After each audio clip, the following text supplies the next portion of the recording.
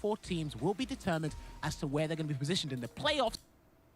And of course, third seed will be going up against fourth seed in the quarterfinals. Whoever wins that match goes up against the second seeded team in the semifinals, and whoever wins that match progresses to the grand finals, first in the top seeded team. So the points are super imperative here this time. And not only are they playing for bragging rights, they're going to be awarded 60,000 USD. But not only that, a place to compete with the SFL US and the SFL Japan championship teams in the Street Fighter League World Championship. So it's actually all to play for with the remaining points now. Yo, how you doing, Strix? To play for, of course, now with the qualification spots as well for Capcom Cup next year. Dude. Oh, that's me. Why do they keep freezing? World Championship winners, you know, as we saw a good 8 squad already, certainly takes a lot of stress off for a year, and you can enjoy competitive Street Fighter without that weight bearing down in the qualification process. But the qualification process is what we are here for today, qualifying for the playoffs. Jammers, happy Thanksgiving, everyone. Hope y'all having a good from day so far. I know it's very early, so what is it? I don't think anyone's eaten yet, but sometimes people eat this early. Yesterday, in the first half of the exchange between NIP and Aegis, Big Bird did beat him 3-0, but in this time round, Mr. Crimson done his due diligence, done his homework, and was able to turn it around. I picked up this clip in particular because he was stubborn with his backdash choices in the corner. As you can see, after the tornado landed, Big Bird got the first attempt to punish the backdash, but the second time round, he failed, and then Mr. Crimson was able to get a jab conversion. Probably could have got more damage here, but you're about to see it right now with that backdash. Misses the throw, so it might have been just 1 or 2 frames off. What I really like about this clip is Mr. Crimson identified that Yoga Inferno could actually chip him out from that distance, which is actually really good. I think that's what Big Bird mistook or misjudged, because it's like, okay, he might actually try and do some burnout pressure or something. He said, no, I've got crouching medium punch. It's far enough. I had that spare level 1. And you're seeing not only the utility of Yoga Inferno on hits, that level 1 kind of cheap for chip damage because it also burns your health, doesn't it? It gives you gray health naturally, so it gives you gray health on top of the chip damage. So that's technically like double the damage in chip. No, if it's going to chip you out, I feel like that it does. That means it does like double. Good at that, and it's great to highlight when he does pull those situations out for the win. So important, so pivotal. Those 10 points proved to be. Let's take a look now, talking about points at the leaderboard. We can see where we are right now. NIP. Yesterday, the only way they could catch Mouse is if the Mouse just had a bad day today and they went 40-0. The day with NIP dropping all the way down to 4th. Weren't they, Jammers? But they pulled it back with a big 40 points. But I think Mouse played NIP today once, so they have a chance to get 40 off of them. Second spot. Technically. Aegis hot on their heels. 200 points. They are breathing down the necks of NIP, and there is no room for laziness today. No room for mistakes. You cannot be complacent. Wolves there on 180, and even Scholarly. Is Goliath getting the dub today? A mathematical chance. 50 points behind, 2 wins today, and some big losses from Wolves could turn the tables for them as well. Unfortunately, who Goliath does Wolves play today is really who it depends on. Running with only 80 points available, they cannot make it in, and unfortunately, they will finish the season in last place. But you can see there, the top of the table has been very consistent as well, hasn't it, Jammers? Mouse and NIP. Yeah, these guys have made sure their positions haven't changed, and I like it because NIP have been consistent in chasing Mouse. And Mouse want to be consistent because, again, we saw it last year with Ninjas in Pajamas. They got the top spot. They were sitting pretty in grand finals, and they're able to close it out there. But even when I hear some of these players talk about it, like, we're coming in cold, but we do have that home advantage. So the philosophy on where they want to end up in the playoffs is changing day by day. It's so funny, the psychology behind these things, because the players will convince themselves like, NIP, they've been to play and win and up and down this season. I need the momentum rather than getting straight to the grand final. How you doing, Anime? Psychology of how these players will convince themselves. Happy Thanksgiving, everyone. YouTube, Twitch. Believing your decisions. Happy Thanksgiving. Is absolutely what matters. Talking about confidence, we've got a player to highlight as well. Who's it this day? Now, last year we actually spoke about Juicy Joe as the first player to highlight coming into the league. And this is before we actually spread his international presence, and he done well for himself in the past year. How long till we see a match? It's definitely gonna be a minute. Into this, I think we ain't watching a match for a while. At the start, it definitely takes about till like 9. I feel like 40 usually. He's actually been doing well. Vital 10 points each and every time he's played. I think he's missed out on 1 or 2 big games coming into SFLEU, but I think that was a strategic thing from NIP in general. One of the best comebacks against Joker Jokes yesterday, not once, but twice. But he's actually been on point with what he's been doing and proving to the world that it's like, hey, would I play DNL do if it got support again? I not forget as well. Would. He's qualified for Capcom I think Cup so. 12, so you're going to be seeing more of. And they got a lot of new characters and stuff. They probably more. Thank you so much. I don't know if they ever had any more patches, but I know they got a lot of new characters. At least like 1 or 2, not a lot. Chase down. Didn't they stop their season pass?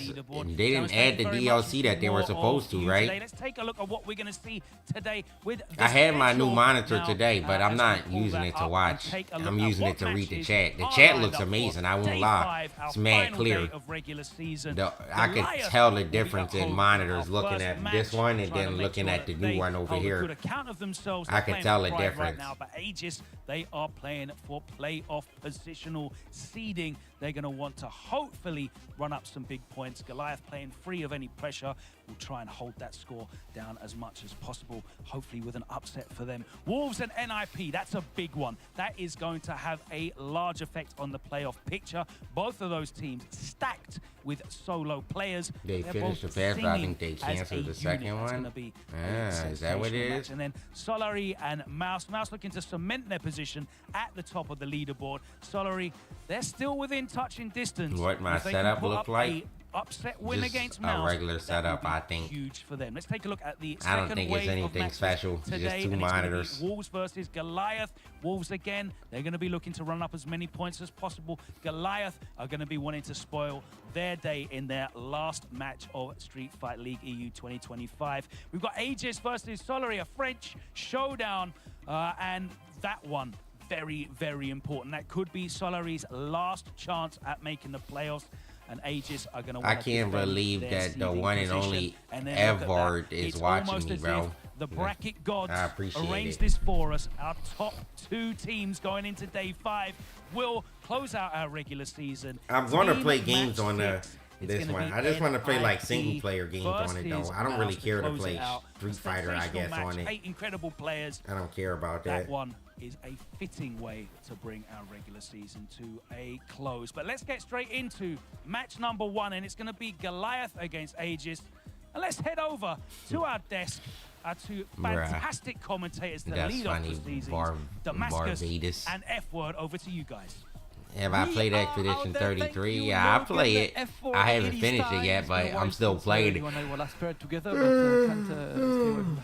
Now I really want to play it. Try it out on the new monitor. I mean, I need to be in the gym to catch up with this bicep game you got going on here. But other than that, match made in heaven, Damascus. Very much looking forward to this. And what a game we got. Only play Expedition 33, really. One of the few 10-pointers that Goliath were able to get was actually against Aegis, right? With Joker Jokes getting that win against Valmaster and that crazy scramble finish. Now, we've been deliberating a lot about who's going to go up first, orders and stuff like that. I think Goliath are away this time. Damascus, what are we saying? It's a bit difficult to think, right, knowing that Goliath doesn't really have a way to qualify now. They're playing for honor on this, but the idea, the first idea we had is that Aegis would want to keep fielding Gaming because Gaming has been really confident, and knowing that they're on their way towards the playoffs, they really want to put Gaming as a vanguard, keep his confidence up, and that Goliath would send Mark the Shark against him. Up next, it would be a little Valmaster play, mainly because Valmaster has been in and out, he's been pretty irregular in terms of like winning or not, so it's good as well to try and get some more confidence that he would be sniped as well by Chooks. And last but not least, of course, Killzu. He's been the natural anchor of this team, no reason to not put him as an anchor. And Jabby still the captain. I mean, he's been trying on the anchor. I know that he's still trying to play at his actual level, and it has been a difficult path for him, and it would be amazing to find, anchor for the team and bring the points, because let me be real, we've seen this guy in South Africa, we've seen this guy in Capcom Cup, and I feel like the pressure of that environment, that team environment, definitely took the better of him. Today I want to see him relieved and play his game. I think hopefully we see that. I mean, I think you got the away team right. I think they're going to go in that order. I think Crimson middle, Gaming first. I actually think the response though from Goliath might be slightly different, but it's all well, I mean, good for me to guess. Logan is going to introduce the players, and very shortly we will find out. Logan, hit it. This is fine. Thanks very much, guys. Yes, this is a tremendous, important match here for Aegis. Their order, of course, Crimson. We know how clever he is putting these orders together. Let's find out how that is. Let's welcome Aegis into the arena. Firstly, with Game In. Why does it look so close on his mind? Am I tripping? Next up, let's welcome Valmaster. Why is it so close for y'all? Thirdly, top scorer for the Aegis squad. It's KillsU. Oh, it's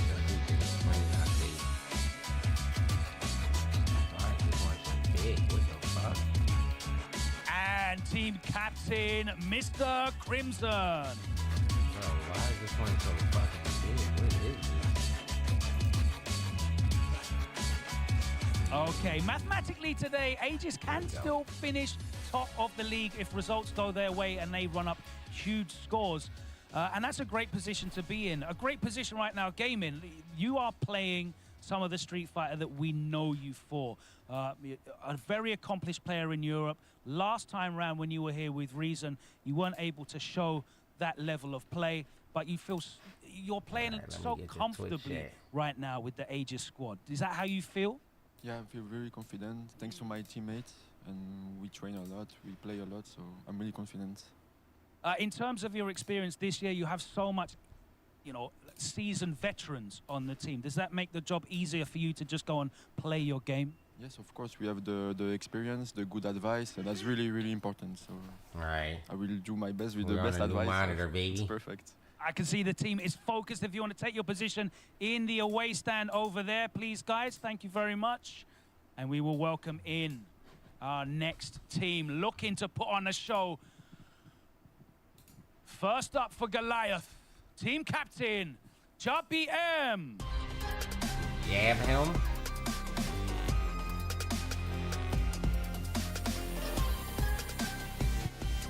Next up, Jux.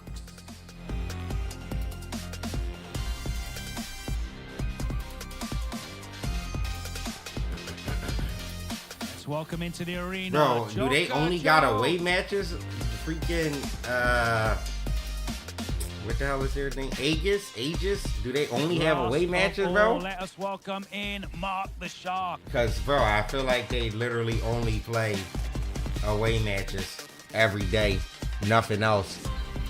Okay, as we said, unfortunately, Goliath mathematically out of the running for the playoffs. And Jarby, I know today is all about putting on the best show, but we've got some very talented players here representing for Goliath and, of course, for the region. And it's all about showing what you guys can do today, right? Yeah, I mean, we got to just give it our all, you know, till the last drop. You know, can't be relaxing. We still got to put some points on the board. Do you think that you can upset some of these teams maybe already looking ahead at the playoff picture? Yeah, anything is possible. And right now we're looking to take some guys with us, you know. Ooh. I respect that.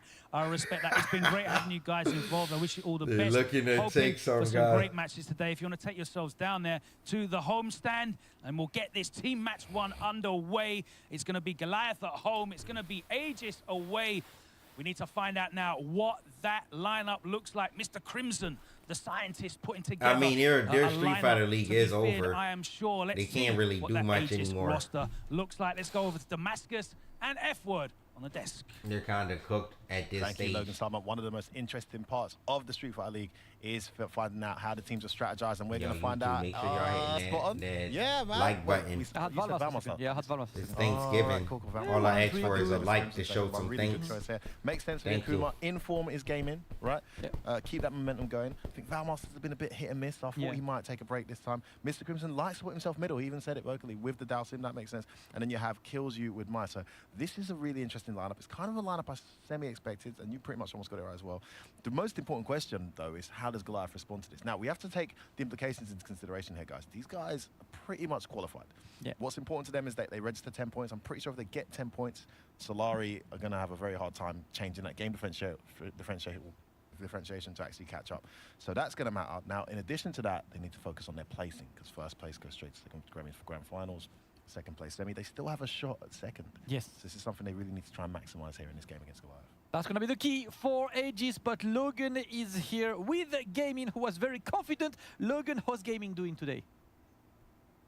He seems cool, calm, and collected. Yeah, and that's like, I feel like you just sub up if they get their first win today. Both of them. I think Mark the Shark have a win though, no? Does he not have one win? I feel like he got one. He's won one. On the squad in that Vanguard position. Do you think this is your best lineup? I think in away side, this lineup covers a lot of matchups, so we stick with it for the moment. How do you feel going first out there? Obviously, it means that you are exposed to the full roster of your opponents. Of course, your character is very solid in terms of most matchups, but you're still exposed a little bit. Do you feel any concern about that? Not a lot, but maybe one matchup Bison, very random for Akuma, because a lot of damage, so let's see. So he doesn't have a match? Who it is you're going to be facing. Let's find out together. Goliath, can you send up your first player? And it is going to be Chooks. Can you confirm which character it's going to be and your control type? My classic. My classic. Okay. Talk me through this. He was saying he fears the Bison match, possibly one of his hardest, but you've gone for my. Explain, sir. Yeah, I think I'm more comfortable on Mai versus Akuma, so yeah, I'm going with Mai.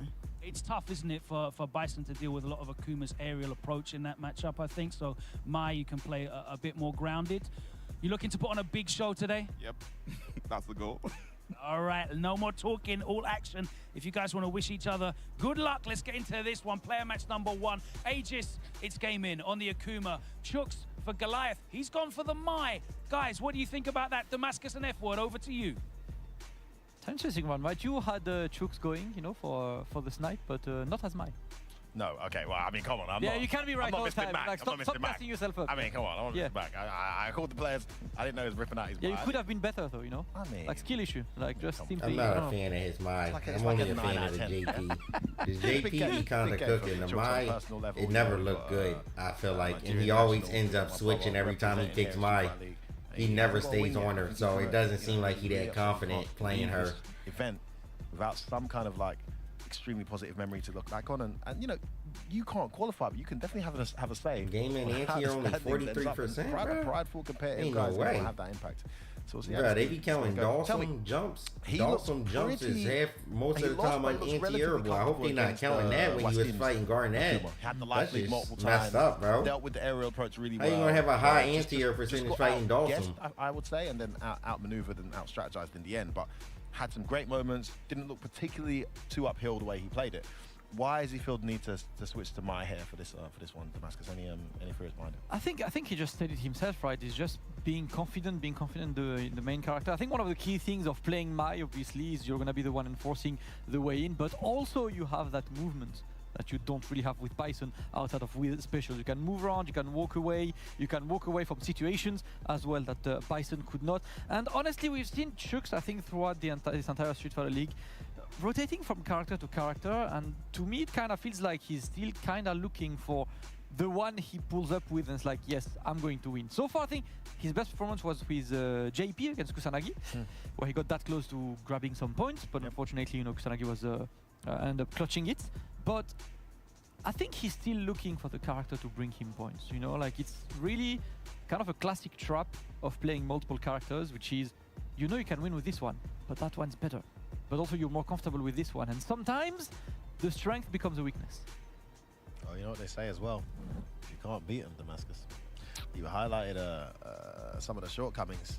Switch into that Mai, which has been a common theme. Just saw Knuckle do qualify with the character. We've seen many more. Phenom as well. Picking her up, she's getting more and more popular, but really? that does not guarantee you wins. People in Nigeria? Go out there and do the business, and it's pretty cool. Akuma is no slouch, a very formidable character indeed. So, gaming on fire. Chooks with it all to prove. Here we go, first game. I mean, he is older, I guess. I think he's like 35. Yeah, let's see if Gaming continues the hot streak from yesterday, because he looked absolutely insane yesterday. Great check to start the game for Chooks. He's getting the punish counter to an excellent start for his Mai. Gaming being sent straight to the corner. Twitch. Patient block there, using that round really well. Now medium goes in. Had the hit, but didn't convert. Oh, overhead. Burnt himself out almost there with that pressure. Pressing the button at the right time. Gets the trade. Back to neutral we go. Nice trap. His anti-airs have been so clean. Wake up jabbering the medium punch there. Bro, my man just did target combo, no cancel. Oh, just hold the parry. Maybe expecting a double fireball. He wanted more drive gauge. He was being greedy. Oh! Couldn't snipe him out. This guy actually got hit.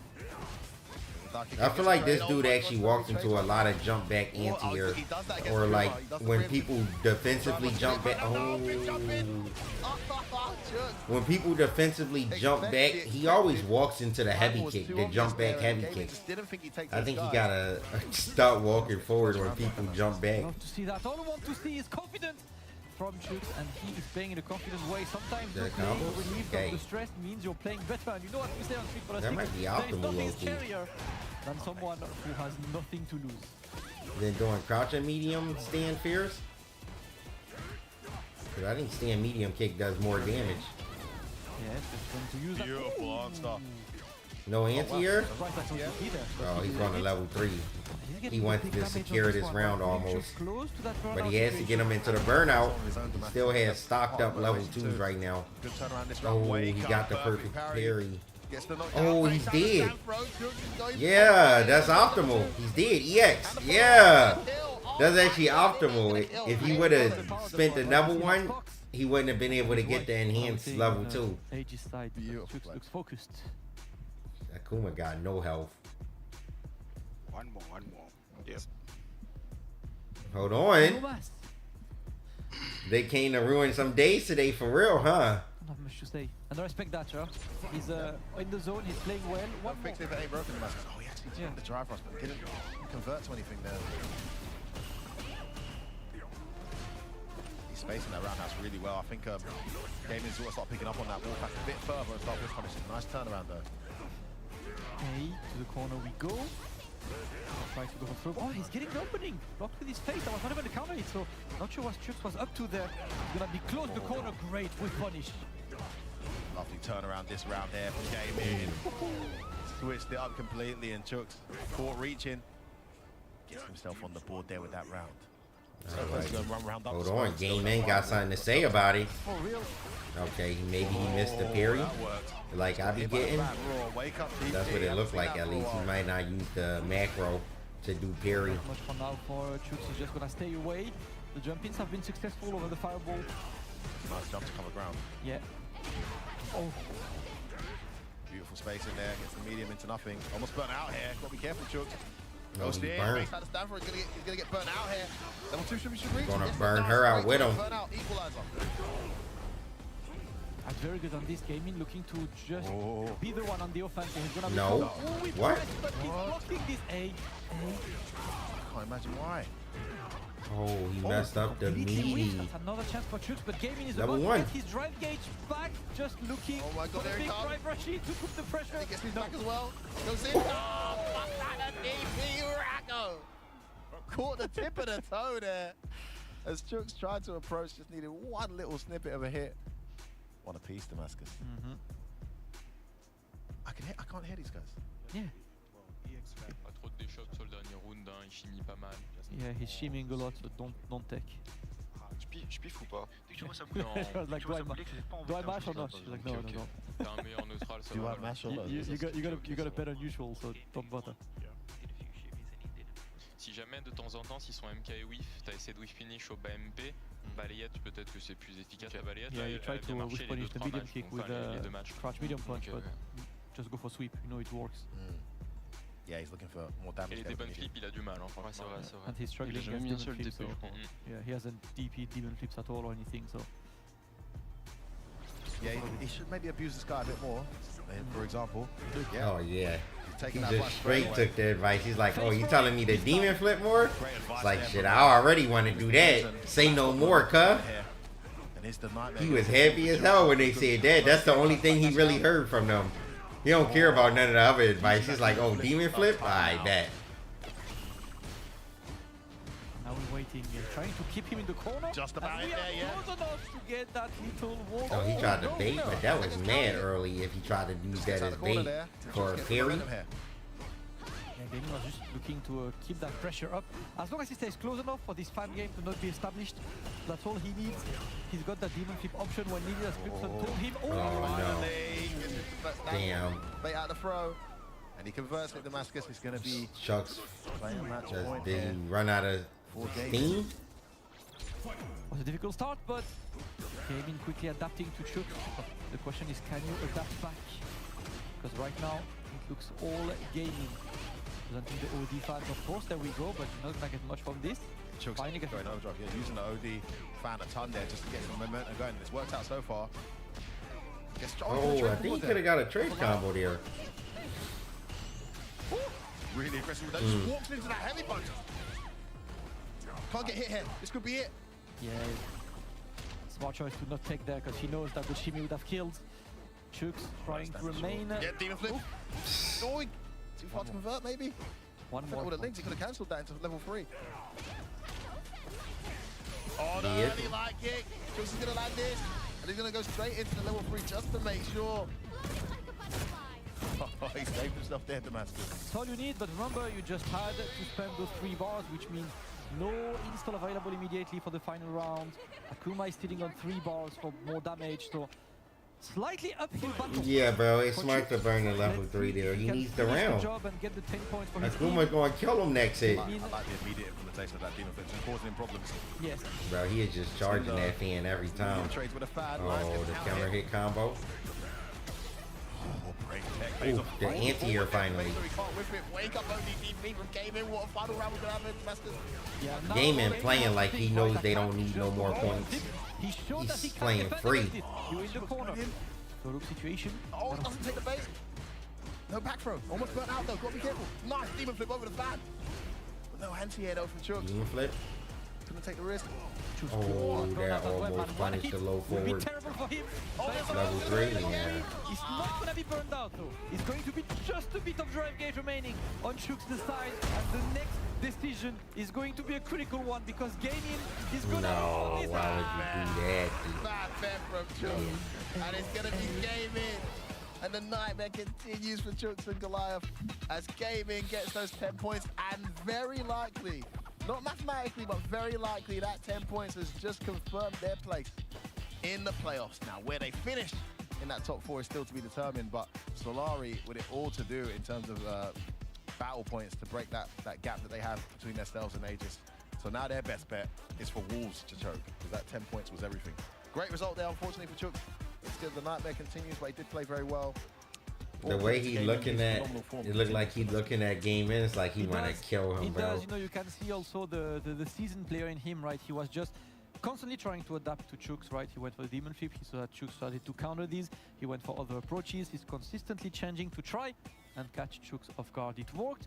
Chooks again, you know, like I feel like he's always there. He's close, you know, to these matches, but he's not getting these points at the end, and this gotta be frustrating. We've heard from the Akuma players how horrible my matchup is. I still personally see so many tools for Akuma in the match, and you're seeing how well Gaming was able to adapt to Chooks' style.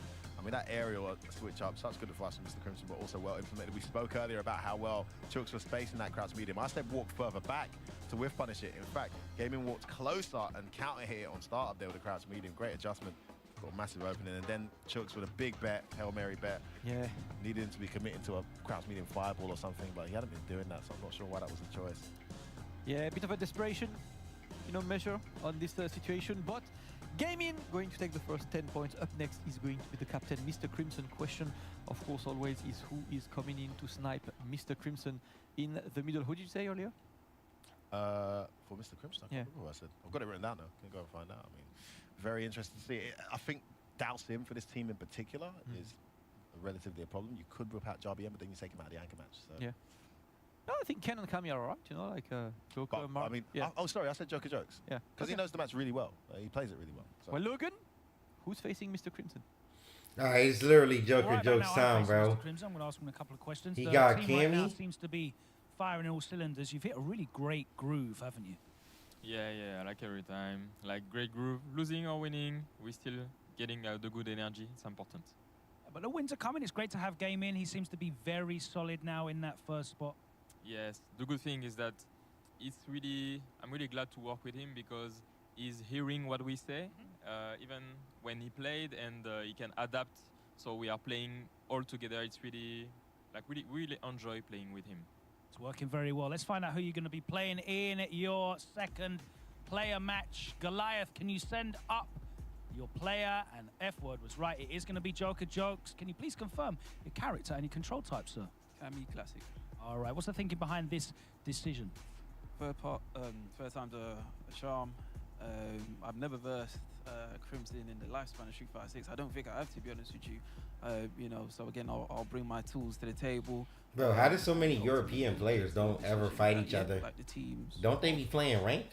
How they never run into each other in ranked? I feel like so many of them say they like never played on here. You've got some interesting insight into Dalsim, of course, as well as a character. Do you feel like, obviously you're excited about the prospect of playing Crimson for the first time offline in Street Fighter 6. You must be confident that you can put on a good show in here. That's the time to put on a good show in, isn't it? This is literally it, you know. Shout out to Crimson, did absolutely amazing at Evo France, you know. So yeah, let's put on a show. Let's put on a good time. I'm looking forward to a good show. If you guys want to wish each other good luck, we'll get into this one. Player match number 2, Aegis, team captain, Mr. Crimson with the Dalsim. Goliath sending up Joker Jokes with the Cammy. Let's go over to the commentary desk. Damascus and F-word. Dalsim Classic. Forward to this one.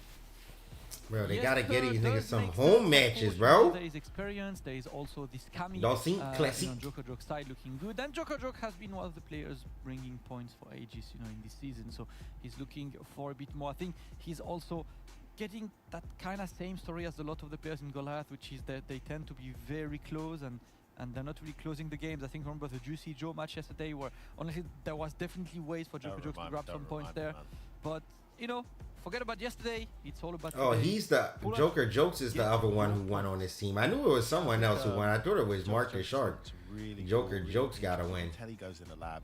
Some of the JP specific neutral play and conversions he did, and the Dalsim specific stuff he was doing against Garnet was super impressive. But then able to close that out was his biggest challenge. I think his biggest challenge here versus Mr. Crimson, having never played him before, one thing you'll feel when you play Mr. Crimson, like for the first time, bro, they still got lots of talking and interviews and stuff. I mean, you can't get away with playing a character like Dalsim, whose tools are relatively limited. He's got some creative things he can do, but relatively limited on wake up, without having a super creative and variable defense, as well as a really good instinctive read on what his opponent's looking for when he's in a certain situation.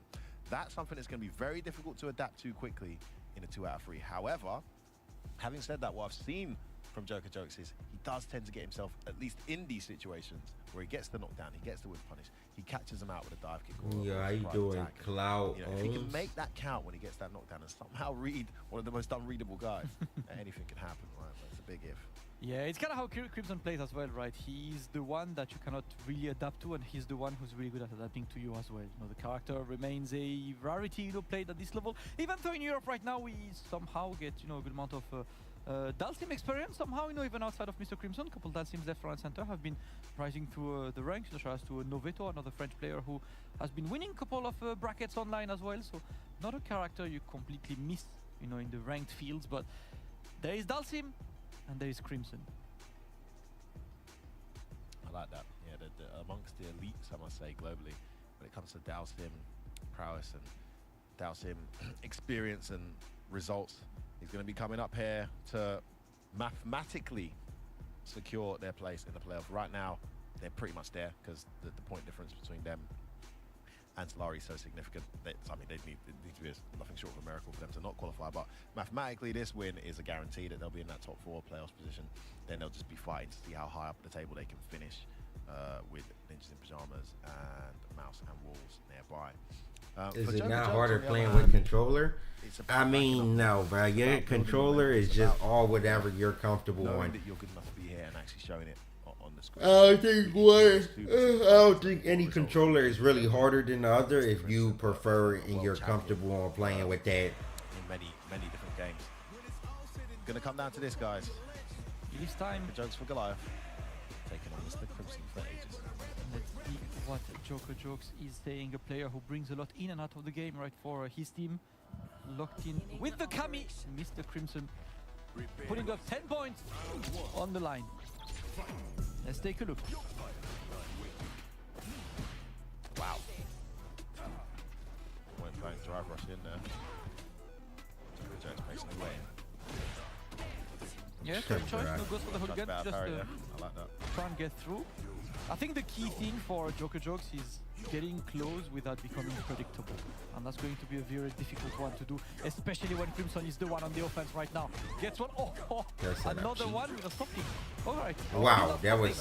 And he can block after a slide setup. Delay jab, catches the throw attempt.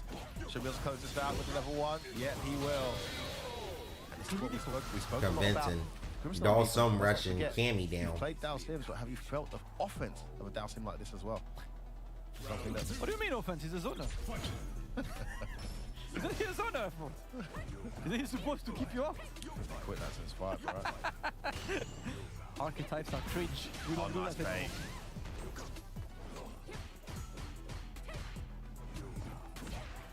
Still slow paced. Oh, nice. That's exactly what we want, man. That crouch and medium, getting that whiff punish. Every meaty setup with hooligan. Joker Joke closer and closer to the corner. There's that defense variation I spoke about, Jamus. Suddenly it was a jab straight away, immediately. Nice catch out this guy here. Bro, I just see hooligan after everything, bro. Just go for regular Oki. My man isn't going for no throw shimmy Oki on Dawson. What are you doing, my boy? Momentum really well has Mr. Crimson. Will he go for the regular pressure. That empty dive kick can't do anything. Nice spin knuckle. He's going to spend it. No, just going to take him to the corner. Nice button check. Watch out. Oh, he thought the throw's coming. Good patient block there from Joker Jokes. He's still in this. Can't throw any fires now. He knows he's got that level 3 ready. Oh, the low. Just catching him out. Ouais, 0. The dash is 0. The double dash is 0, but I don't know after what. I think it was the drill setup from full screen, wasn't it? It's like you challenge. Because we only heard the double dash is 0. Great knowledge check. Part of the things, man, you know, like learning all of the wake-up options you have depending on the situation is important, and it's such a it's a long kind of task, right? You need to check everyone, every knockdown, it changes with season and stuff, but you gotta know, sometimes there are knockdowns where it's a pure strike throw, right? But plenty of knockdowns in this game are not a pure strike throw. Plenty of knockdowns like this are like, maybe the throw doesn't hit meaty, so they have to delay a bit to get a throw. So waking up with a button, can be something. You want to delay tech. It's things you have to know. And I think Shoryusengan does a great job of calling out some of this stuff as well, because there's also the knockdowns where it is a true strike for a mix-up, but if they go green, they're too close to cancel. Yeah. So for you, it's actually a guaranteed punish if you've got a reversal if they do go green. Plenty of knockdowns like this, man. You see the drive rush, and you know that drive rush means strike throw guaranteed, right? So DP level 1, do something. They can't bait you from that distance. You got to eat whatever they're doing. So so important to know those things and then to actually execute them in game. But yeah, I mean, Mr. Crimson, absolute brick wall so far. Joker Jokes has had some minor moments of momentum and red's right every time. Tried to bait the parry, didn't come. And he gives up pressure when he does that. So far so good for Mr. Crimson. Yep. He goes in. Oh, lovely delay on that. Not an encounter hit, man. I think Joker Jokes was trying to take the air approach. Maybe delayed jump back. Yeah. Oh, Mr. Crimson now busted out, but he's lost a lot of meter in that process. And there's the parry overhead. Waited again. Gonna burn him out here. Jumps out. Perfect parry. How unfortunate. And he gets burnt out anyway after a good read on the jump back straight into he did. The DI. Big damage incoming. Yeah, oh, Mr. Crimson, please. Dolphin combos be doing damage and burnout. Done. Oh la la.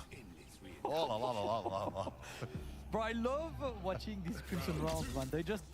You know how difficult, it is to reach that level with Dalsim, and watching this. What you want to see, man. He's going for the combos, he's going for the advanced stuff, and right now it is match point for the Frenchman, keeping some pressure on Joker Jokes, and Joker Jokes is forced to be on the back foot. He keeps walking back and forth. He's looking for that whiff, and Mr. Crimson knows though. He's lost so much drive gauge here. He's not got any offense starting. He's lost all his gauge. At least he gets out of the corner. And he gets the momentum here. He needs it now. Random drill connects. Sometimes what you need. And now you got the pressure. Stand fierce. Right, it's the first time he really getting some offense. And great time teleport. Another random drill though. Connect. Oh, delay on that crap. Heavy was well called out. Still chasing, but Crimson. What? Oh, he bet everything. Bro, what was that EX knuckle though? Oh, he just goes straight into the DI. Oh, he's gonna go for the level 2 combo? Oh my gosh. What are we thinking? Oh, he just wants to show off. He don't even need to do all that. Oh, and he did. What a bet from Mr. Crimson. He didn't even need to do all that. To put Joker Jokes in a horrible strike throw scenario that would kill.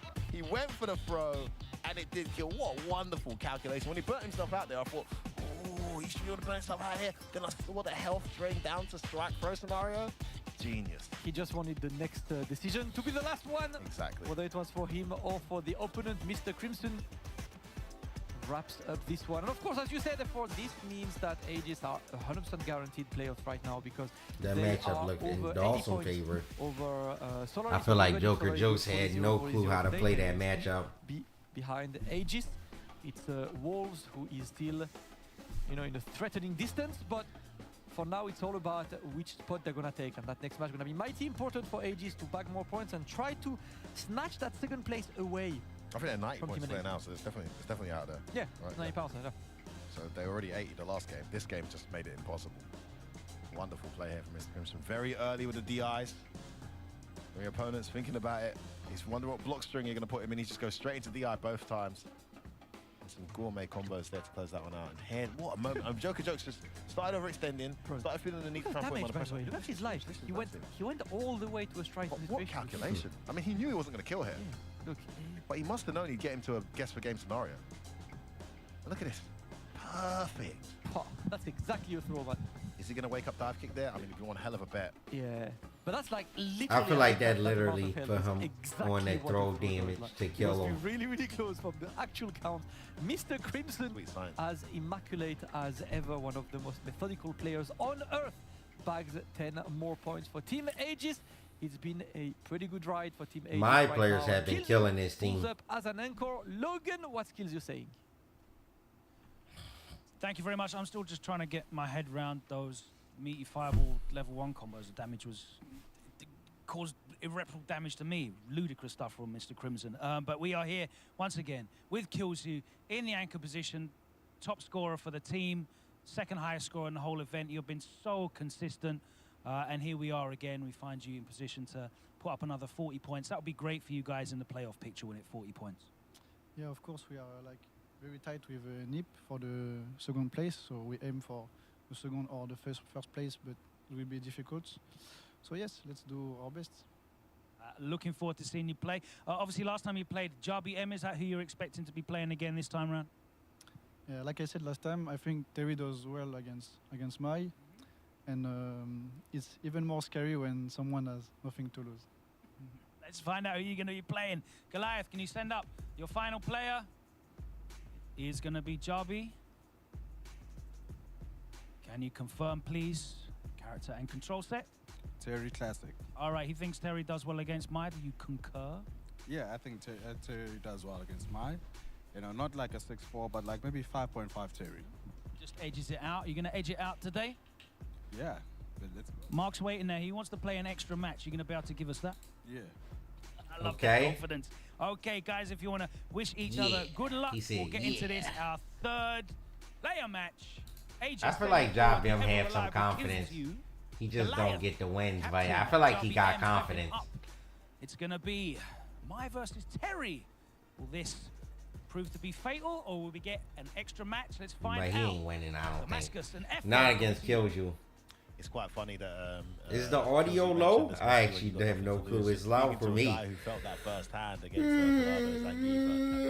he still talks about it to this day, about how hard it was to play against a Geef that good, who's already eliminated, and of course that ended up costing him in the end. So he gets to play the villain now, and he gets to be the Terry. I think they played last time, it was 3-0 to Killsu the last time they played. There was some really close rounds, but Killsu just had that clutch. There's a number of things that he likes to talk about in this matchup, how Terry can respond to the fan with the medium ground, medium power wave, and then get the light one on the screen to force her to make some decisions. There are some really cool scenarios that kind of make Mai's go-to standard game a bit less viable. That's a bit better for all the people who say it's a little low. We've seen in the momentum, once it comes down to that, it's just very much 50-50. She's a very mobile character. I don't think she loses badly to anyone in the game, really. She's got too many tools for that to be the case. But I like the fact that they're thinking of this matchup in that way, Damascus.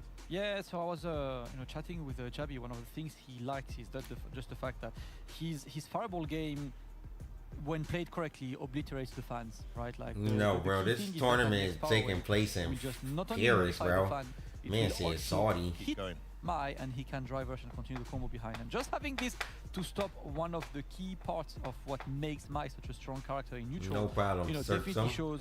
Appreciate y'all fellas all watching today. Anyone who's here. But of course, it's Thanksgiving, so I know y'all could just be spending time with y'all family. As we mentioned earlier, right, Jabi but is a player y'all fellas here. Maybe if you're European and you watching, you know, you don't celebrate Thanksgiving, of course. So I understand. But if you're American and watching, so good kills you. I think only losing that one game. Y'all fellas definitely could be with your families. So greatly appreciate it. It's got to be higher than almost all the players, even on mouse, because he's played anchor almost every single time. So he's knocking 20 points every single time for his team. He's kept them very much in this fight. Yeah, now he's going to step up again with the Mai to end any glimmer of pride or consolation here. Is the first, or like the NIP and both? Do they play first today? Like, are they their first opponents in your first match today? Sure. But NIP is playing mouse later, so NIP is bound to drop some points today. You know, it's gonna be difficult for NIP to keep it, you know, clean sheet today. So Kills You, all he wants is to make sure he puts that pressure on NIP and show them. At the end of the day, no way that's the last match, because it wasn't the last match. This is it. The last phase, unless they switched it around, it would have to be like, I think this match, this set of matches. I think no. Yeah, they're on 220 an hour. They're on 200, so now they're 220. NIP is 210. Aegis right now 220, so they could end up 240. What am I going to do when I hit 200K subs on YouTube? Yep. I don't know. I don't really have anything planned but to keep grinding. The encore match for 20 points. And as Logan said, if Jabi wins this one, we get an extra match. I don't know, medium power wave there for the fireball. Great start here with Kills You. Yeah, he's gonna keep that pressure in the corner. We are playing the slow loop game. Oh no, it's gonna be the round, baby. I haven't played 2XKO in a long time. One round done, and Dusty Kills You. Looking very strong. You know, he's got such a legit dash forward in the corner for forward throw. Never time to go for the drive rush overhead and overextend a little bit. Your opponent's just not thinking of checking the drive rush or pushing the button. Yeah, because she can dash forward. Her dash forward loop even allows shimmy. She can dash forward and walk back. Yeah, which is crazy. Like usually when you dash forward, you strike through. It's not like shimmy behind, right? But what can I say? She needs it. Let's go. Jumps out 3 times there. This kills you. No respect for the pressure. He's taking a lot of damage, but he got what he wanted. He got the killing my man. In his game. The delayed walk up throw back. That wasn't the right call, but delayed throw again here. Kills you. Doesn't even go in this time. Oh, beautiful space. That's gonna no, not dead. All right, there we go. No, doesn't finish. Yeah, I thought he would simply try to cancel this. And overhead and Kills You. He's looking. I feel like he could have killed. Low key. If he did EX I don't forget that to the EX up thing and then EX dive into level 2, I feel like that would have killed. After he gets ready to call that sword. I think he used 3 EX to level 2, it would have killed. I think. I don't know. I don't even know if that kind of would work. He can't dash forward and press buttons. Ah, okay. Yeah, he's got a drive rush. A back throw, he can't do anything. Burn knuckle, I guess, watch out for that. Alright. Jabi takes the headset off. And we play off vibes right now. Let's go. Great start for Kills You there. Yep. Costume counter pick, but Jabi didn't get to show much in his first game. There we go. And here. Straight away, bust it out, yep. Oh, one throw too many. Got away with that a few times earlier. Just goes for the blade burn up. Put her in the corner. Oh, had the whiff trap. Didn't commit. Nice. Patting the heels there. Catches him trying to walk back. He just got away with the walk back earlier. Wake up OD, rise and tackle, connect. Yeah, it's a really good tool as well, you know, to represent. So the opponent knows that he can't just walk back. And now oh, there's a whip punish. Love that spacing. Put her in the corner. This time we block the overhead. Oh, no whip punish that time, but they both tap and parry here. Very weird. Kills you still in this round. I don't know why Kills you tapped the parry too. Negative, but up safe against back throw, walk forward, back throw. Such a good punish there for the patience. Oh, nice perfect parry. Oh, he gets counter hit though. Level 3. DP. Into the DP, he's gonna kill. Oh man. Good. So well calculated. I was wondering if that's a kill, man. Kills you know, and so far, it's been all kills you. There's not season A right now, Damascus. Looking, okay, he's trying to bait his parry. Baited it once, but did not go for the follow-up drive rush into throw. They just really wanted to make this character like a KOF character, giving her combos after super that does mad damage. They just really wanted her to stay in her element. Ooh. Oh, he wanted the full extension there with a punish counter. The medium was too far away. He's using that. Beautiful trap there with a drive rush DP. Delayed jump back out of there. He's back to neutral.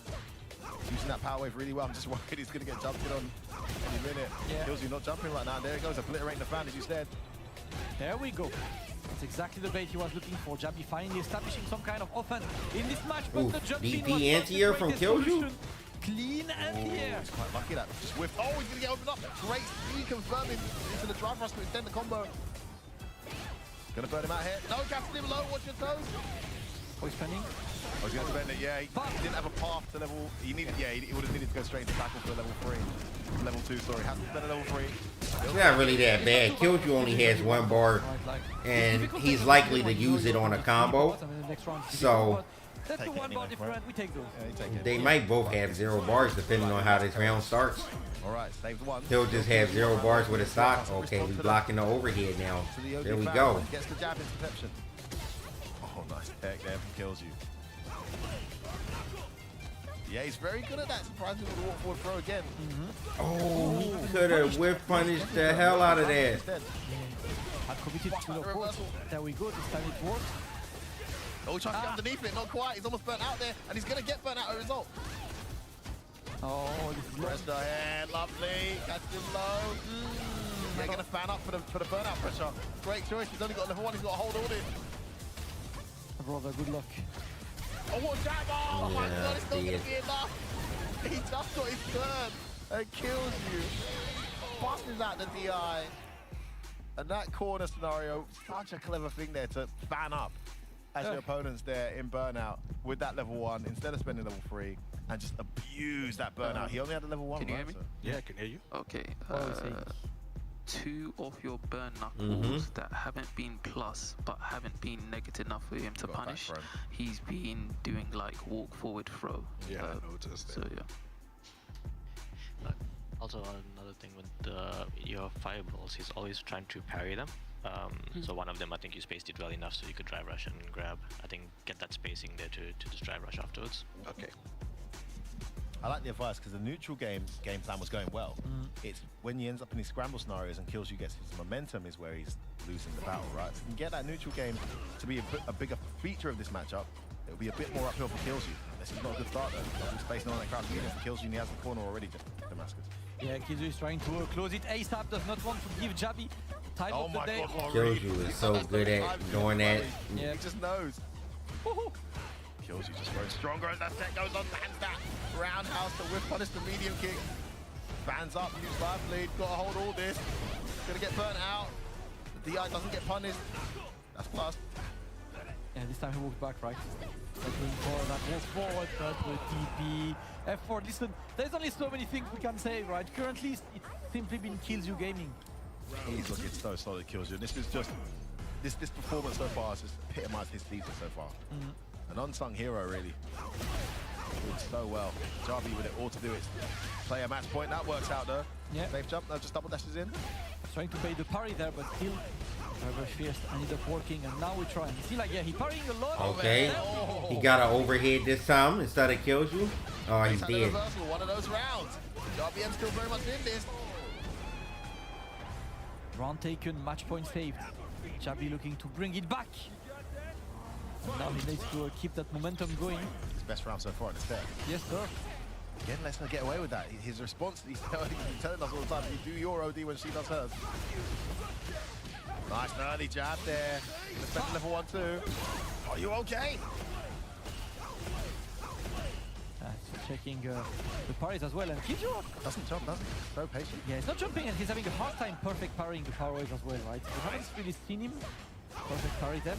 There it is again, that medium. Power wave still useful in neutral. Slows it down.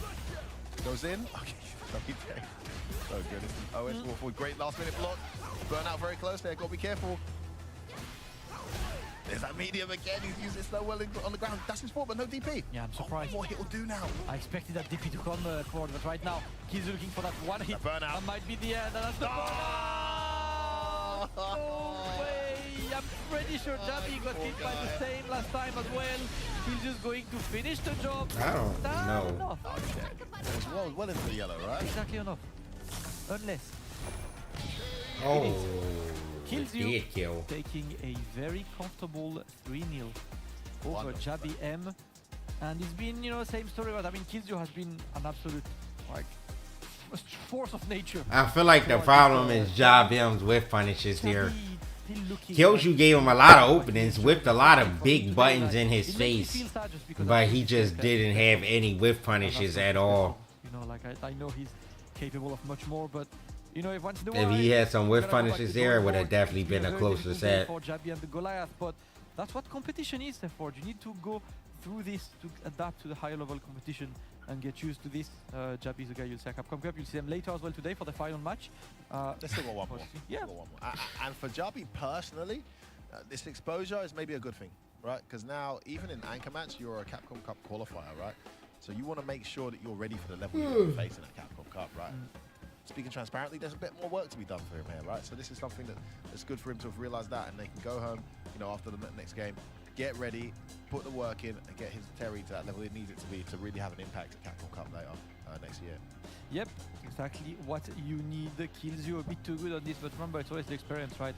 I remember a while ago having a chat with, you know, Mono from Puerto Rico, and Mono was like, I started becoming good at Street Fighter when I did Red Bull Kumite because I spent I spent 3 to 4 days with high-level players playing casuals all day.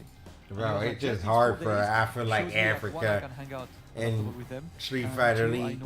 They just don't have a, I guess, like a high-level scene. But I guess it's no real excuse. I guess the Birds have done it with just them two. KillZu has definitely been one of the highlights of the competition. And remember, right, Aegis right now. But yeah, I think they should definitely do something next year with Street Fighter League EU. Like, maybe, yeah, like maybe something like that, like a Korean team or some of Asia can go to the Street Fighter League EU or let some Americans go over there. Yo, Logan got the coolest gift ship, bro. How did niggas got that one, man? That one sold out so quick, bro. I wanted that. That one is the hardest one. The Magneto and Cyclops. 150 points just from yourself, and that is mainly testament to the amount of wins you've got in that all-important third-player match. Are you just feeling really confident and locked in right now? Yeah, I feel confident in this position. I like to play first to 3 more than first to 2 also. And yeah, I'm quite happy to help the team and to get the job done. This is, of course, the first time we've had a team like Goliath out here. Yo, Craters, I appreciate the 15 months. You think so, bro? It was a big victory for you. You think I'm a better entertainer than Bad Bunny? You know, they made a good account of themselves. Yeah, I'm very proud of what they show. I'm also African. I'm from Cameroon too. So oh, really? I played a lot with I didn't know them, that. and I think they are very strong. They just need more opportunity. And I think with the opportunity they have, they do better than we expect. Like they are very strong. So I hope we will see more of them. So what y'all expected them to have? 0 points? What they show. Because what they got like 30 points, right? So, or 20 points. So what they expected them to do? 0? That's fucked up, bro. That's effed up, man. Aegis has got better and better and better. What a great time to come into this kind of form. Definitely, I think it's better to be like ready at the end of the competition than at the beginning, losing at the end. We feel good. As KillZu said, I want also to give a shout out to Goliath Gaming, coming from Africa, a weaker region, and they played really well. I hope they have more opportunity in the future, as we said, and yeah, just GG's to them. And GG's to Aegis, of course. Another win for Gaming, looking very strong right now as well. The whole team must be feeling confident going into these playoffs. Yes, of course. We, as the leagues continue, we feel more and more confident. So that's a really good sign for the playoffs. So we will stay focused. Yeah, happy birthday. Happy Thanksgiving to you too, Hao, and to everyone in both streams. Not a lot for you to do there. You got to see the team perform really well. How do you stay focused on the job in hand when, you know, in these instances where you don't know if you're going to play, it might go to an extra match or not? don't care about playing. He don't be wanting to play. Honestly, I don't stay focused that much. I just I just see Mike doing the job in the first two three, and it's cool. But I would like to say a big shout out to Goliath Gaming, and especially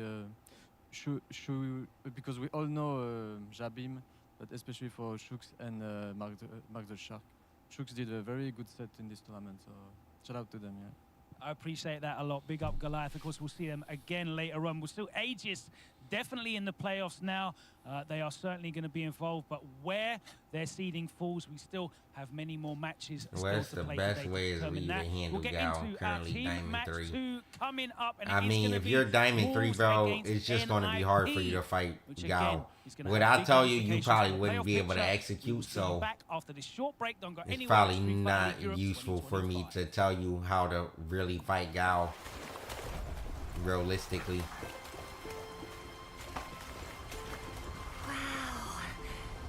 What a spectacular view. This land is truly blessed. It is, for now. But the encroachment just try to walk forward and parry sonic booms, bro. That's the best thing you can do. Take heart. The fact that you've preserved as much as you have is something to be applauded. Sights like this are a forgotten memory for us in Vermeil.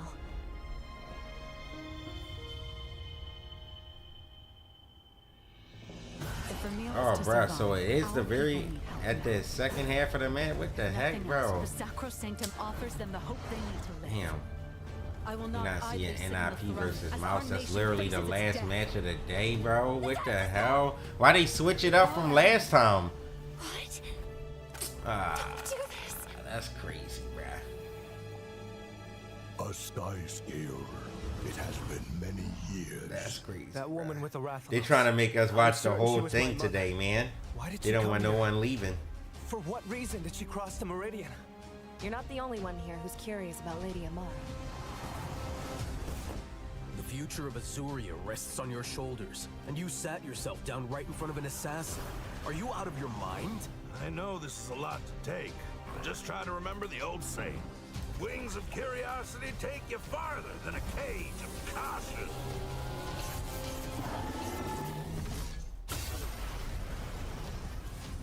Has the encroachment truly caused so much destruction over there? Scores of villages have been consumed by crystal. Yeah, I think Endwalker's the only 100% player left. To rest their heads. Especially now that Garnett lost yesterday. Canines as our wards. Hold on, I'll be right back. To our very way of life. The dwindling of our canine population. The onset of feral beasts. All of it started when that monster came to this land. No, it would be more fitting to call it a force of nature. This is it.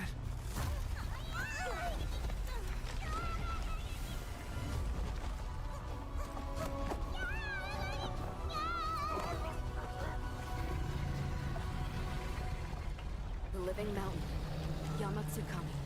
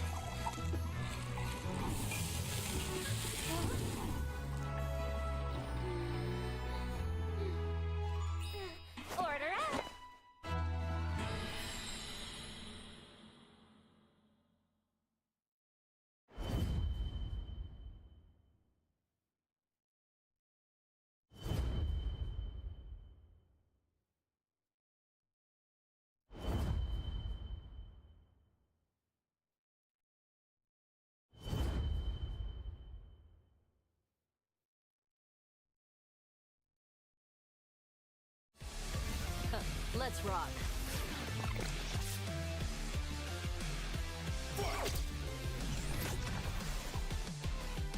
Yes.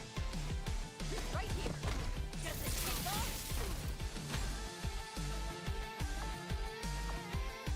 You sure? That's right.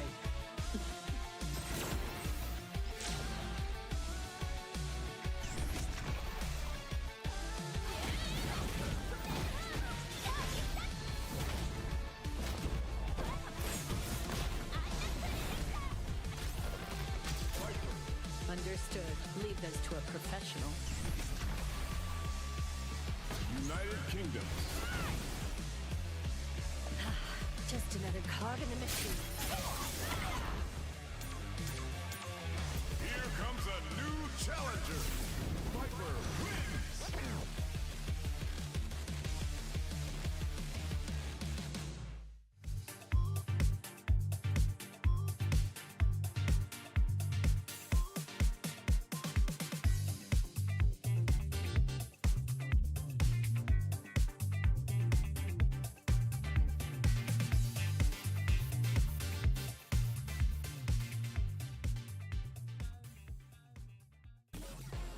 Welcome back to day 5 of Street Fighter League Europe 2025. Thank you so much for joining us. And our first team match saw Aegis slap a big 40 points onto their total, pulling them ahead of NIP. But now it's time for NIP to potentially answer back. They're going up against Wolves in our team match number 2, and that is going to have big ramifications for the playoff picture. But before we welcome the teams into the arena, let's head over to the commentary desk where we've got our fresh pairing of Shoyi Sengan and Jammers.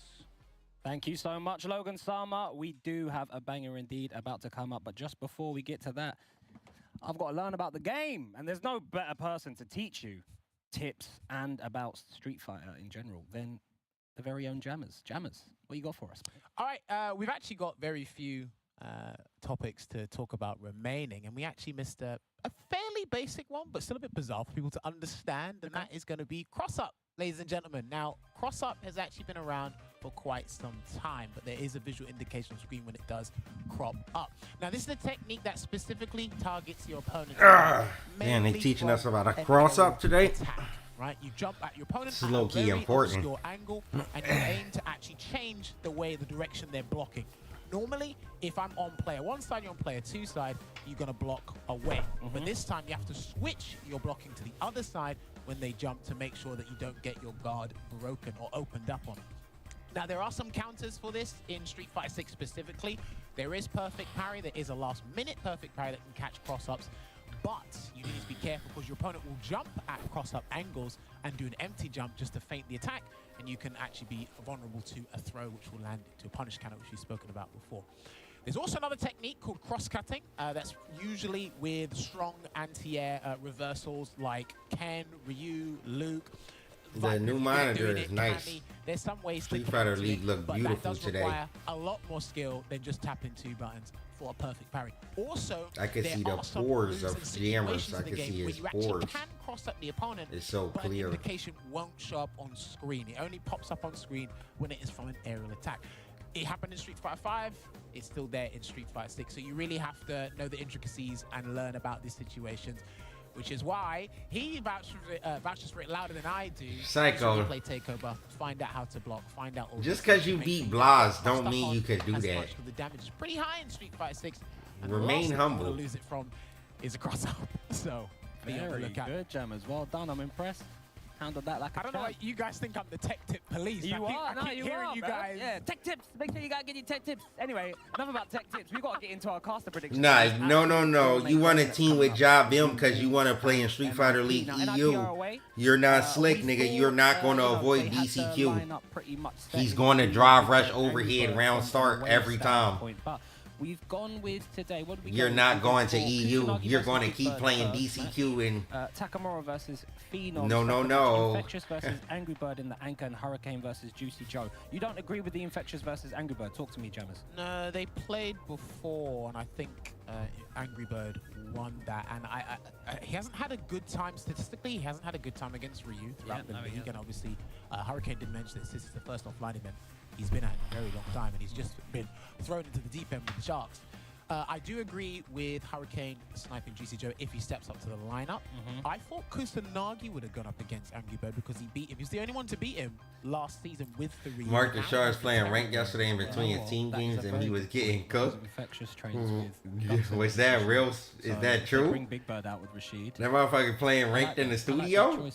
Or do they go back to their hotel in between matches? I don't even know. I don't know how Street Fighter League EU works. These teams are because it was 30-10 last time to NIP, so Wolves did actually get some points, but they're going to be looking to take the kill here because, hey, maybe they want that. Bro, I don't know Della Grizz. Mathematically, I mean, I'm sure I've done like 60%, but I don't really play characters that do more than that. If I can get a certain hit. But if you play like Bison or something, you can get a good like 70. On the away side. Or maybe Marissa. With Big Birds.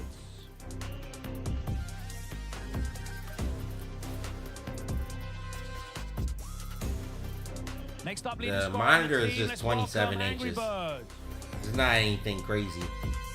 My other monitors is just 25 inches, and this one is 27. So, not that. The latest signing to the NIP roster. Let's welcome Juicy Joe.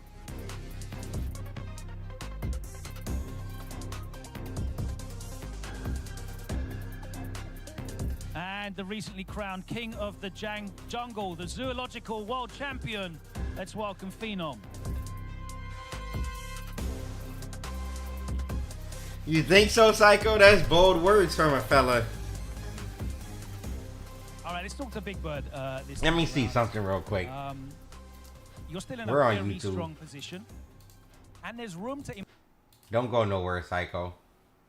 I'm not even trying to... I'm not showing you, by the way. Don't think that this is you.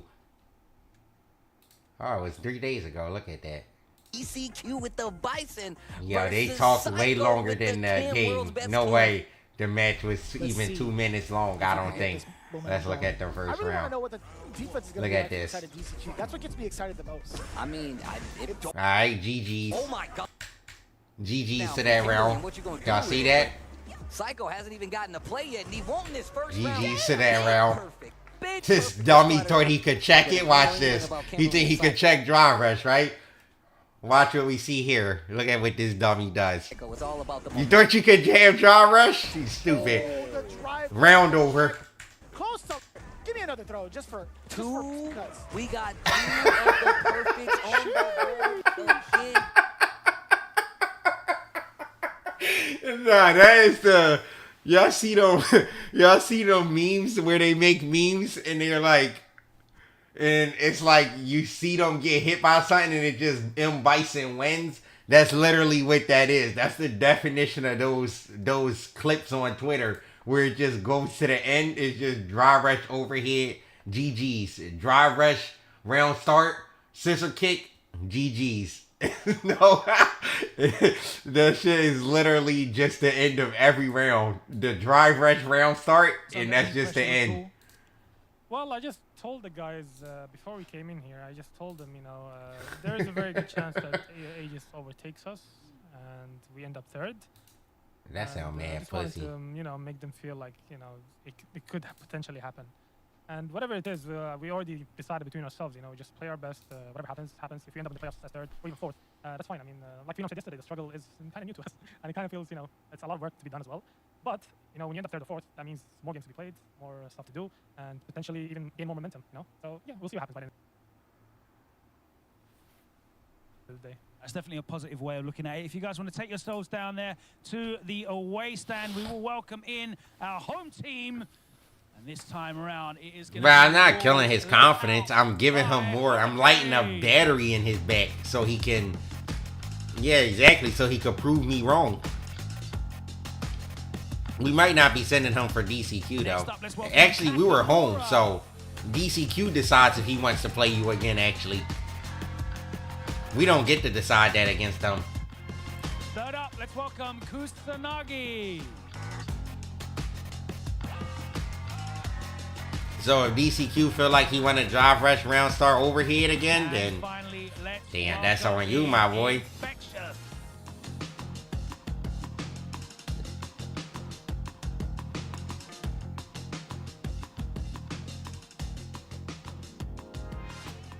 Okay. I know. And now probably playing with Dark Corgi right now, with Sinu Corgi. Position in terms of the playoff picture. He's getting that Viper match already. Between you and Solari, but they can certainly put up some big scores today and potentially push you out. I think if you score at least 30 points across these 2 games, then you are safe and guaranteed in. But for you, you're going to want to put up wins. Exactly. So getting 30 points is going to make us guaranteed to the playoffs, but we're not playing for that. So we are still prepared to play our 100% and make sure that we can get more than just up the spot at the playoffs. If we can still get 2nd place. How fast do I think Alex is going to be? So we are playing for a 40-0. Regardless of what's happening, we are giving our best.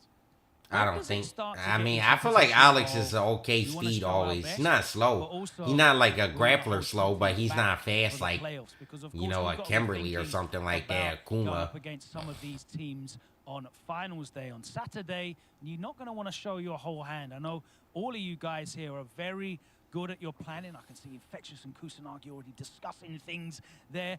There's a lot of planning going on. When does it come the position of, do we hold stuff back? Never. So we start from day 1. We get our plans even before the tournament starts.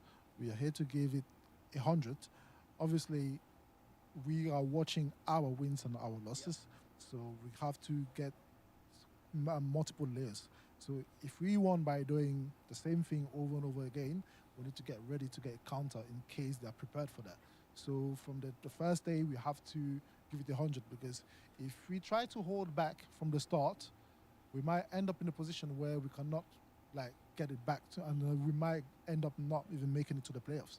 So it's always better to go for the win from the first day.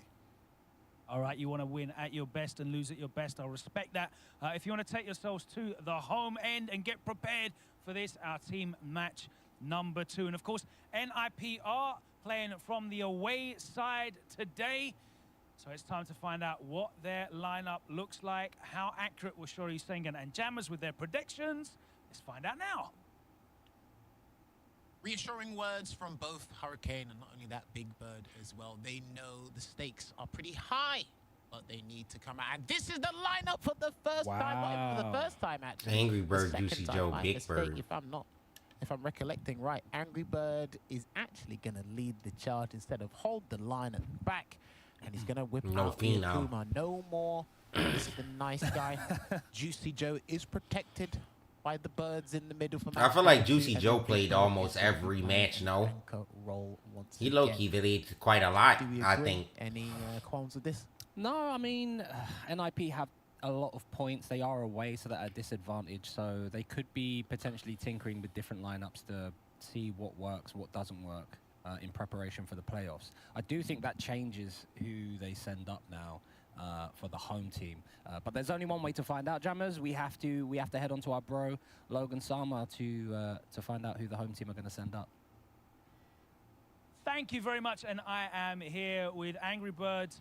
Maybe Kusanagi in first position. Now, but they might save Kusanagi from the last match, because Kusanagi last year beat Big Bird 1-2, I think, right? That reminded me of the conversations that we had last season. He beat. Where you didn't care. I know he beat Angry Bird, but I want to say he beat Big Bird, or he had a very close match with Big Bird. How you're approaching things?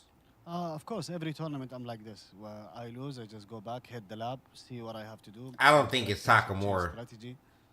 And like I always do my best to. I don't think Takamura or Hurricane will go. Whatever the tournament is. Looking forward to seeing the best out of you right now. Who do you think you're going to be going up against from that Wolves lineup? Last time you faced Infectious. Who do you think it's going to be this time? I think Takamura or Hurricane. All right, let's see who it's going to be. Wolves, can you send up your first player, please?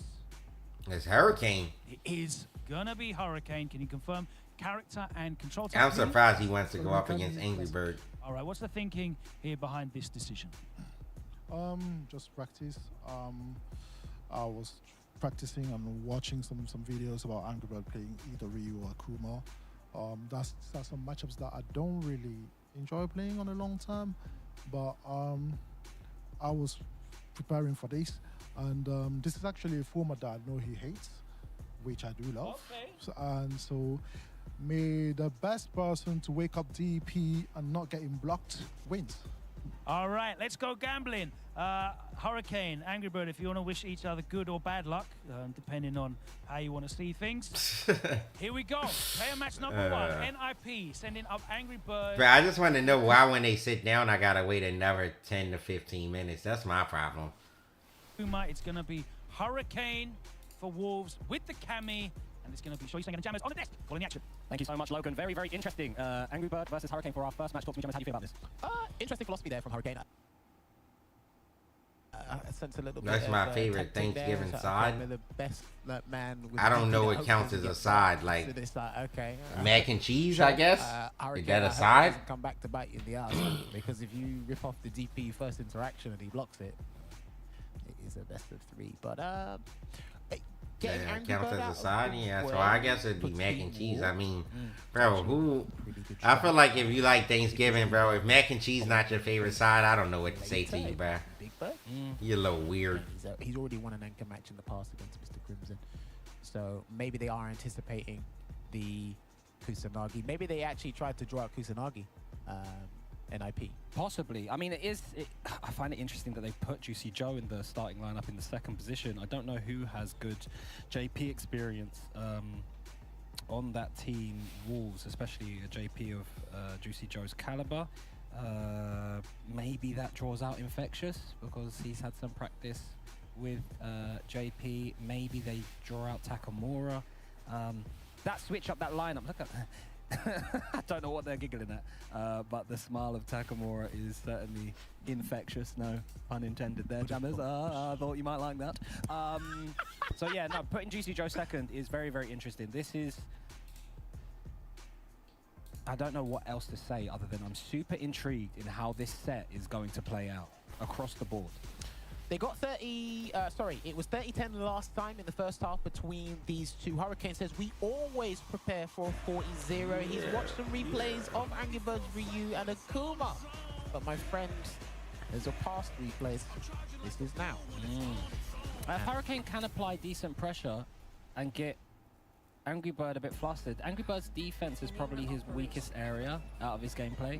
I think he's got really strong neutral, very good offense, really good spacing. You know, he does sometimes like to bet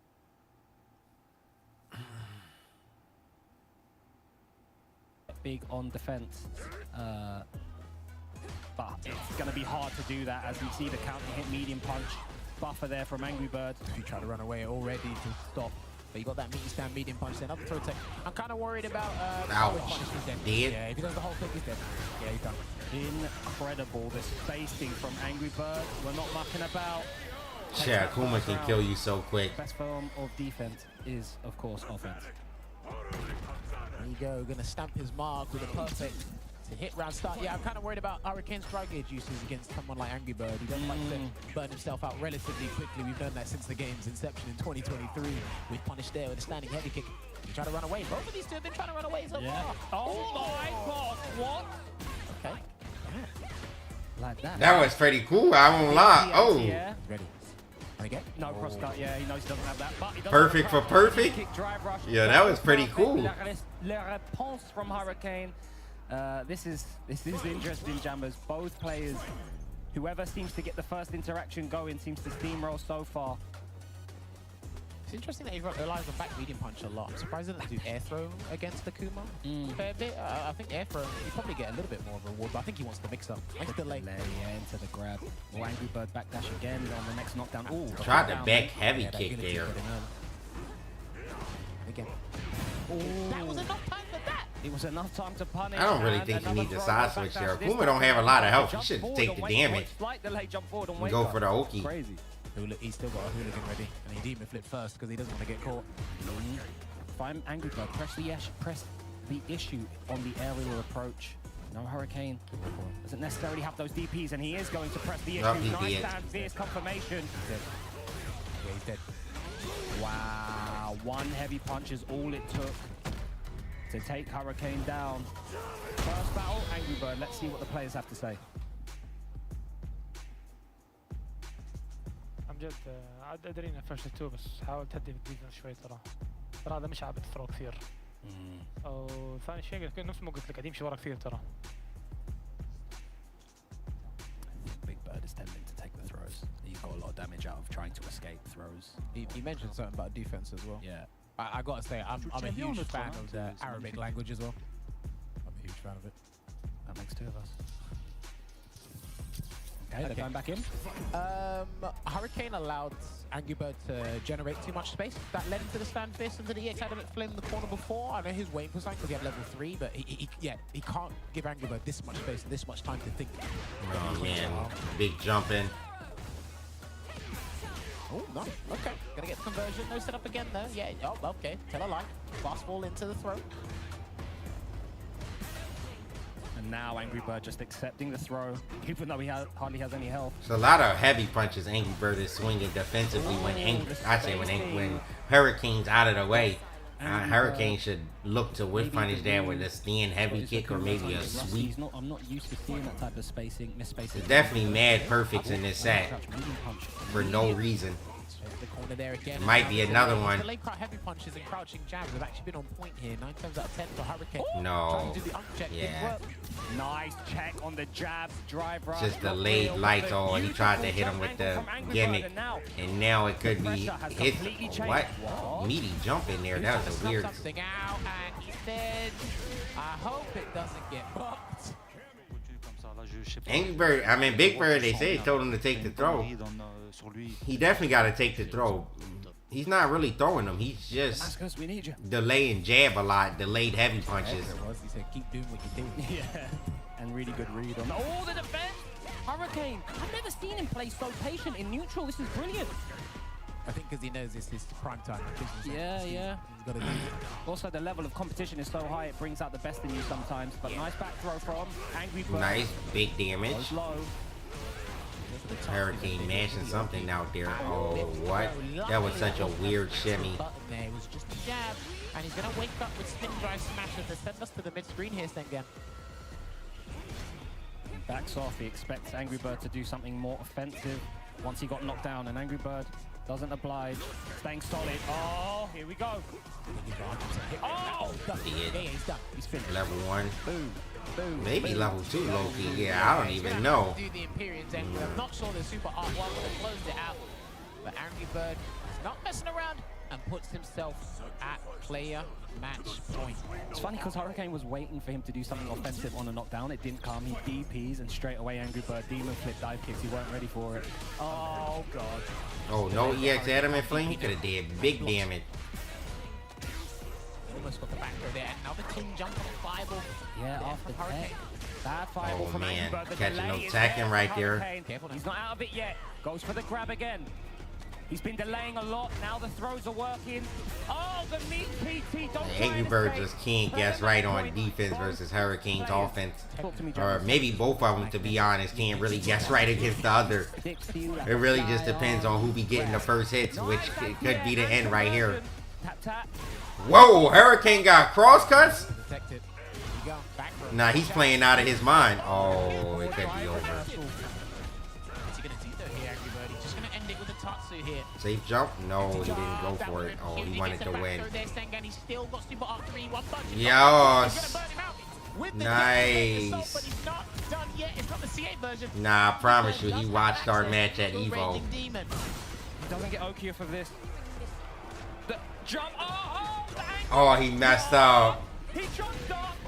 He wanted to do jump medium kick into instant demon. That would have been a crazy demon, to be honest. Wow, what a set. Hurricane taking out Angry Bird. Did have access to a Raging Demon. He got the jump, but I think the jab came out too early. I think he input Demon because he wanted the cross up into Demon. Straight into. I think that's what he wanted.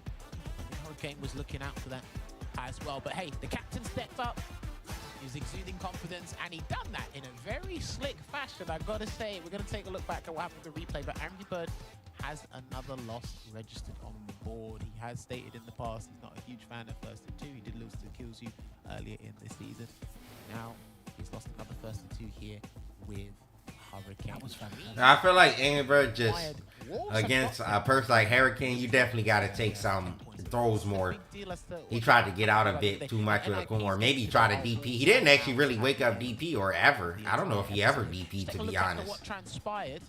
Angry Bird. First round, he wasn't messing around. He got the perfect here. I think both of them were utilizing the character strengths really well. When Cammy gets an Oki, Hurricane made sure he just stuck to you like white on rice. He was always there. Delayed jabs, delayed crouch fist, makes it very simple. Hurricane just could do no wrong on offense. Everything just worked perfectly. Always making sure the blade kick was connecting at the feet, or done a guillotine to stop him early. He was mixing up really well. It's just unfortunate how that demon came out. So it was unfortunate there for Angry Bird. Yeah, I think it was really whoever got the pressure going first, right? I did say before the match started that Angry Bird's weakest area is probably his defense when his back's to the wall. But same as Hurricane, they're both offensive powerhouses, and both of them were really ready for each other. There were some really nice moments, especially with Angry Bird's decisions to jump out of the corner when he decided to jump out on Hurricane was really good as well. But I could nerd out about this all day. We've got to find out who's going to face Juicy Joe in that all-important second match. Logan, take it away. Maybe Takamura. Thank you very much. An exciting opening player match to kick off this fixture between NIP and Wolves. Next up, we've got Juicy Joe. You're going to be trying to calm things down a bit, take control with that JP. Yeah, I'm gonna chill out a bit, take it a bit slower, and yeah, let's see who I get. All right, let's find out who's going to be having to run through that obstacle course. Wolves, who are you going to be sending up as your second player? It's going to be Kusanagi. Let's see, which character from your roster is it going to be? Terry Classic. Terry Classic. Okay, what's the thought process here, sending in your Terry against Juicy Joe's JP? Last time we played was pretty close. I missed some inputs, and I think I did pretty well. So I'm going again against Juicy Joe, and I want to take my revenge. You want he went the revenge match. Revenge, okay. I love that kind of confidence. Guys, if you want to wish each other good luck, and we'll get into this. Player match number 2, NIP putting up Juicy Joe with the JP. Wolves sending forward Kusanagi. He wants to run back with that Terry. Is he going to get revenge? Let's find out. Shoyu Sengun. Jammers, what do you think about this choice? I'd say there's a personal grudge there in the matchup, but I can understand that because that kind of like creates and ignites a personal flame within you to actually go there and actually bounce off of what Hurricane has set pace for. So I do agree with this.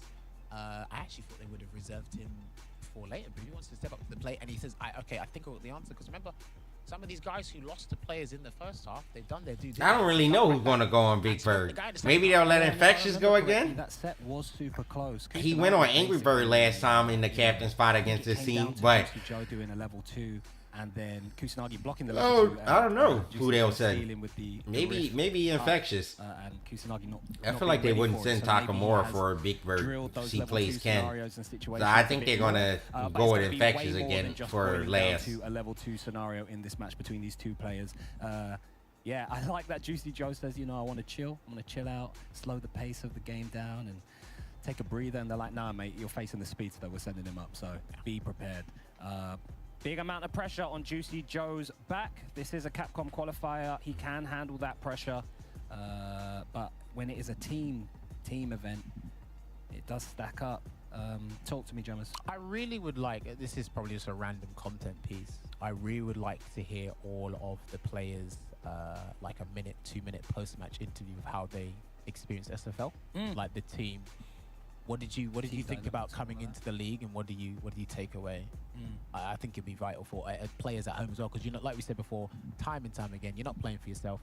Kusanagi coming with the Terry. Now, one of the things I'm really fascinated by with Kusanagi's Terry is his round start. Alright, we're about to get into it finally. Backdash burn knuckle, EX power wave, drive rush overhead. He'll give you the lot. And most of the time, Juicy Joe has actually been accustomed to what happened in the last encounter there. I know Buster Wolf actually plays a vital role in this because it punishes, I think, 2 of the swipes. Yeah. Juicy Joe looked like the Call of Duty streamer Joe Woe. I don't know if y'all fellas know who that is.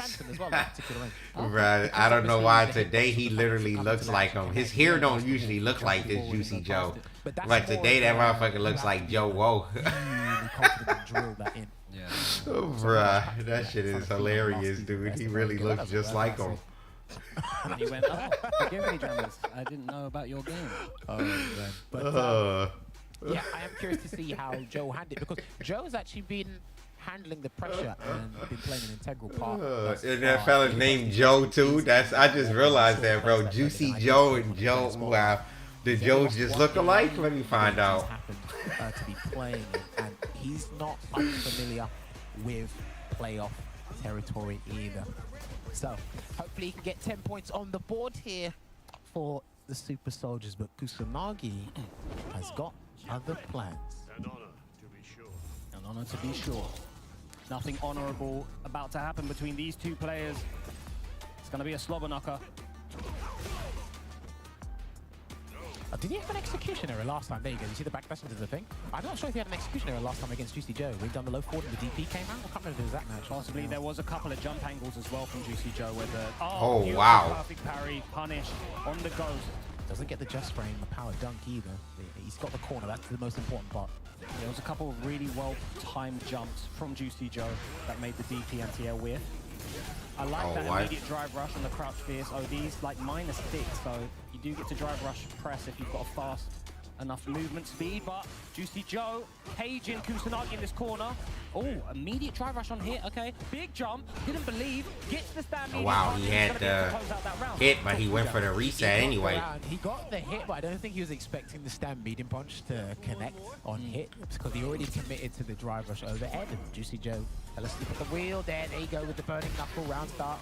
Because it can be +2 at the tip for that distance. Yeah, I like that backdash from Kusanagi. The only way JP can stop that is with a crouching medium kick mid-screen. Bro, he is killing him with this drive rush. Stand heavy kick after the perfect parry on the spike. Juicy Joe gonna have to be careful. Oh, he's dead. That was a delayed overhead as well. Wow, Kusanagi. You're not chilling, mate. You are not chilling. I am the overheads are really killing Juicy Joe right now. Terry overhead does so much damage, especially in the corner. He hit you with an overhead, bro. Very into drive rush. So try to, minimize what you do after, full screen ghost. Yes. On top of that, he's doing a lot of drive rush overhead, and sometimes he's doing he's leaving gaps in his drive rushes, like medium punch drive rush, throw, something like that. But whenever you have bar, it's good to EX amnesia sometimes. Yeah. Between buffer it or super even. Remember, crouching medium punch is a good drive rush check. Yeah. For JP. But the main thing is. Phenom is funny, bro. What he does after. You see that motherfucker say that with a smile on his face, like, yeah, remember that shit is broken. He's like, remember your character is broken, bro. I agree. We can the drive rush. Anyway, you're good. So Juicy Joe now having to slow down his activeness even more to counter Kusanagi, because Kusanagi is doing the layer 1 counter. Juicy Joe needs to now, like Big Bird was saying, set up. If he sets up full screen, he can't commit so much. He has to wait and counter punch Kusanagi. That was very close. Yeah, get to do tap parry and also hold. Nice, there we go right there. Remember that crouch medium punch is a really good drive rush check. Yeah, okay. Did you want to commit to that? Misses the throw, unfortunately. I thought the throw box would have been massive enough for that, and he's going to lose the round here, unfortunately. He might have to spend, he dropped it. Too far. Commentator's curse. Both of them too far for the punishes, I think. Knuckle, walks back. Another slight step back into the roundhouse. Completes the string. Nice trade. Got to be careful of the spike as well. Oh, nice whip punish. Joe just stalking in that area, not pressing anything, not committing, and was ready with the whip punish. I think it's really good when you get whip punished by JP's medium kicks. I'm like, yeah, he has to work on that kind of spacing, especially with the slow back walk speed he has there. Gonna get the quick burn for the Oki. Stagger strings, Juicy Joe doesn't bite. Low heavy kick. He's done that a couple of times now, Juicy Joe. Wow, the +3 into the stand fierce multiple times. That stand fierce is being put out there. Long drive gauge here. Nice drive rush spike to stop the check. I like how Kusanagi's low on drive gauge, but he's making sure Juicy Joe is maintained at low drive gauge as well. He's not trying to be over-committal here, but he's about to get one stock. Can he get rid of it, though? That's the question. Nice, perfect parry. He's going to be able to set up the level 2 soon. If he gets enough meter. Kusanagi, both players. He sets up that rift and does absolutely nothing. Juicy Joe is locked in to Kusanagi's movement. There's the amnesia, but it was off a jab. So backdashes and delays. What did he punish counter? I think he punished counter there, parry. Just has to wait. Yeah, he has to Never respect told it. you. Oh, Yeah, no, he's going to chip GG's. him out. What? Ooh, Oh, he wants to keep it to chip him, I think. Yeah. I think he wanted to keep it to chip him out, but maybe it would have chipped him out if he level 2, low-key, and he did some moves to chip. Ça va, tu gères toujours. Il est juste plus prudent maintenant sur les drive rush parce qu'il anticipe avec BMP. Mais en dehors de ça, la strat elle est toujours bonne, tu vois. Yeah, the standing heavy punch.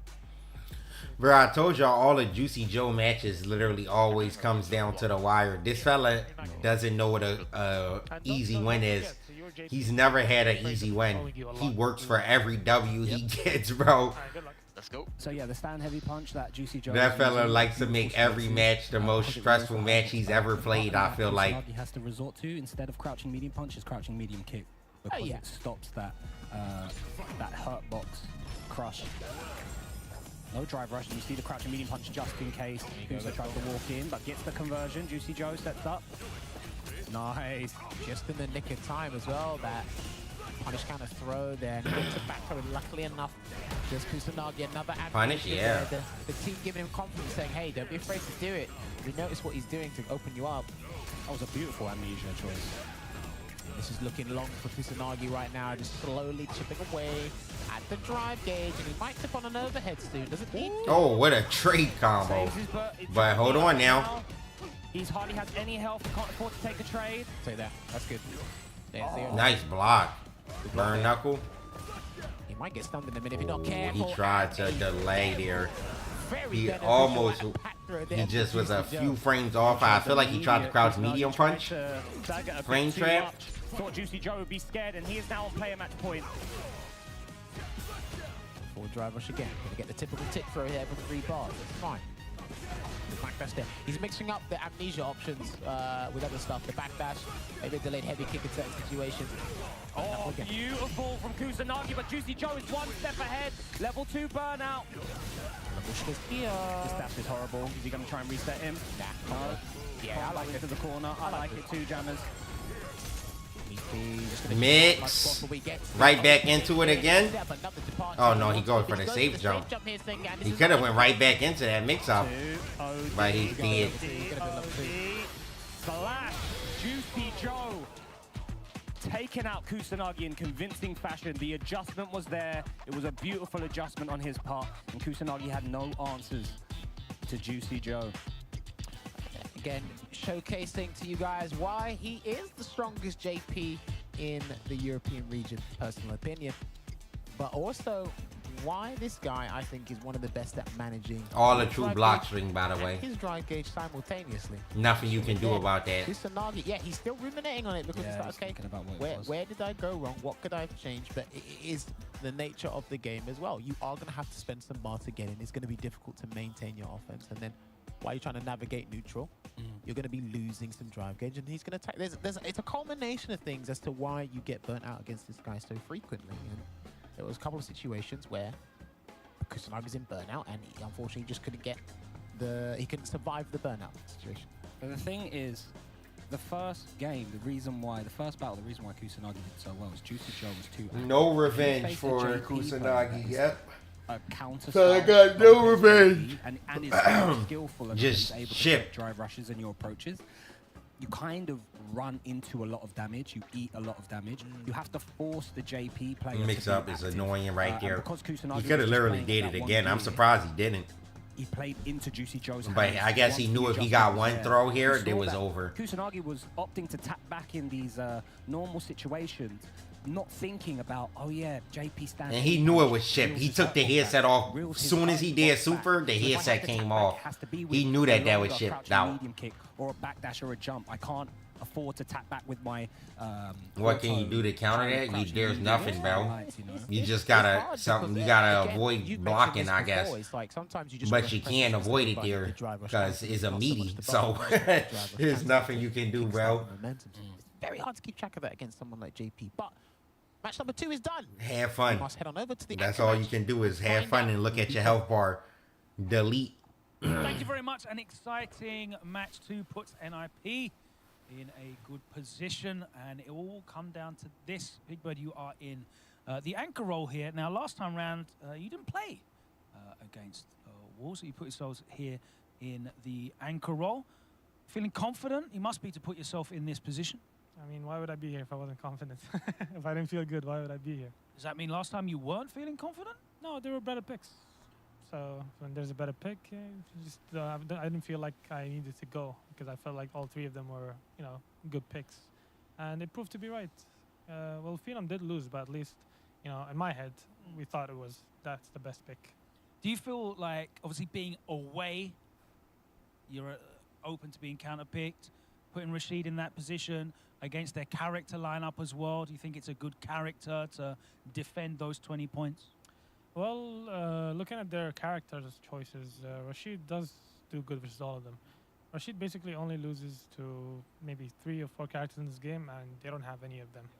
So it's fine. I mean, I could still lose. I knew Rashid didn't lose to Cammy. Let's go, like, baby. Looking at the character matchups, it's fine. Thank for you, Rashid Big to be Bird. the anchor spot. Yeah, I like to see that analysis, that breakdown, a good investment of these 20 points. Let's see if Wolves can take them. They're attacking from the home side. Who is their 3rd player going to be? It's going to be Infectious. All right, this is the one we're looking forward to. Please confirm your character and control type, please. Marissa Modern. Lovely jubbly. All right, he says Modern. none of the characters over there are real big problems I for him. knew it was going to be Infectious. I didn't Going see up against the Takamura former going. Marissa Main, what's he not going to know against you? Very different style.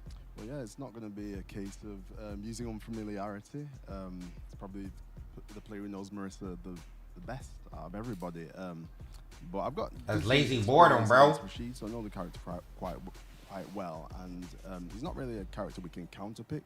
So it's a tough job, but someone's got to do it. Obviously, your training partner definitely has a lot of Rashid there for you to get access to. What's the big differences, though, between the classic version of Marissa that Big Bird took around the world in Season 1 and this modern one that you are pioneering here in Year 3? Well, you sacrifice a few of her buttons for speed of certain special moves. So it's the same character, but with slight differences.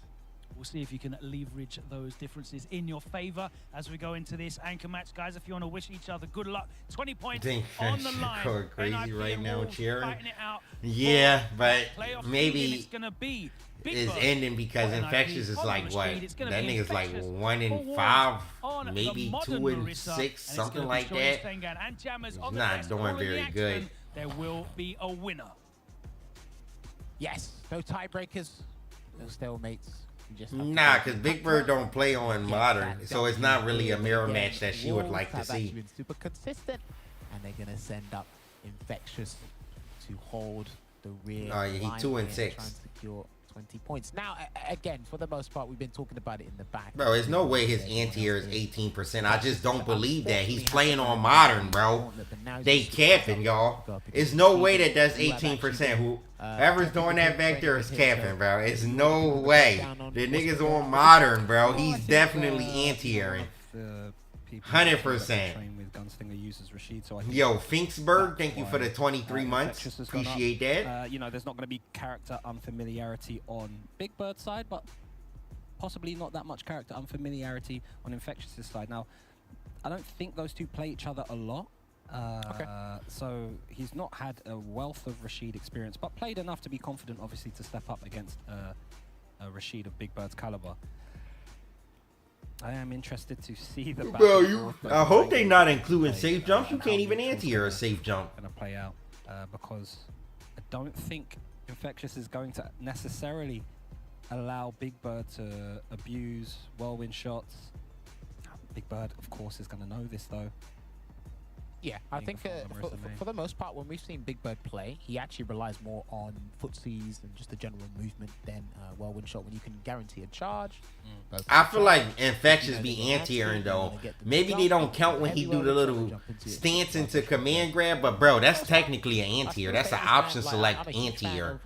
You press no button, he does command grab. You press a button, then the armor hits you. But I feel like they're not counting that. DreamHack Summer 2024. And he's been doing that a lot. Like a lot of jump-ins, he's been doing that too. So I feel like they should be counting that as an anti-air. If I'm not mistaken, he loses. Yo, Velcross, thank you for the gifted sub, bro. Greatly appreciate that, man. Thanksgiving, happy Thanksgiving to you, bro. Shouldn't have crouching medium kick either. Yeah, I believe so. And he loses the Spartan kick, the quadriga. And for one of the B&Bs, he does the combo end is different. That's why he opts for that. I think it's the jump medium kick safe jump. I think that's what it was. You can also do that on Classic. It's just that the angles that Infectious does it at, I don't think you can.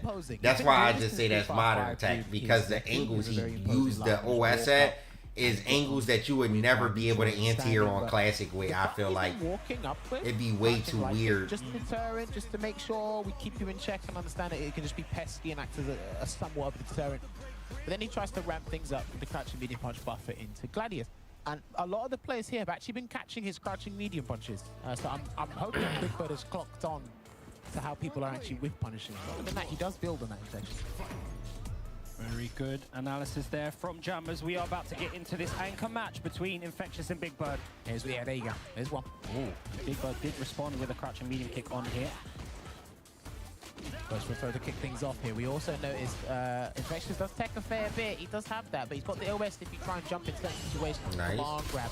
He's too late. Yeah, he did that mad late. Yeah, it was the wrong version, Jammers. Great call out from Big Bird. That wasn't the wrong version. He just did it Ready, mad even late. though he got perfect parry, was super ready, knew that DI would not be the right response. Good interruption there from Infectious. Delay, and that's a massive amount of damage coming through here. Big Bird's been attacking a lot. He's going for the damage. And the OP. Command grab, are we not? We are. So broken that she gets great OP after that. Level 1 that does stupid damage. Oh, he's not dead. He's not dead. Yeah, that was a wrong combo. Yeah. Oh, and it's not plus enough now. The change in the patch. Great knowledge check from Infectious. Yeah, because you get less frame advantage after the Super Rashid kick. But also, Big Bird knew he did the wrong combo. You didn't want to combo into the Yasar because the combo after that would have been weird. So, nice reaction. What is this combo? Gonna take him to the corner. Safe jump. Oh, he went for a meaty Magna bunker there, did Infectious, and he's gonna call the tornado now. Here he comes. Infectious now to defend against this. He's just gonna walk in. He's gonna walk into it. Yeah. Can't afford to get opened up. Accepts another throw. The drive meter is super low. Talk to me, Jammers. That was smart. He went for a throw instead of forcefully burning him out because he's low on drive gauge anyway, so let him panic. Never one. Not quite. Just keep him low on drive gauge here, Infectious, and he does press a button. Bruh, my man Infectious stay getting me. I saw that happen several times against Ending Walker yesterday. And I think a lot of the top guys have got onto something. Yeah, they're going for. It looks like they're leaving like a couple of frame gaps. Oh, nice. Wake up instant. That was a nice to beat the anti-air because there's 2 hits. That was actually really good. And especially since he's playing on modern, so you know he's going to go for it. Can't afford to take another one. He will take another that one. was actually very smart. Overhead, watch your dome piece, and Big Bird. What a response after a pretty shaky first round. There you go. He's going to finish the round in 4K, 60 frames per second. I think also Marissa has a slow backdash, right? Okay, so throw is also kind of safe against her. Level 1. Oh yeah, they buffed that. Level 1, yeah. But other than that, yeah, throw is kind of safe. Yes. Oh yeah, they buffed that. Because, you know, also the way he plays neutral, he doesn't have access to the long range or the stand heavy kick, so you can be... I need to do, I haven't used stand heavy kick yet, I need to do it more. I'm just worried about getting, you know, punished by heavy punch. Yeah, that's good. Alright. Yeah, you're doing good. Good luck. Okay, good, interesting assessment there from Team NIP. I think you noticed this. I don't think Infectious has ever woken up with a level 1. I don't, like, throughout the league. Not yet. As they're aware of wake up level 1, he actually hasn't done it. Yeah. It's always a threat of it. Nice anti-air with Gladius from Infectious. Yep, there we go, right there. Back. He could have done Sky High to stop that. I think he could have done Sky High to stop that. Nice OD, saw the drive rush, saw the green, and immediately reversaled. And now Big Bird has the corner. Tried to wake up EX Gladius, I think. Lost 2 bars here. Almost He was burnt. conscious of the level 1 wake Level up. 1 Still here. hasn't done it here. He can actually burn him out with the No. safe jump here. I don't think he cares to level 1 because he's on modern. Tried to But I stop think there. burning him out is still good because you get plus frames. This is almost guaranteed. Especially on someone like Infectious who be mashing non-stop. Yeah, he's nothing he can do. It's all a true lock string. He's just gonna end it there with Bro, a we've chip seen from so the many light crazy Eagles chip right out there, and he's sequences trying to put today. himself in a These healthy characters are position insane, for bro. 2-0 lead in this anchor match. Infectious still hasn't shifted from gear 1, I feel, Stengen. Yeah, Wow, Big what a Bird, walk that is under. I perhaps due to don't know Big how Bird he got that from playing that angle. excellent so far. Really giving Infectious trouble on his Oki pressure. You're Anti-air. not jumping out the corner for free. Yeah, I feel like people noticing that Infectious is like his defense is fucking dog water. He literally just does stuff. He plays defense like a wood rank. He's still got level 1 here, Big Bird, as well. Yeah. Like he never heard of frame data. Approaching. That could have been level 1. Oh, wow, he he don't went there care. for level 1. Savage. Good call out from Big Bird to Zip. The one thing I've just noticed. The one thing I've just noticed is that he's throw happy, like he's abusing throws. I don't know if I'm gonna advise you to tech in this case, but yeah, if you're maybe not in the corner, you should be trying to like avoid tech sometimes or take the throws. And I don't really know what you feel about this, but he's throwing a lot. He is throwing, but he's also mixing it up with non-delayed stand fierces and mediums because they do know that Infectious sometimes does quick throw on yeah, wake immediate up button. and immediate button to catch any attempts. Almost got the pick up there from that driver, sorry. No, you're all good, Jammers. That can be punished. That looked poorly spaced. That's standing heavy kick.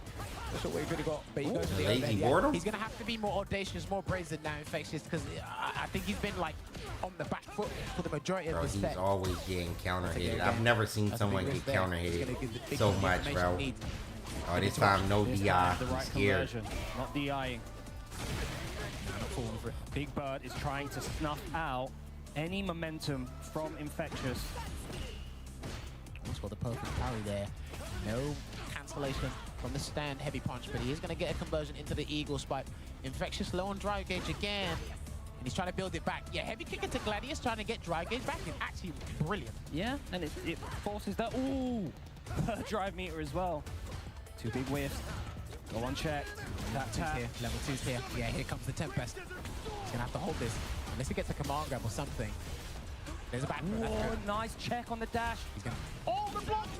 Still not looking good I here feel for like Infectious is a player that they had to see how he did at the start, and if it didn't work out, then they just shouldn't play him anymore, to be honest. Play up match. To me, he just feels like he has one strategy for every player, and it seems like people already caught on to it, how he plays defense, and they just kind of abusing that he's so bad on defense. He just looks, he takes the combo every time, bro. He doesn't take the throw, he takes the combo. So if you know that, he's no way he could ever win. Check again. He's got to be careful the next time he gets knocked down. All he does is he just turtles mad hard He's still got some options. and Check again. looks for whiff punishes. But if you never whiff punish, then, or I said whiff punish. If you never whiff and you just walk him down and try, yeah, again with that, and you just knock him down one time, his defense is just so bad, dude. Wasn't deterred from the wake up crouch jab. He mashes buttons on almost every knockdown. I don't know why he does that. He sees drive rush Oki and he mashes jab or something. I don't know what his button he be mashing, but he mashes some button and he gets counter hitted every time. To 20 over the course of 2 fixtures with these guys here, but like Big Bird. Bro, I have no clue, Leo RD. I'm not Capcom, bro. Mixed up his offensive options after the Eagles. I feel like he can't adapt. Like he has no adaptation. He just has one style, a massive combo, but and that's it. Job snuck in a couple of overheads there as well. So it's very difficult for Infectious to get the right wake-up jab. I think that his most successful defensive choice was actually throw teching, but it doesn't mean your position has really changed. Big Bird did. He got a lot of success off of when he got his knockdown. Like his pressure on knockdown was way scarier than when Infectious knocked Big Bird down. He had the double. Yeah, I feel like I think they let the World Warrior bias recency bias. It wasn't recent, but his first World Warrior win, I feel like they really let that go to their heads, and they really thought Infectious was going to come here and play like that. But he hasn't really done good in the World Warrior since the first one, so I feel like he made a impact when no one knew him or how he was playing, and then once everyone kind of figured out what he was doing, he kind of just never pre-match interview did that well again. If I wasn't confident in who they were going to set up there, and boy did he illustrate all of his knowledge there as a former Oriza main. But we must join NIP in their victory speech with Logan Thomas. Thank you very much, and I'm here with the jubilant, up-tempo NIP. They're feeling very good after that victory, particularly Big Bird. Congratulations, you came through, showed what you were made of with an emphatic victory there to close out that 30-point win, and that does put you joint in second place now, picking up those 30 points. But how do you feel about your performance in that player match against Infectious? I think I played good enough, you know, to get the win, and there were some things that I caught him off guard with, you know, the jump heavy punch, double hit, beating Gladius. The problem is now he knows, and if you play in the playoffs, then.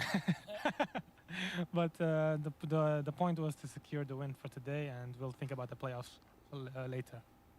Well, you certainly will be thinking about the playoffs. I think that guarantees you a position in there. Joe, again, a very solid job from yourself.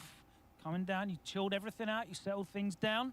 How comfortable have you been in that role here as a player in a roster here for NIP that is just very reliable, just getting the job done? Yeah, I think I am, and like I said, I'm getting more comfortable every day, so I feel better and better. And of course, if things go wrong, you've always got that level 2 there. It's been very reliable for you, hasn't it? Yeah, the level 2, I don't know how many times I use it this set, but it's a good level 2. It's very helpful to have it there. Angry Birds, Hurricane called it. You're not as comfortable in the first of 2s. How did you feel in that set? Hurricane played amazing, actually. And I think I played bad, not usually like myself. And I'm getting carried by my teammates. So how are we going to knock you back into shape for these playoffs? What are you going to do? I don't know, to be honest, but I'll make sure to be ready. Well, you got one more match to try and get yourself in shape. And then, of course, Phenom, you didn't have to play today. You took the day off to celebrate your victory as the king of the zoo. Yeah, I've been celebrating that big win against the National Geographic matchup. But no, did you sit out because they didn't have any other animal-based players? I mean, their team is called Wolves, so I count this as another king, like a National Geographic, King of the Jungle win. But I think the main reason is that maybe my characters, we were away, they had Marissa, so we thought, maybe we don't go for Cammy or Mai or whatever, because it's a bit, those matchups are not particularly easy, and it's an unfamiliarity thing with modern Marissa. So we went with the lineup that we went with today. Who's the best animal-based player? I think Cammy Marissa is a pretty easy matchup. Not easy, but it's easy. Maybe you're not against modern though. I don't know. In the Never nature, really fought the modern. is obviously stronger, but I think in Street Fighter, the ecosystem of Street Fighter, the birds are. Which one? I think it depends on the day. The birds are like the angry, and the big bird is like a symbiotic thing, is like a symbiote. It's like when Andre the Giant has to wrestle the two smaller wrestlers and they take him down together. Who's Andre the Giant? Wow. Sorry for you, the Big Show. I know who Andre the Giant is. I mean, but who's he in this? The moose, obviously, the large moose and the two birds. Come on, man. I give up. Anyway, of course you do. God bless you, Fino. Anyway, moving on. That is 30 points in the back. Crying, bro. I'm going to interview Phenom every single time I'm here. It's going to be great. We're going to be back with another match as Solary and Mouse go head-to-head. Phenom knows who Andre the Giant is. I promise y'all. Grand final seeding. We'll find out on the other side of this short break. Don't go anywhere. Oh, fucking weak. That is funny, dude.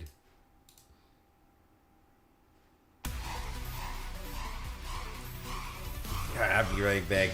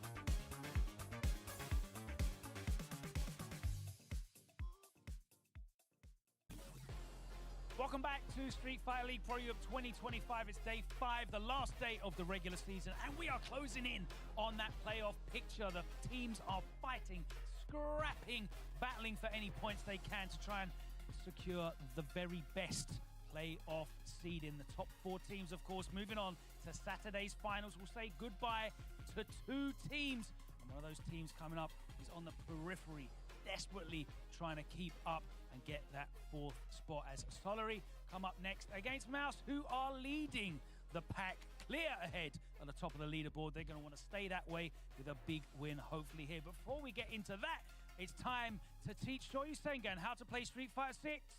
Damascus, what is your tech tip? Thank you, Logan. As someone with a wealth of MR compared to this guy, you know, like I'm always good to teach stuff. You know, I'm only, what, like 300 MR under him? Like I appreciate it. Thank you, bro. So I think I have enough to teach you. Please. Like, I think in ranked ones, I probably can steal 11 MR of you. So, like, just let me tell you how we do it. Please, Damascus, teach me the ways.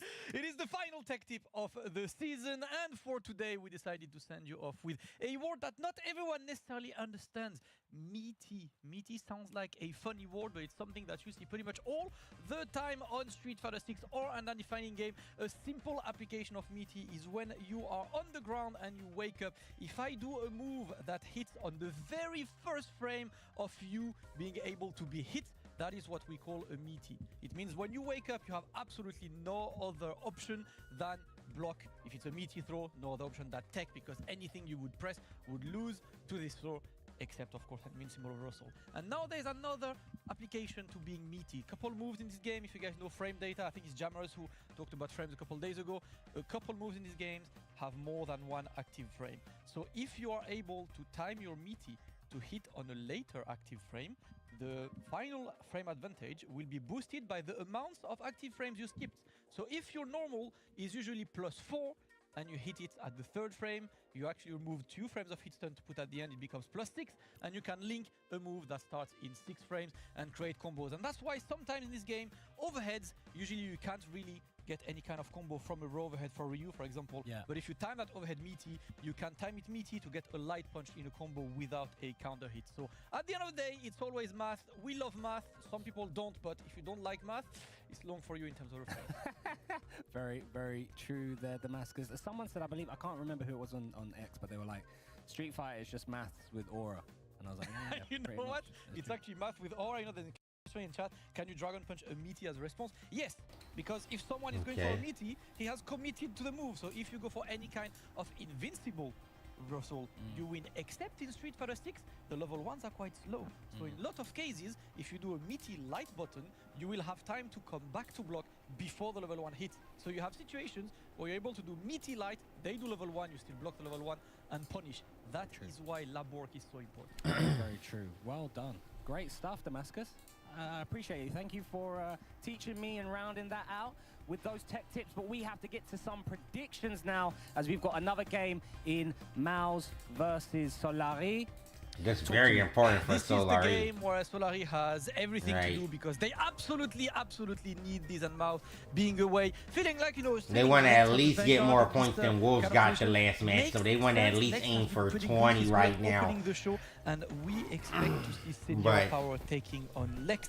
Then for a second one, Garnet is coming need in to win that has really guides bad right now, though. These are matchups that he tends to like, and he might want to try and draw Wasim Zakuma before, but I do see Pepito trying to run it back with Ryu or Ken, as he tried on the first leg to try and snipe Garnet. And then last, of course, the battle. I think the anchors in these teams are quite natural, Wasim and Ending Walker.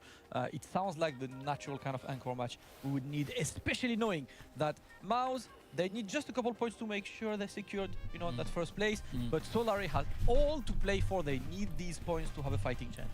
100%. That is very true. I mean, if Mouse even have a chance to lose first place. We better get to the action immediately. Logan, please introduce these 2 powerhouse teams for us, mate. Thank you very much. Let's welcome into the arena, first of all, first on the leaderboard, away, it is going to be Mouse, led out by Captain Problem X.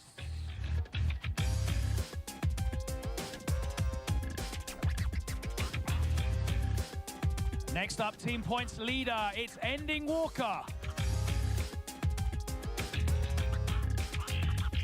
Why does Endwalker always walk like looking down at the ground with his head down too? That motherfucker he hates the camera. He thinks that the camera's not going to see him if he walks like that, but we still see you, Endwalker. And finally, we still see you. In Lex.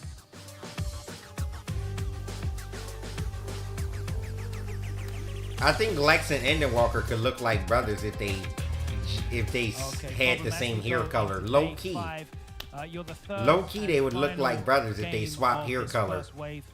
Or if they had the same hair color. Still find yourself 20 points clear at the top regardless. That's got to be great for you guys. You've got that buffer. You know that your fate is in your own hands to secure that #1 seed spot. Yeah, I mean, it's all about trying to get the #1 seed, and that's just really all we're focused on right now. I know you guys are super locked in. You want to run up a big score against Solari. Is there time now for any experimentation ahead of the playoffs? Not until we're locked in, so no. That #1 seed is what it's all about. And of course, Solari are going to be scrapping. They're going to be fighting hard because they do have a chance to get that 4th position. I know you're not taking them lightly at all. Yeah, no, I mean, I personally lost one of the games to this team last time, so yeah, it's definitely one we need to watch out for. All right, I can see you're super serious. I know it's time for business. I'll let you go and take yourselves to the away end. And then Walker walk like he trash at the game. That's how someone who bad at the game walk. And upset the rankings a bit. Let's welcome first into the arena. Nah, that is true though. People who walk like Endwalker is like someone who like always losing and they just mad, scared, don't know if they ever gonna win. But it's really the exact opposite with him. Oh, that's funny. Third, it will be Pepito.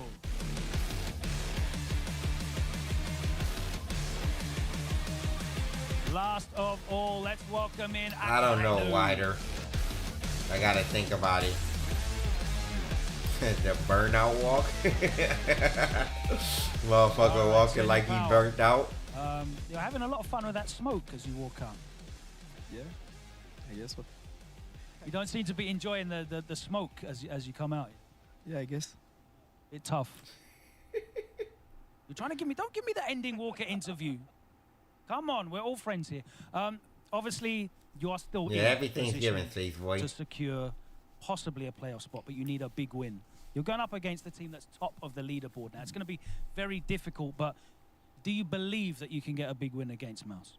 Well, the chances to still qualify for playoffs are like really small. We have, like Goliath have to win against Wolves, and we have to make 80-0 on the 2 teams today. I think it's possible, but it will be like really hard. So let's see what happens. All you guys are in control. So they need 80? Your very best, and you've been putting in a good performance as a team. If you need exactly 80 to get in, just get out, bro. Y'all lost. Y'all niggas is not about to 40-0 this team at all. It was a new experience for me. Yeah. Get out of here. I've been enjoying it, and I've taken like a lot of experience. My friends too. So yeah, it was a good experience. Let's take the most out of it and win some more matches. Best of luck if you guys want to take yourselves over there to the homestand, as Solari still are in mathematically with a chance, but it's going to be a huge ask as they go head-to-head with our leaderboard leaders. Mouse clear ahead at the moment, but they want to close in on that #1 seed to take them straight to the grand finals. There's a lot to play for here in match number 3. Let's go over to show you Sengan and Damascus to reveal that Mouse lineup.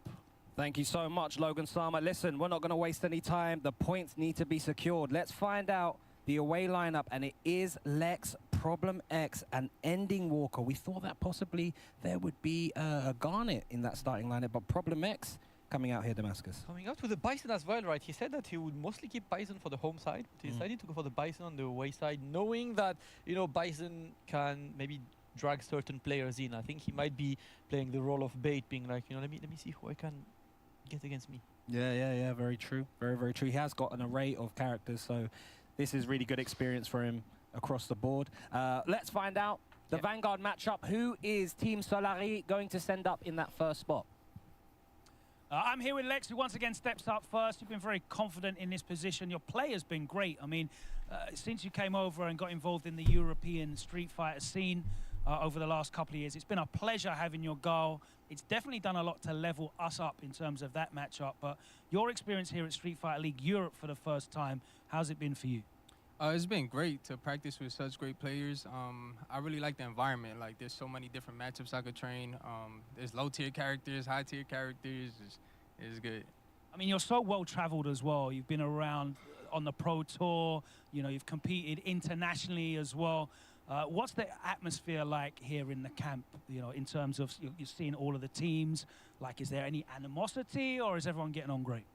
Everybody's getting on great. It's definitely more animosity in the U.S. for sure. Yeah. Love a bit of drama, reality TV out there, but it's all good vibes here. Who do you think you're going to be going up against? I think Hey Pepito is going to go on. All right, let's find out if it is going to be Pepito. Please, Solary, can you send up your first player? It's Wisdom. Wasim. Okay, can you confirm your character and control type? It's Wisdom. Okay. A lot of the commentators are thinking that they might hold you back for... Yo, the blender. Gone, first 5 gifted, first subs on the stream with the big 5 bomb. Yo, thank you so much, Blender. So yeah, that's just the reason. All right, you just like this player match. I know Lex in the past told me that Wasim was really good at the Gao matchup. Good luck. We'll get into this So match that's probably why he's playing against them.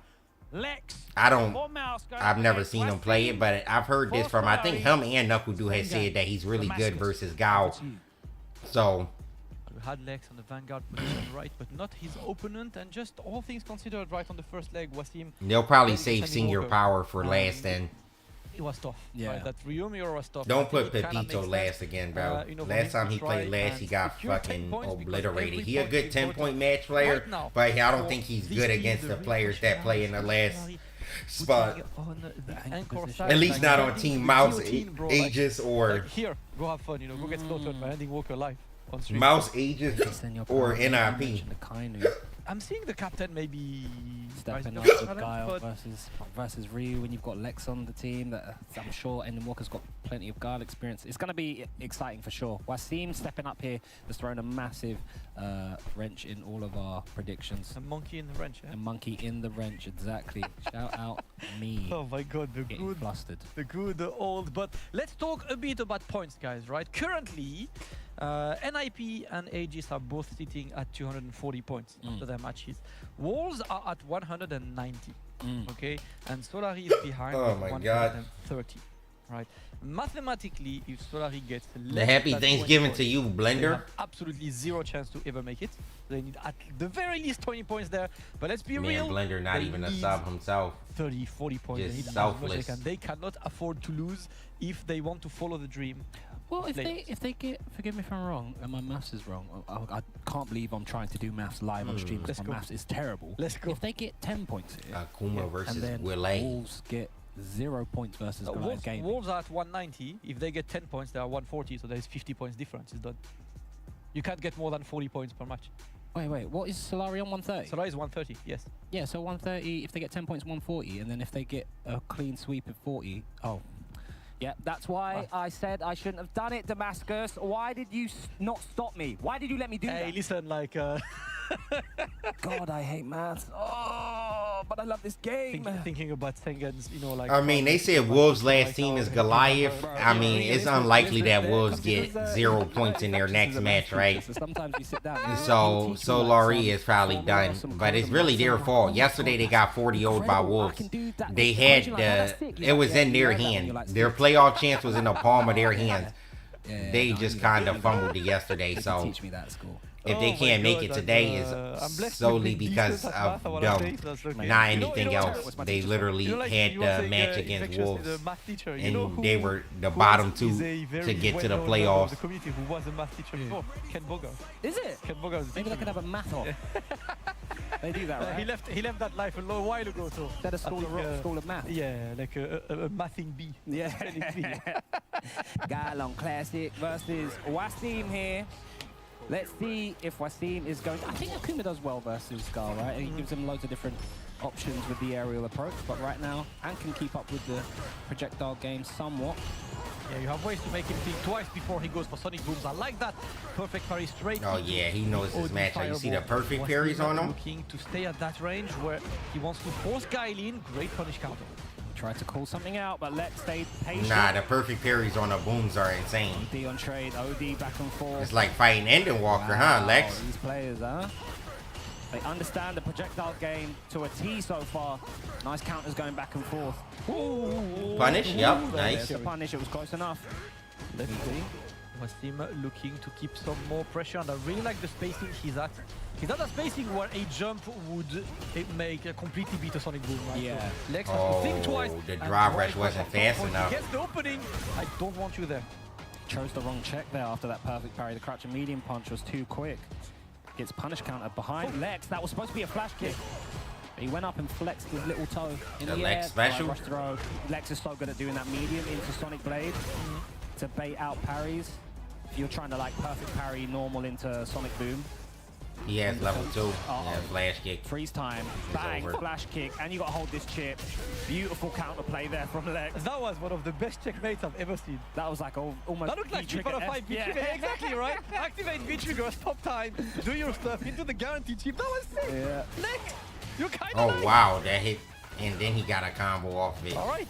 Good conversion from Lex off the straight Sonic Boom. And now, just going to try and Nice whip punish managing his life to the lead, punish but counter combo. The offensive cannot get any kind of trade combo of this one. Only no trade will light in these situations. He's forced to block. No perfect parry, just. Ooh. Again. Nice conversion off the whiff punish. Tries to bait something. Lex does absolutely nothing on wake up. I love that from him. And immediately backdashes, but the perfect parry from Wasim, and he's in. Oh, flash kick. Unhand me, sir. Get away. Now the dash, okay. Catch them toes. You can't walk back. And he's just going to look for more. I like the perfect parry rates for Wasim. He's going for the air-to-air there. Gets the throw. Doesn't have much drive gauge, so not going to go for a drive rush just yet. And now he stands back to full screen. Oh, wow. What? That's still... Again. Oh, no, that was really bad for Wasim. All or nothing now for Team Yeah, it's Wasim. over. Boom! The counter to the Hado. Let's see what the players have to say, Damascus.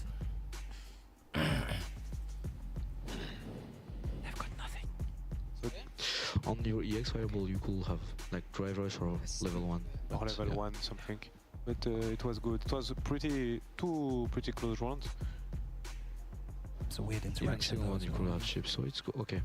Because he did the OD fireball, and I swear Lex had a 2-hit fireball on the screen, but because he drove rush into a button, it extended his hurt box. Again, he falling for that. I think it was one of the situations where Wasim had less than half of his bar on the drive You gauge. think I He should really need to do MQS? the drive rush by starting with the forward. Yeah. Right, and sometimes you're like, all right, let me not burn myself out. I mean, I feel like God would not really represented TK because it's not so simple to just play a charge character. And also, his archetype is zoner, so not a lot of people want to just sit there and zone a lot. Just shoot Sonic Booms all day. So, it's not really that appealing of an archetype for a character for people who play fighting games, I would say. It just really depends on what type of player you are. If you really like that boring stuff, then you might fuck with Gao. Drive rush bait, tries to bait another shimmy. Again, Wasim not biting with throw. We're going to burn you out, sir. But even if some characters are good, their archetype is just not for everyone. Like in Street Fighter 5, Dawson was really good at the end, but no one would ever switch to Dawson. Because just people know if you don't play Dawson already, you're not going to switch to him. Getting close to the corner, Lex is not going to try his reactions for now. He's just happily managing his life leads. Burnout well managed. Again, bro, he falls for that every time. Sonic Blade is catching. If I was Lex, I would just do it again to end the set. Oh. No buttons. Lex has not pressed button in a while, man. He's just staying there, waiting to be at a safe Sonic Boom range. Like, you know what? I got 42 seconds to manage that situation, and I'm going to manage that situation as much as I can. That boom! Gonna close the game. Lex looking as solid as ever. Taking 10 points for Team Mouse, and the dream slowly but surely gets further away for Team Solaris. Incredibly clean from Lex. Just never in doubt. Looked totally. I didn't even know Garnett played Street Fighter 5, so. Player match. I love the fact that he just took his foot off the gas and you know, and if he switched to Sim, it seemed like he just wanted to play Sim because he still plays him now. Ready to counter anything Wasim did. So I feel like it's a bit of a different situation. He did something big because he hardly had any health, and proved too strong for Wasim there. Yeah, that was definitely proof too strong is the word, right? Like Lex has barely been worried throughout this set, and this got to hurt as well because Wasim has been a pretty consistent, you know, like go-getter for this team. He got a lot of points for the team, and I was talking to Akainu like yesterday, and he said that, you know, Wasim's really good as an anchor, but he's considering sometimes sending him in the first to to grab the guaranteed points, you know, and now you kind of used like the guy who has been the most reliable for your team and unfortunately could not grab the points. You are definitely back to the wall. How are you answering? Yeah, 100%. They've lost a huge weapon out of their arsenal in Wasim, but they will be confident in the rest of their roster. They need 20 here, so even if they lose this second game, you know, they'll have to win the anchor game, but they definitely want as many points as they can muster up, more than 20 if possible. Let's head over to Logan Sama and find out who that all-important person is coming forward for that second match. Thank you very much. Here with team captain Problem X. After watching that great first performance there from Lex, things are going smoothly so far. Yeah, I mean, he played that immaculately, played it flawlessly. Brilliant stuff. Of course, 20 points needed. On top of that, 10. You need 30 to guarantee that #1 spot. So you're going to want to add to that. But obviously, it then comes down to ending Walker. I know that #1 spot is what you're focused on. Just looking to build the momentum here. Yeah, try and get the 10 points and just try my best. Absolutely. All right, let's find out who you're going to play. Solary, can you please send up your second player? Senior Power? Senior Power. Okay. Can you confirm, please, your character and control type? Kami Classic. All right. Kami into Problem X's Bison. Is that a stylistic pick for the characters? Yeah, I think it's a okay matchup for Kami. Yep. And that's why you've gone for it? Yes. Thank you very much. Let's get to business. Problem, Senor, if you'd like to wish each other good luck. And we'll get into this one. Senor Power now a man of few words. Will he be a man of action? Or is Problem X going to continue adding to that enormous points total that Mouse have built up so far? For Mouse, it's Problem X on the M Bison. For Solari, it is Senor Power on the Kami this time. And on the desk. When does our playoffs start? I don't know, bro. Sometime next week, though. Petition to rename Senor Power. I don't know which day. De la fin, that is literally ending Walker's translation in French. Oh, he's really? Getting, he's getting. Yeah, I think it's just a hand warmer that's in their hands. Well, it's interesting good because they morning, need Molly. Points today, so I wonder if he's a man of few words because the pressure's getting to him, or he's trying to lock in and focus. Yeah, right? because that guy, when I see him backstage, I just like chill with him and talk and everything. Oh, what, right now? Like, yeah, like not today, but like usually, right? Yeah, I haven't talked to him today, but you know, whatever. He's just focused. He's in the zone and he's looking to get these points, picking up the Kami. I mean, good choice, right? Yeah. You see Brax Bison. You also know that historically. You don't think the streak in here is a lot easier than the ranked match streak? Now is Problem X the most. Now, having said that, he has got plenty of experience in the UK fighting Kami, so you're going to look here in the light string exchanges that happen between these two players. Kami's going to have the threat of the dive kick in case Problem overextends. However, Problem has the Psycho Crusher. If he wants the anti-F, he's looking for it. Sometimes as well, you know, you can't bait out a DP. Bison doesn't have a DP, but I have seen players like Shax bait out normal out of Problem, so they'll do light dive kick in that light exchange that whiffs. Yeah. Problem presses crouch and medium punch or crouch and medium kick to try and check, but it's too far, and then the Kami punish counters behind. So I wonder if we're going to have any of that mind game going on in this set. Kami, you know, very oppressive, can get herself Actually, going, is Solary super last easy, match but Bison, all Ninjas he in needs is Pajamas? one hit No, at it's bomb, not. and that Their damage last match output. is ages. What Oh, they would is play the Senor French Power's team defense gonna last. say if he gets put in a horrible situation like that, Damascus? Yep, that's going to be the main. Then maybe question. it's possible if Goliath helped them out. We talked about the situation. Maybe they could get some wins on the French team since they know those players really well. Since most of their players are just French, besides Viwasim. The rest are just French players. Maybe they could get some points on that team, but they really need Goliath to kill Wolves to have a chance. SFL, so I'm not sure if it's a character that Problem feels which I just don't think is going to happen. Wolves don't even need a clean sweep. They just need some points.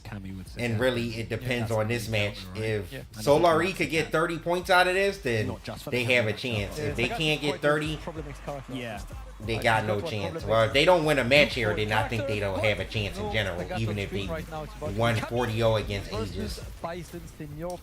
They need at least one win here. Let's go. And it'll give them a little chance. What you got for us, Senior Power and Problem? But 30 points will give them a good chance. But Goliath would have to help them out a lot. But their chance increased if they could get that 30 bomb a lot. Problem immediately putting Cammy where he wants her to be. In the corner, in the blender. A super bully walk from Problem to get that first exchange going. How minus that target combo again? The Bison one? Yeah. I think it's -3. I'll double check.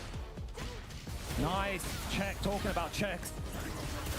Problem with the double check. Don't try and move anywhere, son. Oof. Surprise of crushing medium he did not reach, but oh wow. Psycho Crusher, no anti-air, but at least you escape the pressure, so you're not in a situation where you need to take a close nice decision DPOS. on the defensive side. The OD cannon spike is going to work. I like that ODOS. Oh, trying to bait something out. Gets clipped the France, in the air, straight into the level one, attacking that France special, use the Europe special, I don't even know what to call it.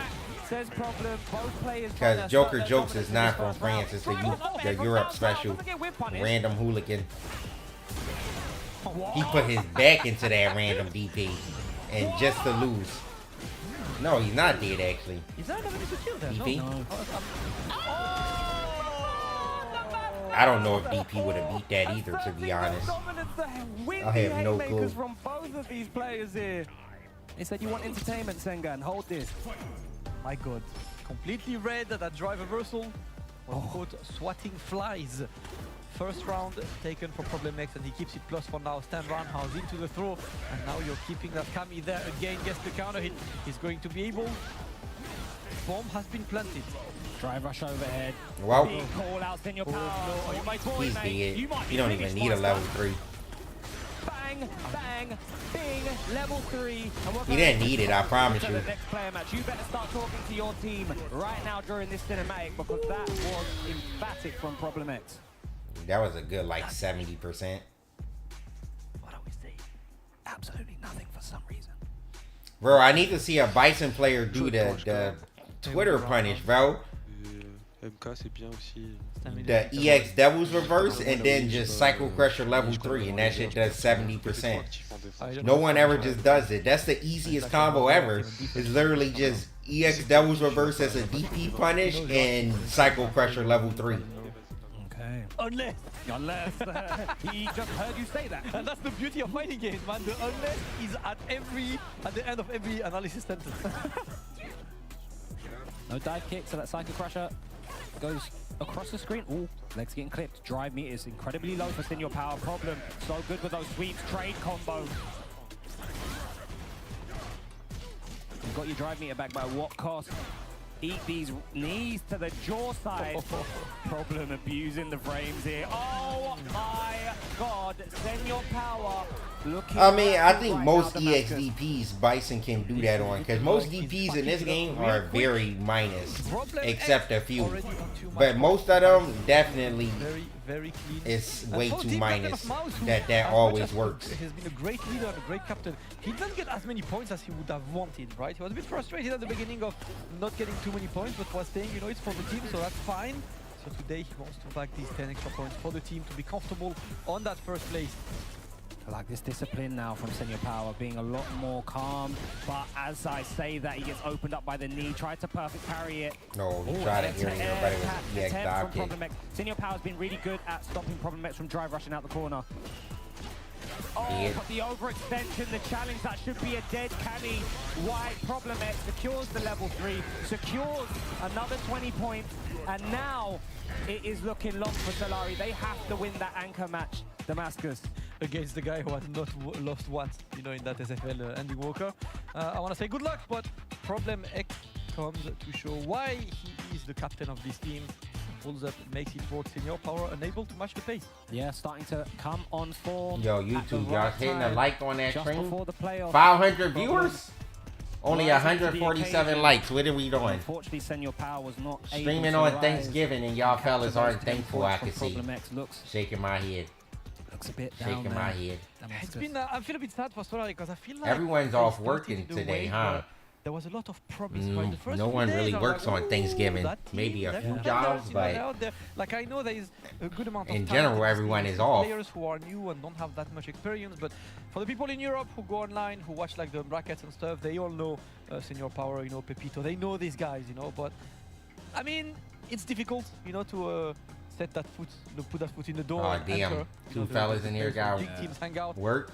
Solari still giving it a try. Senor Power could not. You're a surgeon on lunch break, bro. You're a surgeon. Did really well at golly. Once he got hit by that. That's crazy. Reverse OD stomp.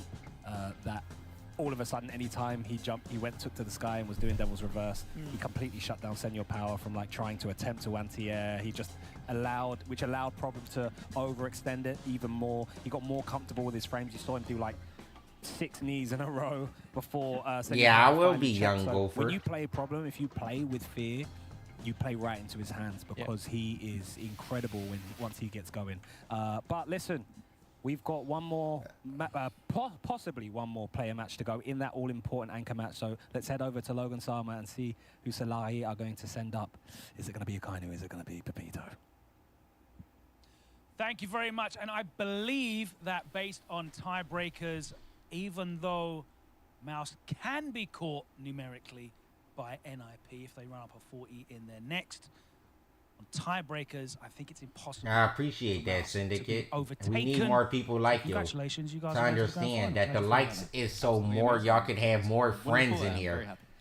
The likes, realistically, it doesn't do too much, but it helps the channel be more searchable, more discoverable, easier. None of that matters. It matters. So it's greatly appreciated when y'all fellas like the stream on YouTube, because y'all can have more friends. Y'all don't want more friends? A large reason why I even have so many points is thanks to my team being so strong, the strategies being so sound, and that allowed me to go where I wanted to, where I needed to play, and because of that, we're top of the leaderboard. You definitely are top of the leaderboard with emphasis as well. Big points for yourself and the team.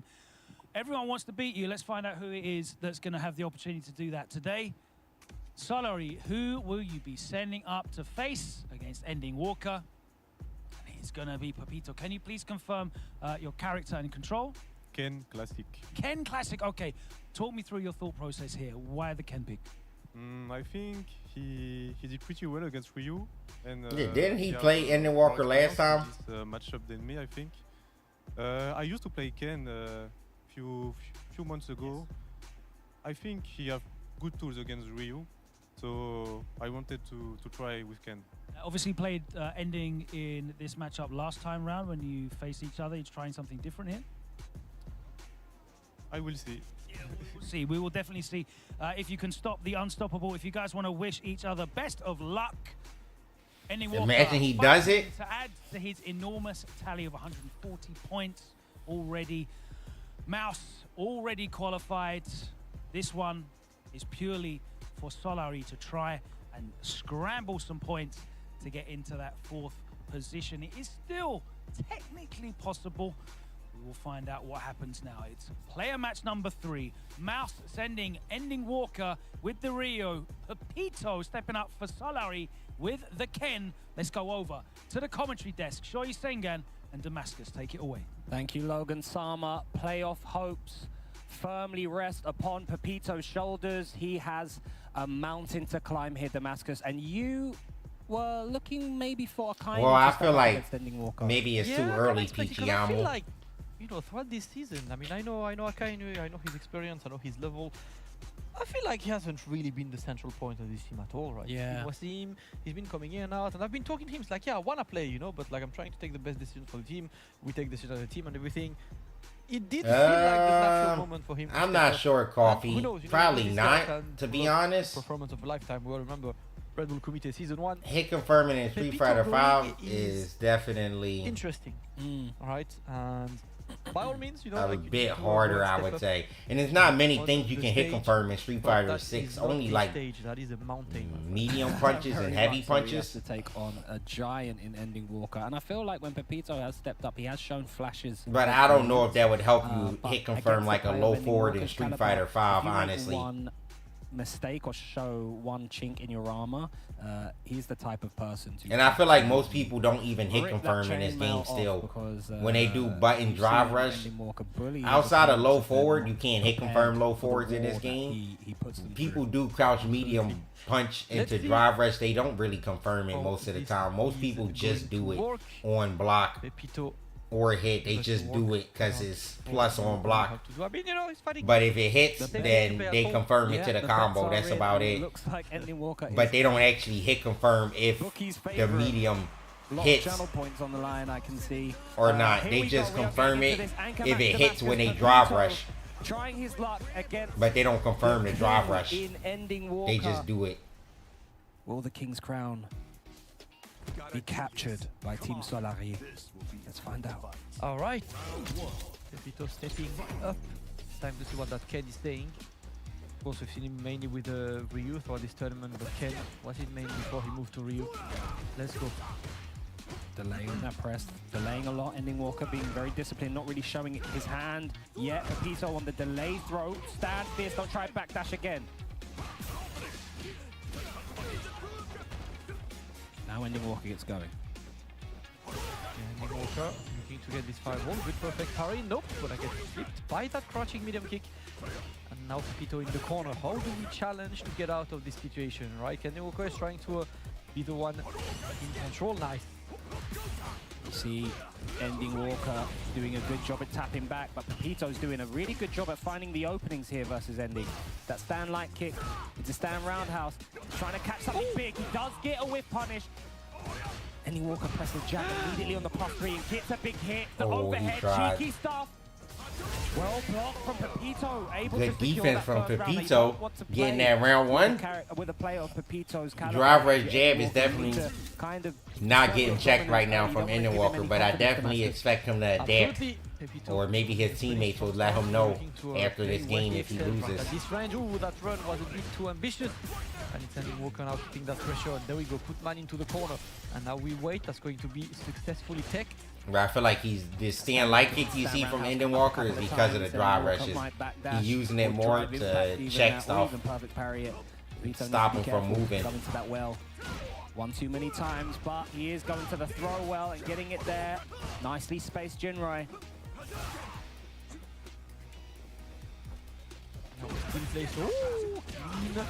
Crouch medium kick. We are playing the footsie game and Pepito is standing his ground. Great tap into the throw. And it was in the corner. Alright, it's still a very hard to apply throw loop, but whatever. Nice stand fierce response from Ending Walker. Is he going to try and go for any cheeky overheads this time? No, takes the throw. Hado pressure. Tries to pull it out and a well-timed crouching jab from Ending Walker. Buffered into DRC on defense. It was the right defensive option. Yeah, I'm not sure what Pepito pressed, but he's shown a lot of walk back stand fear. You know, that might have been the play there. Ending Walker sniping the habits of his opponents, and this time he gets clipped by the stand light kick into drive rush. Oof, yep, gets a simple reset, but the backdash is going to be in Ending Walker's favor. Great response from Ending Walker, the big bet there in the corner. Delay crouch medium, spinal DP level 3, attack the drive gauge. And now... And it's big damage. It's not even just attacking the drive gauge, it's also attacking your health bar. See what he chooses to do. Walk up, tries a stand fierce. You're not that plus this Pepito. Oh, no whip punish here. Parry. And the... Oh, I thought that reset for a second. Final! Oh no, we blocked those. What a block! Oh no, we blocked. Oh, we parried those. All right, Pepito has been mindful, but the good escape by Ending Walker. Listen, Pepito has played excellent. I remember I played him online in the first time ago. I remember he parried every fireball. Yeah, so stop doing them then, innit? I know.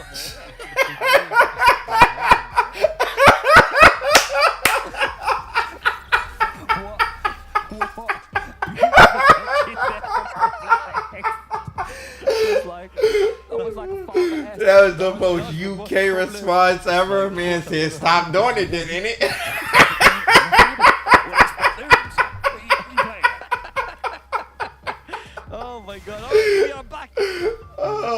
was a good one right there. There we go, until you get that Stanfield. And you try to get more damage using that position. Oh, shit. The Dragon Lash to lead.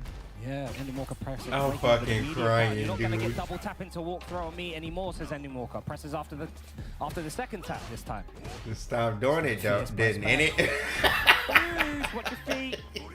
Punish counter on that fireball. Ending Walker, great. Oh, spatial shit, awareness. bro. That killed me, dude. Ooh, trying to perfect parry the Jinrai. Nice mind game happening between these two players. Oh, no. Oh, nice check back. Yeah, a little bit more, but not happening. Pepito just waiting, trying to stand his ground right now. It's been an excellent gameplay from the Frenchman, blocking the overhead. Another opening for Ending Walker. The crotch medium kick is going to take it for the man who is still invincible. These are long rounds, but Ending Walker wins in the end. Yeah, Pepito is doing a good job, able to try and keep up with Ending Walker, but there's just another gear. Ending Walker's timing in that scramble situation in the chaos area just seems to be countering I might use Pepito this well. clip. That was too funny. Again, pressing back after 2 taps is Ending. Let me download this. I don't know how to download this now. Saw that coming. No. Saw that coming. Oh, here we go. Oh! Thanks again resistance, but now he's going to be in burnout as long as he can stay on the offensive situation.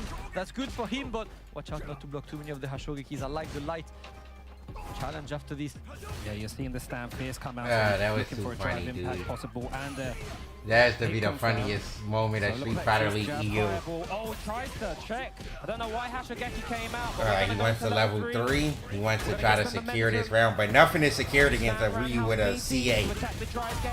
That's literally a 12-gauge shotgun waiting to headshot you close range. All the bullets are hitting you, bro. It's no spread. Alright. Oh no, the Pepito special, bro. Why does he always drop these combos in this situation, dude? This nigga's pissing me off. Oh my god. He's got to watch for overhead now. He's got to watch for overhead now. Ending Walker. Oh, it's over actually, I think. I think he's gonna take him to the corner. Okay, I wonder if he had the streak. Oh, I feel like he could have took him to the corner, low key. Great block. Yo, nah, this nigga's defense is insane though. Oh my god, did he tap the throw? Oh. As a reaction, watch out for the defense. And the two is going to take it. Pepito remains. Can't open me up, Ending Walker. Oh my god, Damascus, that defense was everything. Super locked in, gets the hit. Oh, he had the hit. Cancellations off of normal. Now you in the corner. Oh, you're dead. Into the level 3. There's no escape, Ryu tells you. He lets you know. There's no escape from this burnout. You're getting burnt, my boy. And he tells you to get up. That nigga's like, I'm not even done. Get up. Ryu's a savage. He's still waiting right now. Ooh, the shim shams. Ending Walker, second battle. He said something to Problem X that made him laugh. Getting a little bit cheeky with it, feeling. He's a Satsui carry these days without damage. That damage was crazy. Just talking about how much they appreciate. Well, you can tell that Ending Walker and Problem X hangs out a lot. It only be them two just randomly talking on the comms during Ending Walker match. But it's not about the match. They just having a conversation, just talking. Like, damn, man, yeah, Ryu do mad damage, bro. That's just like a conversation they be having. Yeah, the valiant efforts aren't enough right now, Damascus. Oh, that was a fake jump. He DP'd the fake jump. It was a punish counter, so Pepito maybe tried to press something. Great space, did. Overhead meeting. Finally got hit with an overhead. My son. Ending Walker is going to offer himself 2 match points to go for a 40-0 to completely secure that first place. And it's getting worse and worse as this set goes on. Pepito has done so well to hold up. This giant proves too much. The drive rush, crouch, light kick, crouch, medium kick. Nothing shown. Nice check. And now Ending Walker is putting on a little masterclass in neutral here, Damascus. Yes, sir. Oh, good block, okay. Overhead the block rate has been pretty good on the Pepito side. Double dash after this, yes, but Ending Walker does not want to eat any pressure. Goes for the DP. Pepito goes for his own. He burns himself out. Yeah, but this match is he's the good one and on the over. offensive situation until the Ending Walker sweep. Solari doesn't have any chance to make the playoffs now. Wolves is happy. They don't even have to do anything. They could let Goliath beat on 40-0 next game, actually. Hurricane should convince his team. Nah, this nigga was walking. He's ending walking on him. Yeah, he was really trying to open my man up. Walks on your face like this. Yo. Point blank. Trying to get closer. Pepito is trying to bring it back now. Ending Walker is the one on burnout. And the OD Fireball is going to take The Ending Walker is smiling, bro. He don't take Pepito serious, dude. Kept on staggering. Come on, Ending Walker. Wasn't opening himself up. Don't do him like this, bro. At some point, you have to press. Walked a bit too much. Tried to open the defense with aura only. Don't play with your food, my son, because here comes Pepito. Hold on. See, this is when Street Fighter 6, anytime people start playing around, it steamrolls so fast away from you. It always happens, I feel like, when a player starts trolling. The next round they play, they end up getting killed quick. That's why in this game, you literally can never take any opponent lightly. The one time you start trolling, you in the corner, getting loose. Heavy. Nice pushback, don't press on your -2. Yep, and then you're getting missed inputs because God don't like ugly, they said. Ending Walker, you better tighten up. Pepito need this for his team. You have some advice, Wasim? He said you got some advice, Wasim? That motherfucker told him to give him advice. More DBs. More DB reversal, you know? Yeah, because he's like... Des fois à la relevée, mais fais pas ça en dernier round. T'as vu, tu fais ça dans d'autres. Bro, did he tell him to do more EXDPs? Didn't all of them get blocked? He did like 3 of them and they all got blocked. I don't know if that's what he should be telling them. Et à un moment, tu l'as fait en hit, mais normalement, il parie tout le temps, t'as vu. Actually, he likes to back heavy punch into heavy donkey kick. You can back that. Okay. Or parry that in reaction. Thank you. C'est super. Excellent advice there. I mean, he asked for advice though. Wasim wasn't going to give him advice. He asked for it. Okay, it worked though. No, and then he said right back at you. The option's there. It is an option, man. Like, you have to represent it at some point. Yeah. Yeah, let it go. Yo, Ending Walker's smiling, bro. He thinks that this shit is funny. Y'all seen his cam when he did DP? He's literally smiling. He's burnt himself out now, put himself in a horrible situation. There's the DI. Ending Walker says, okay, we'll take that. I'll get that free damage. So you see this, like, Pepito DP again, DP again. 0.99. Yes! The DPs have been good, so he's like, okay, good. I've done my went of DP. Now I am back to playing how I was, but he tried to challenge. Thankfully, Ending Walker not converting on this one. Perfect. Sorry on the fireball, and he was ready for that one. He reacted that quick without the Dungeon charge? When I got my level 1. Ending Walker is not going to bait Damascus. He definitely will not believe in Pepito, these DPs. He's happy to eat every single one. Yeah. Looks like he wants to keep going. Ending Walker offering himself more match points. Pepito looking for more. Gets the counter hit step kick there to open the show. And he's pushing Ending Walker towards the corner. Rush in response to blocking the Hado. Nice punish counter conversion. Still meaty in is Ending Walker. Those DPs don't scare him. Oh, it's don't over. Scare him. Not sure what that was. Pepito wheels his head. Oh, baited. What are we going for? What are we going for? Pepito, last chance. Whip punish. The Damn. were immaculate.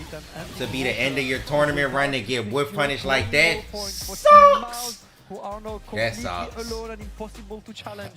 At that first place, you know what that means, Tengan? That means that Mouse and IP, Mouse can just be like, yeah, whatever, I'll pick. Ending Walker should just take the break off later, I Like, think. whatever, they are like #1 guaranteed. Let Garnett play captain match. About them, but Ending Walker And then in problem play. Yeah, I think they should do. Let Garnett play captain. Y'all can't lose the playoffs. Let Garnett play captain match. Let Ending Walker take the day off. Rest of the day off, you know what I'm saying? Let him do whatever he needs to do to get ready for them playoffs. He don't need to play the next one, man. Let my man Garnett talk. Let Garnett get in there. That shows you the different. I want to see Garnett. in these players' mindsets. So like Pepito is looking at a player like Ending Walker, maybe putting him up too high on a pedestal. Because Pepito definitely is not scared to lick off DPs. It's just the fact that it's Ending Walker, and he knows how prepared Ending Walker is, how much damage Ending Walker can do. That's what's made him scared.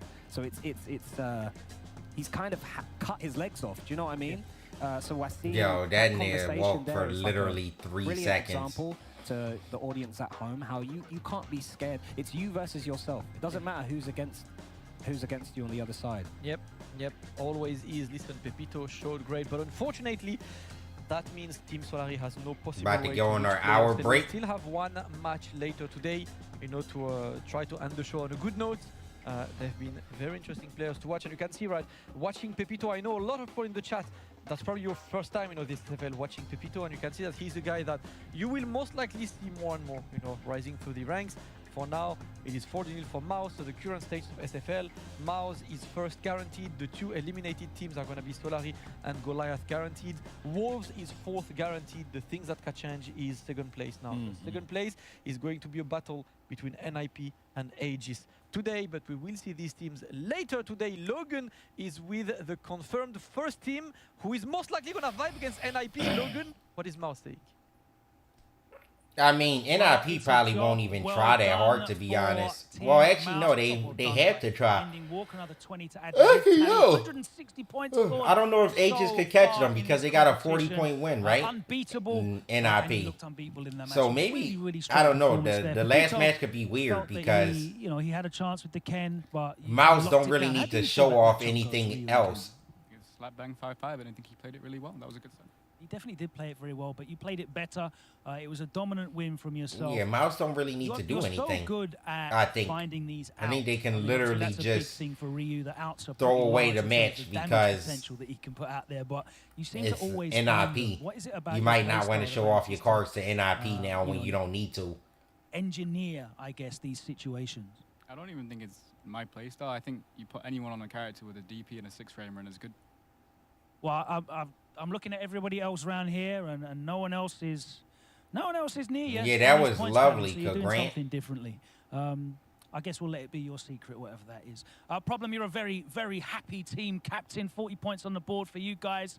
Guaranteed top spot. 300 points now. You've hit that big 3 number, and you can look ahead to the next match. Damn, they got 300. Now, I guess the mind games start. The manipulation of the seeds game start. You're in control. You literally have all the control now going into the next match, don't you? Yeah, we do. We have to discuss as a team what we'd like to do with that control. But no, it's been an amazing performance from the team as a whole, especially Endon Walker, shining star in the league. And it's like I said, everyone's done amazingly. But obviously, as you know, me and Endon, we train more cohesively. So it's just, I'm really happy to see it coming, but we still got some work to do, so it's not over yet.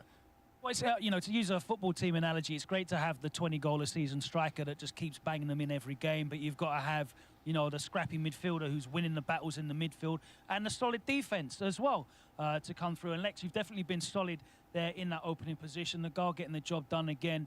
How reassuring is it to have players of this caliber all around you to take that pressure off you in your performances? It feels good. I felt comfortable with my team. Like I relied on them a lot, and yeah, I'm just happy we got first place, bro. Really. Obviously, it's the first Shit, time I'm you're just in happy Street we Fighter got League first Europe. place, bro. First place, 300 points.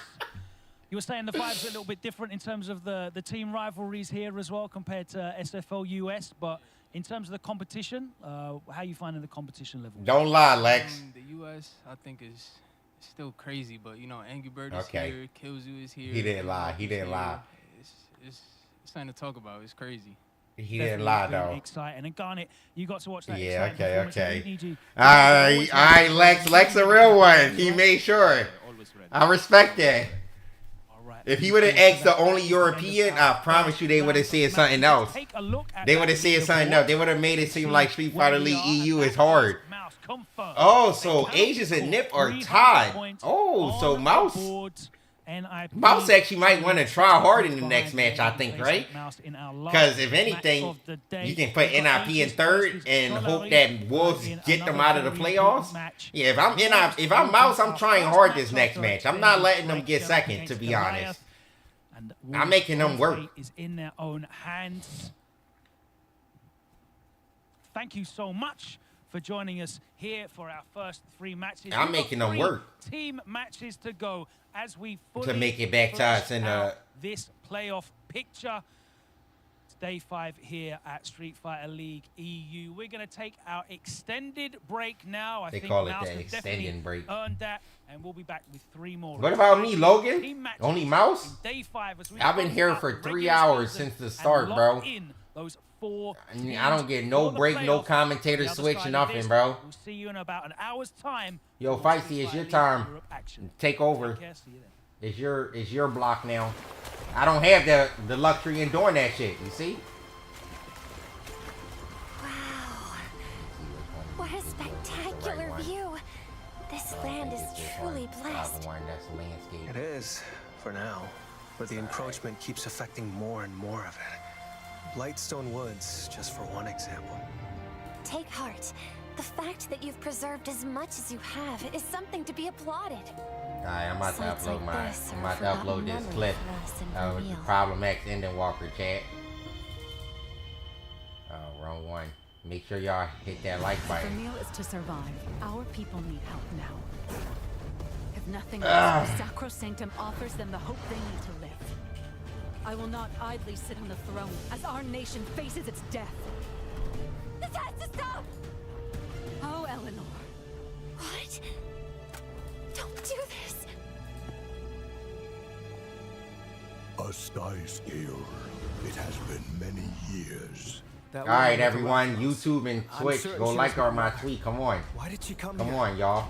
For what Make me reason feel did she cool. cross the meridian? You're not the only Look, one. I'll even link it in the chat for y'all. Oh, no, I can't. I lied. The future of Azuria I rests on your but I shoulders, don't. and you sat yourself Or down am I right hitting in the front of an wrong button? assassin. Nah, Are you I out of your don't. mind? Well, I know this is a lot to take. y'all just have to go on my Twitter and like it. You don't have a Twitter account? Oh, yes you do now. Alright, y'all, I'm about to go.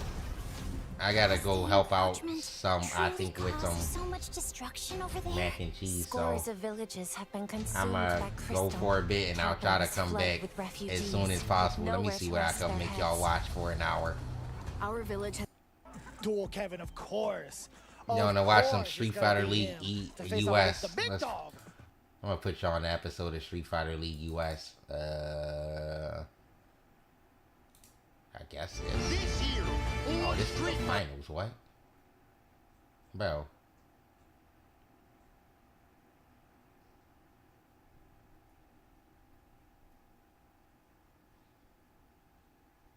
They don't have a full episode? How the freak I find a full episode?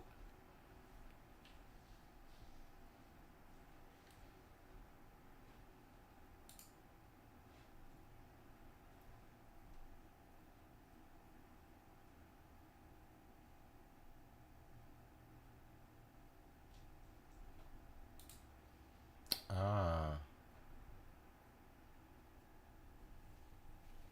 Okay. I don't really know which day is best, but I got y'all. Inspires him to just like stay focused, and since he's already with It was Kaba Caliber. Kick gets the close out and Even like in comparison to Torimachi, Waishimochi, even some of the ones in the States, Breezy Man, I study a lot. It's just going to be, it's a different look, man, and I love it. all right, well, here we go. They dap it up. They get ready. But here we go. 2-game versus the Bandits. All right, y'all. I'll be right back. Sit down. I gotta Shaka go on help the out other with some side. The stuff, bro. Dhalsim versus Terry. See you Best of three. later. Let's go. I'm loving the fact that he's hitting every single time. Yo, stop that drive rush. Hold up. Let me take to the skies, nullify your fireball, and then cover that space with a medium punch. Again, this is like the exact control that I was kind of looking forward to. Terry does a great job of setting himself up off of the fireball and closing the gap with that burn knuckle. But what happens if Boost is in your grill like this, right? Shaka, what's your defense like? Yo, he's waiting. He's meditating. My man's down backing. Good meditation to set you right, though. But he needs to be careful. Lively slowly coming back in favor of Shaka. Big roundhouse here from Boost. And damage, too. Okay. Oh, the gets the closeout. And look, my man Boost is a lab rat, bro. You heard what I love hearing him talk about the game and just knowing and understanding certain situations and just his ability to like slowly break down his opponents while he's playing. He can take down any hero, right? He's got the contingency plan against the entire Justice League. Definitely boosts Wayne when it comes to studying up his opponents, I'm telling you. Oh, perfect parry, forward throw with the punish counter. Shaka needs to do something. I mean, the game is moving. This pace is moving slow enough. He's using the projectiles to try to keep him at bay. You like that, right? Being able to nullify the projectile follow-ups. Shaka taking to the skies with the float. Majority of the time as that power wave comes through. The lance, stuffing Boost. Also getting the side switch. The down forward throw to clear him out full screen. I'd like this to set yourself up for your own offensive pressure. Shaka, I like that. Was there time that maybe slide perhaps? I don't even know. I thought we were going to see a clean anti-air, but now Boost getting the momentum and avoids the fireball too to keep the corner positioning. Okay, Boost. He's too smart. He's too smart, man. Somebody check his brain. He's got a calculator in there. Big jump in. The level 3 is a chandelier. It goes up. Shout out to my boy Yikes. It's a chandelier. It goes up. It goes up. And he's on fire. Chandelier, bro. I'm telling you. Wait a minute, he's in burnout. Oh, no! The overhead. And that is definitely one of those chip out sequences you have to be careful. It was going to take a big bet from Shaka to stop what Boost was doing in the corner. The burnout was prevalent as well. And you can see the team just waiting. And Shaka goes and talks to the bench. Oh, we've seen this before. Immediately consulting Blas. It's like, hey, man, what are some of the things I should be looking out for in regards to how he's playing? The last time he did this, he came in swinging right back at him. And also, side note, Terry's got some real American lingo to him. When he did OD rising tackle, he went bingo. Yeah, like, come bingo. on. Yo, that's throwback right there. Throwback. It is a throwback. No, I'm a big fan, especially in this matchup. It is a little tricky, right? It's not that big of a thing, but dealing with the grounded fireballs makes Dawson have to be a lot more air prone in this one. It's a little different than fighting like a Ryu where you're definitely going to float over it anyway. So you have to fight it just a little bit different. I feel like that's why we see Shaka playing so defensively towards the end of the screen. To be fair, I think that's also correct, right? Like, he's done a great job of using float and medium punch to slightly deter Boost, but by the time he gets even like hit by that normal, he's in the perfect range to size Dawson up with the burn knuckle, right? To really close that gap. Speaking of taking it to him, though, Shaka turning on the offense this time around. Playing a lot. Oh. What a whiff punish this dude Boost. And then reset to the throw. Sneaky, sneaky. Yeah, he's been so stable for the Bandits camp, right? He's the perfect soldier to send out to get that momentum. Back-to-back throws. Shaka looking real critical. Lethal is upon you. Another normal can do it. Oh, we got the hit, but didn't believe it was a counter hit too. Quadruple lows, excuse me. Shaka finding the opening and the back throw, sneaking it in. Reset gets the throw.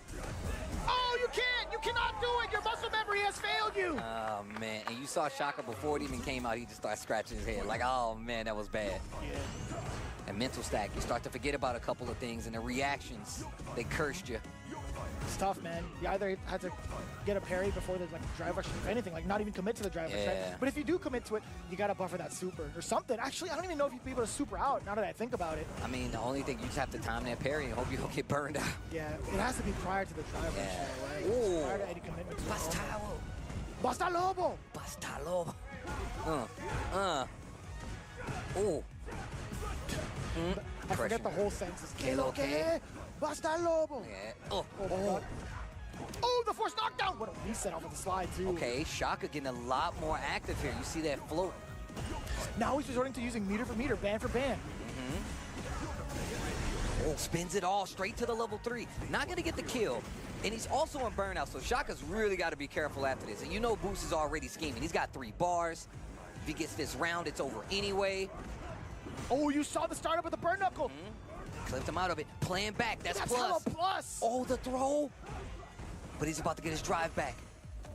The throw again, and now Boost has an opportunity because he's getting really close to slide out of the corner. The jab from Shaka. What a challenge.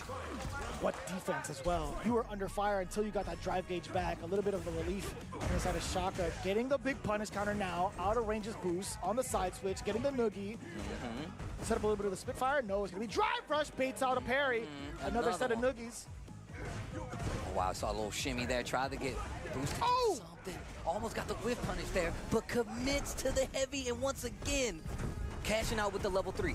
Big life deficit, though. This level 3 is going to bring it a little closer, but you know Shaka's trying to close this out. Does he have enough resources to get a single hit into any sort of fat conversion? I don't think so. The overhand ringing true, though. Boost. Now with that momentum, important tech that was so far away, slightly delayed. Shaka spacing himself out with that medium punch, sending out the Comet. Now the regular fire. Is Arc coming? No, it's roundhouses. Like a ton of normals coming in now from Shaka. I mean, that's why I like him doing the OD fireball, because that way he at least has to hold that parry, keeps him back a little bit further. You know he's trying to fight to get out of this corner. Boost ain't gonna let it happen though. Counter hit, not even gonna make anything happen from it. And the OD fireball actually clipped him and put him in burnout again, but it doesn't stop the momentum. Boost with another burn knuckle. My man said, let me in. He ain't even trying to knock on the door. He ain't even trying to knock on the door, bro. This is a FedEx delivery. I gotta give it to you personally. You gotta sign for this. Yeah. You gotta sign for this. And if you didn't hear the sign, they're gonna leave a note on your door. It's gonna take like a week to process. There's a lot to think about when it comes to delivery packages of FedEx. But I'll tell you what, man, Boost bringing the W's consistently, man.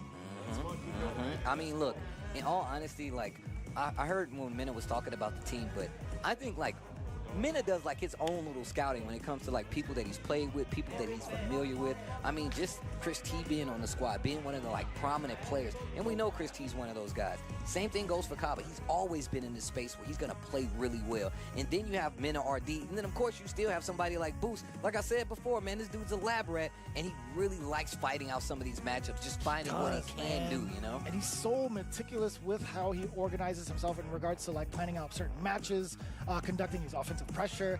Everything went right for him. Most of the time, we see a lot of players from, like, a intermediate to even, like, advanced level kind of struggle up against Dawson. But not Boost, man. Yeah. How often do we see Shaka on the defensive end? To be fair, that's going to be more, you're inclined to be on the defensive end more often than not as Dawson. You're trying to be like, as proactive with, like, some of your normals. But this is the first time we've seen Boost really being able to suppress somebody else like that. Well, first points on this game going to go to Bandits. 10 points. Shoutouts to Boost starting and leading the charge. Now we get to this round 2 of gaming, still worth 10 points. I'm interested to see what Bandits is going to send up here. Yeah, I mean, like, looking at 2-game overall, I think it's going to be... I remember, like, Junior Ross was in, like, the last place in the extra spot, right? So it's going to be Brian Yob is going to be coming up as DJ. Ooh, honestly... Yeah, who do you send up? I like asking you this. You always have really good picks for this. My picks are always terrible. I don't want to send up Minna RD because of the potential points. I'd much rather send up, like, Kaba for this matchup, but I know for sure, like, even Knuckle Dude doesn't really like playing against this matchup, playing against any sort of DJs. But if I had to, I don't know if Chris T would want to go up against this either. Actually, no. With the way he played off against Cien, let's put Chris T up there. Oh, man, it's going to be Kaba. Okay. It's going to be Kaba. It's funny enough, like, I did have, like, a full-on conversation with Knuckle Dude about this. Like, how do you feel about, like, even if, like, trying out Guile versus DJ? He really does not enjoy it. Yeah, I feel like as much DJ that we don't see out there in the wild anymore, he really does kind of throw a wrench in everybody's plan, especially because I feel like before, like, the cast is getting so much more rounded out, and you're not seeing that many DJs. Shoutouts to Brian, though, because when I tell you, he is crazy. This dude is actually ridiculous, and a lot of times you see people get put in these positions, especially if you're Street Fighter League, especially when it's so much on the line, and they kind of fold or they shy away from the limelight. Yeah. My man Brian was like, nah, bro, put me on. We got this. I'll handle. One of the best things, too, like, we are so used to watching individuals, like, play out whatever they can in the CPT, right? He puts his ego aside as an individual. He consults the bench. The one time he actually talked to Juninho Ross against the Punk matchup, Juninho gave him, like, a really solid piece of advice in regards to the throw game. Guess what, Brian? He implemented so many of those throws, and it got him so far to get the W against Punk. Yeah. And not only that, he knows what to do with it. You can't just tell somebody to throw it, and they'll fully understand the concept of what you want implemented. Brian had it to a T. He just said, implement one strategy. He's like, all right, I'm gonna work my game around that. I'm not gonna just use the tech. I'm gonna work my entire game plan around that. Super smart. That's super smart. Especially when you fight against players like this, and, like, it's really easy to get kind of overwhelmed when you're like, man, I'm not doing a lot of stuff. I just lost. I need to do something. This is a great way to look at it. Brian Job coming up versus Kaba as our next match. The DJ versus the Guile will be the matchup. And look, we know Kaba can definitely down back with the best of them. Yeah. We know he can. However, you're going to have to deal with this DJ who is very willing to shoot the plasma and run in behind it and see how you react to it. It's not as easy to kind of check it when it's a character like DJ.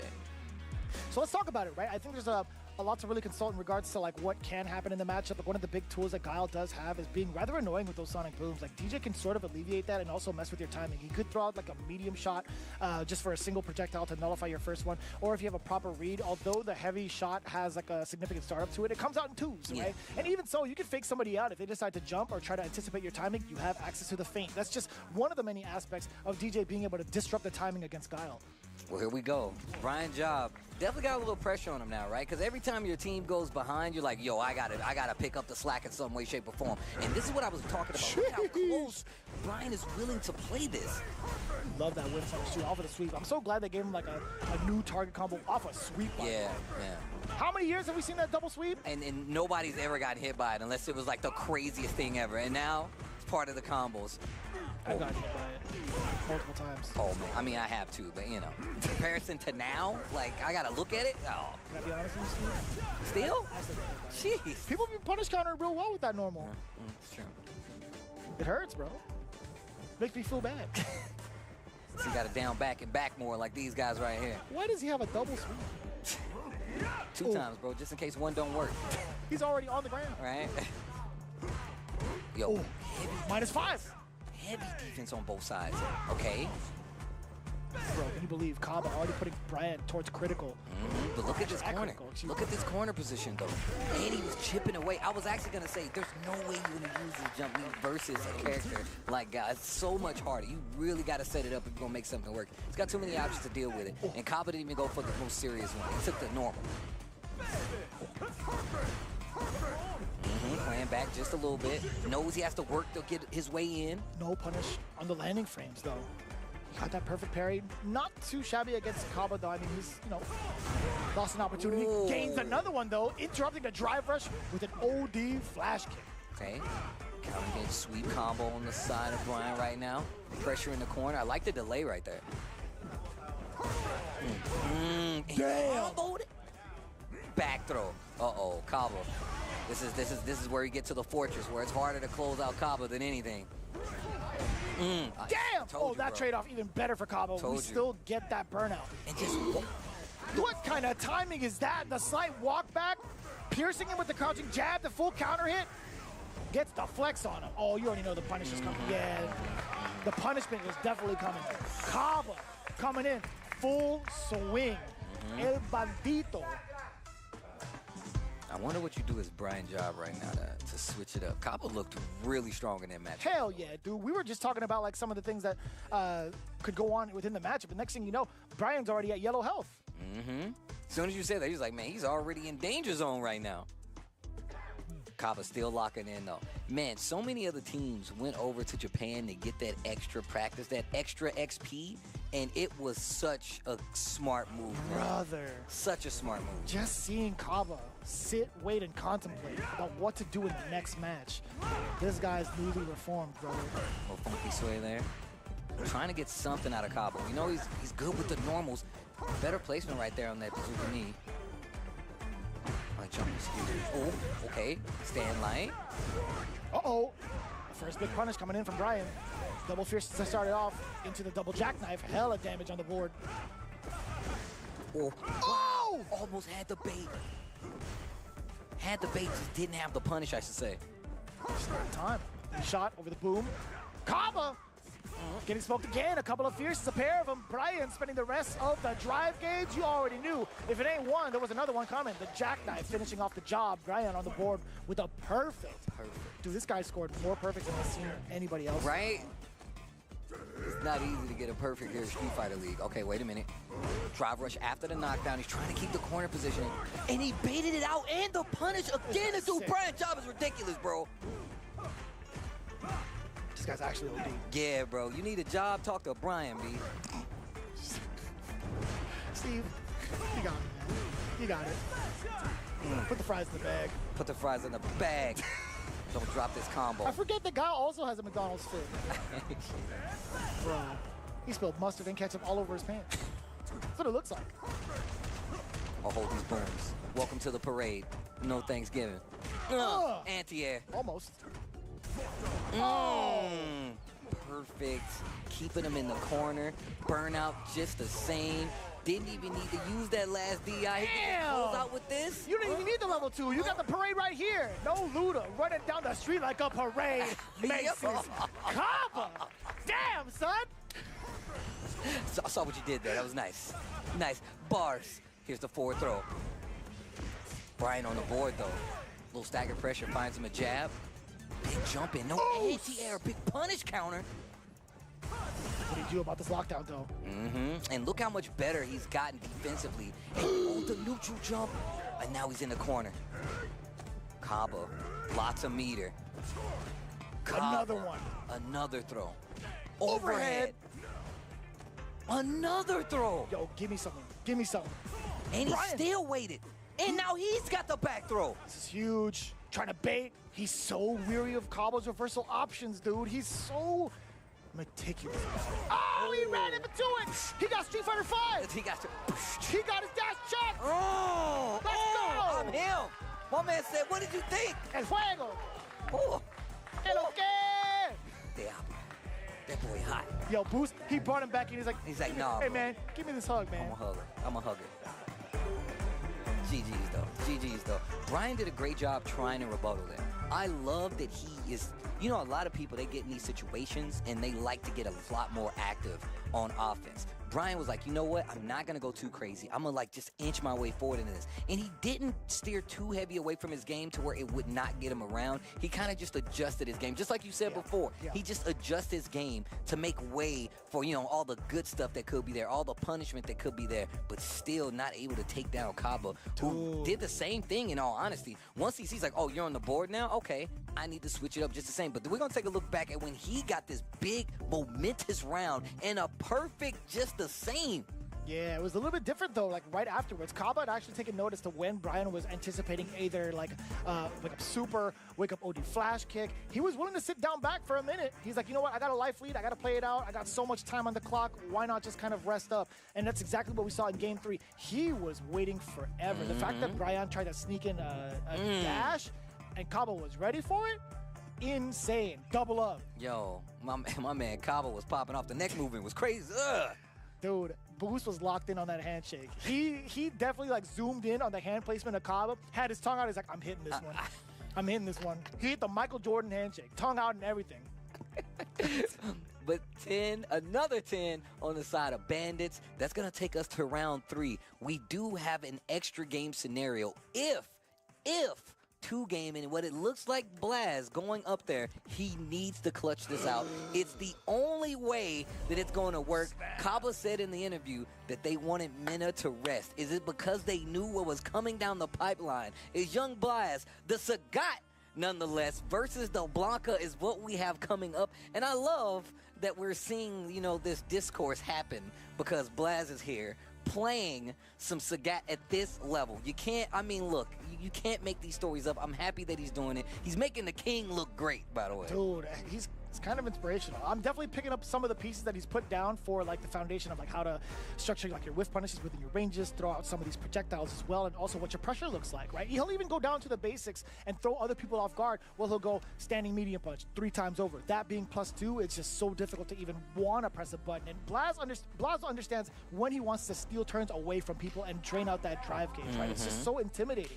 And I gotta say, like, even though we know him for his Ryu, like, fully fleshed out in the CPT, he's made some really significant changes. He said, you know what, like for certain matches, contextually, I think Sagat's better for me rather than Ryu. I think that his fireball game is what we really need to talk about, because I think that's another thing. From Ryu to Sagat, one of the similarities is the fireball game. True. Blaz versus Mena RD.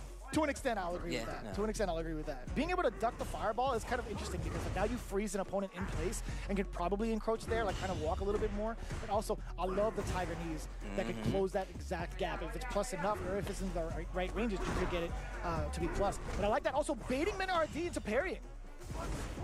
Okay. Use the OB ball this time. Gets the knockdown. We've seen Cabo run away, Mena run away with rounds after getting a knockdown with Blanca. And Ren said this, like, and you did too. Having him stick to the Blanca like this, it really does show just how good of a player he is. I love that he switched his game up to make the Blanca work even more so. Jordan, he was on a tirade. He was on a rampage in Japan, taking body after body against a lot of the Street Fighter League Japan competitors. Oh, the pickup. Well. Now this is a good. Take him to the toy shop. You only get one, maybe two if you don't die. Jumps out of there.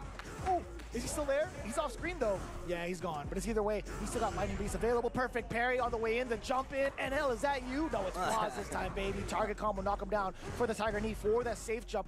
Look at the damage to the drive gauge alone. You saw a flash of that parry. Flaws getting the punish counter off of the throw. And he baits it. And what a punish afterwards. Standing roundhouse, hitting him with a Billy Blanks. Oh my God. Not the Billy Blanks. All right, here we go. Round 2, game 1.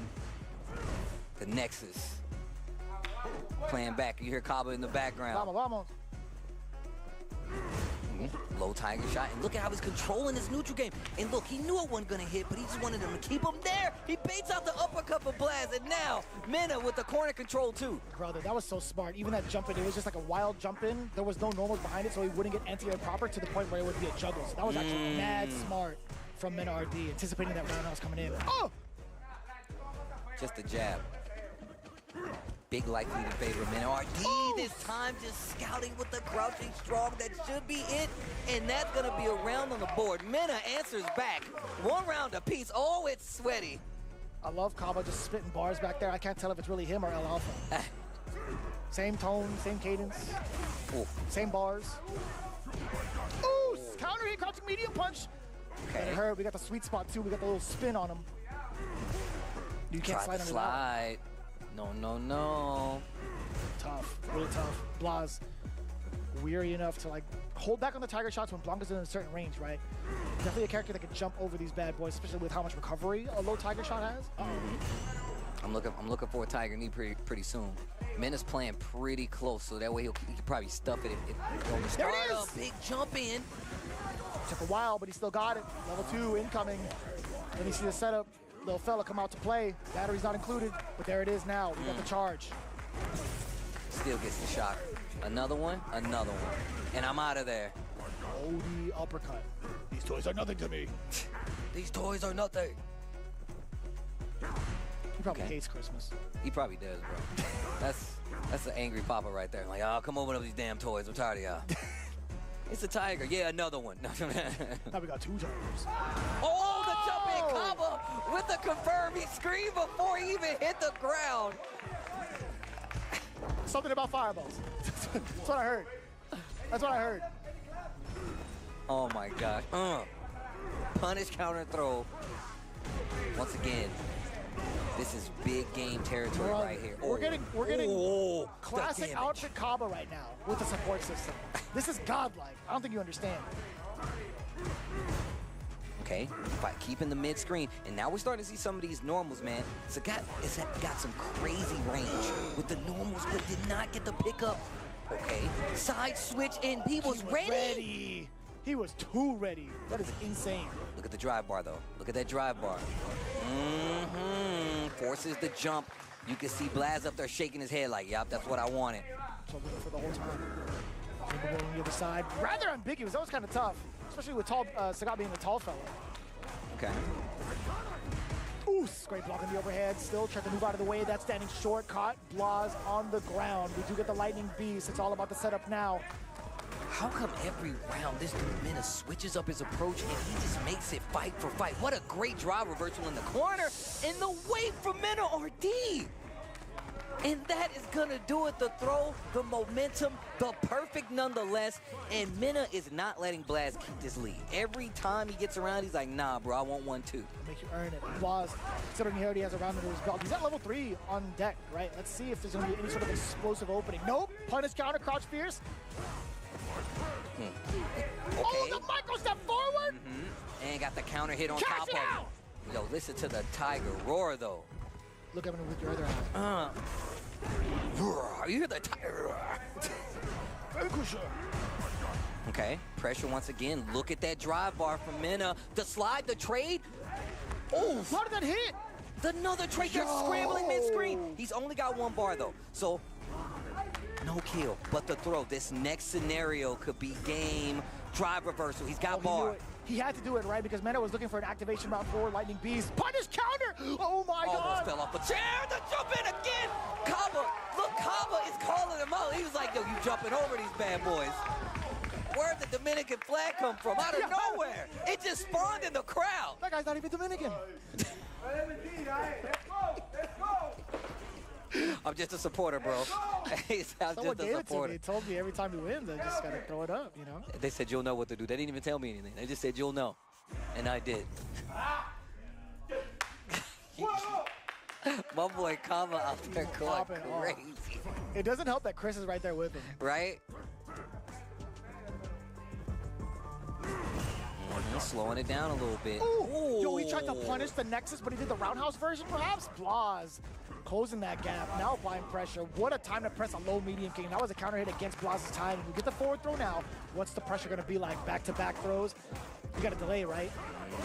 Oh, he tried to do it. Little feint right there from Mena. Okay, fighting back. These series that Mena's using mid-screen, so good.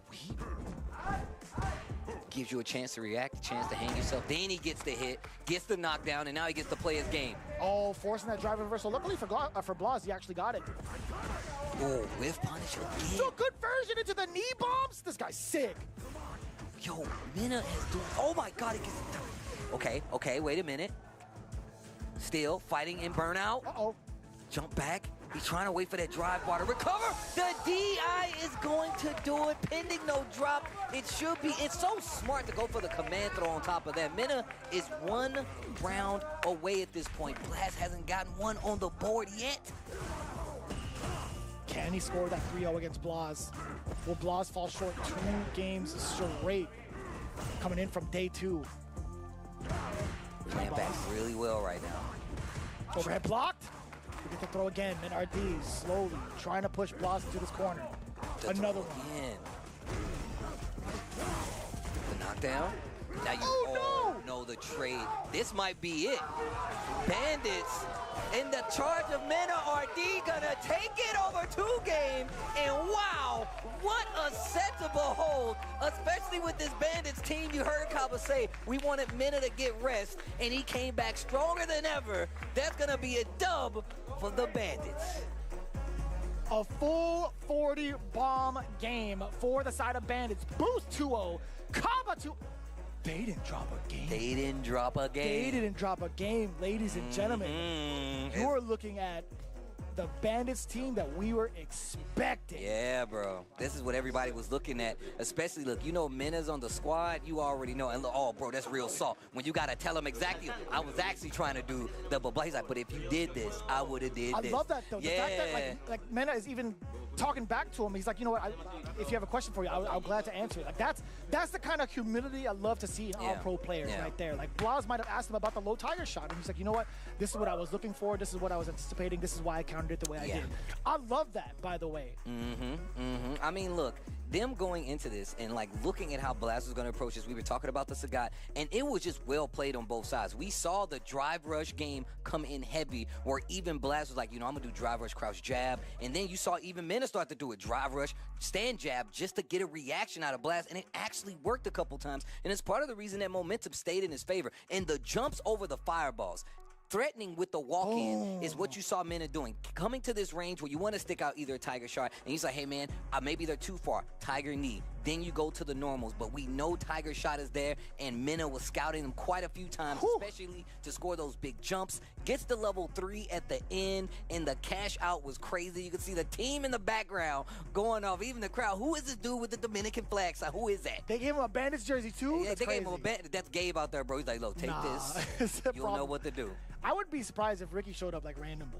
If he just kind of like snuck in. No, he's always invited. Ricky's always invited. Come on now. Damn. 40 points for the side of Bandits, knocking 2 game a notch below the belt, son. They were coming in with 100 points into this matchup. Bandits, I think they were coming in at a close second. They had definitely, 90. I think they're at 120 points now, if my math is correct. But either way, I'll figure it out. Oh no, they're at 130 points. 130. Damn, son.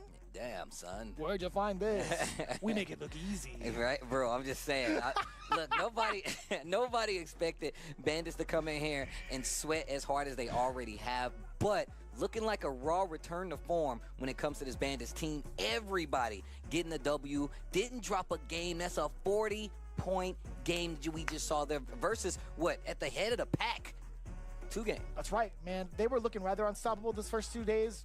The first time we really saw Blas bleed against Psycho, nonetheless, being able to get that counter pick going and then trying to pretty much like erase all that doubt that they had from day 2, get into a brand new day, only to have to face off against a newly reinvigorated Bandits, right? We talked about like their camaraderie. They talked about alleviating the pressure from the head boss, from El Toro. They wanted to make sure that he had nothing to worry about. And I'll tell you what, Ringe had said best earlier. After Chris T had won his extra match game, that's the most I've ever seen Mena smile. And he's like, that right there is an assurance. It's like, you know what? I know for sure my team is ready. He knew I know he got a for good team. sure Yeah. my faith was not misplaced. I mean, and that was one of the things that I think is one of Mena's strongest things. He's so strong at just picking up a team and knowing who is going to succeed and what those teams players need to learn. But I believe we do have an interview. Rob TV down on the set with the winners. Yeah. Ladies and gentlemen, Team Bandits, first off, much love to our live studio audience out here in Los Angeles. Okay, we seen 2-game dominating every other team that they went up against. We've seen all kind of 40-0s, but we also seen Team Bandits sitting right here in these seats, looking, studying perhaps. What did you learn, or, you know, what was the process getting prepared for them? It seemed like y'all had a counter. Look, first, after thanking God, today I was a little bit nervous. You know, I was sharp, but I'm fighting Blas. You know, he's a killer. But then I come into this room, and I see the boy that helped me prepare for Sagat, Enzo de Hokage. When I saw him here, I was like, you know what? I got to make him proud. Yeah, I know I didn't do the parry drive rush for the Tiger Knee. I know I didn't do it, but that boy, he got me prepared. He gave me the confidence, thanks to his dad, too. And I know I just felt ready because of it. Okay, and at this point, I'm pretty sure you guys have to be our #1 team leaderboard-wise. Yes, sir. Right? Because you were only 10 points behind 2 game. And you took down, so far, what has been your biggest competition. What does this say about this Team Bandits team? And actually, more specifically, you know, of course, you were there when you guys went and won the World Championship. Does this feel similar to that season? It feels similar, you know, it feels similar. That season, I also lost the match to what's now Team Falcons.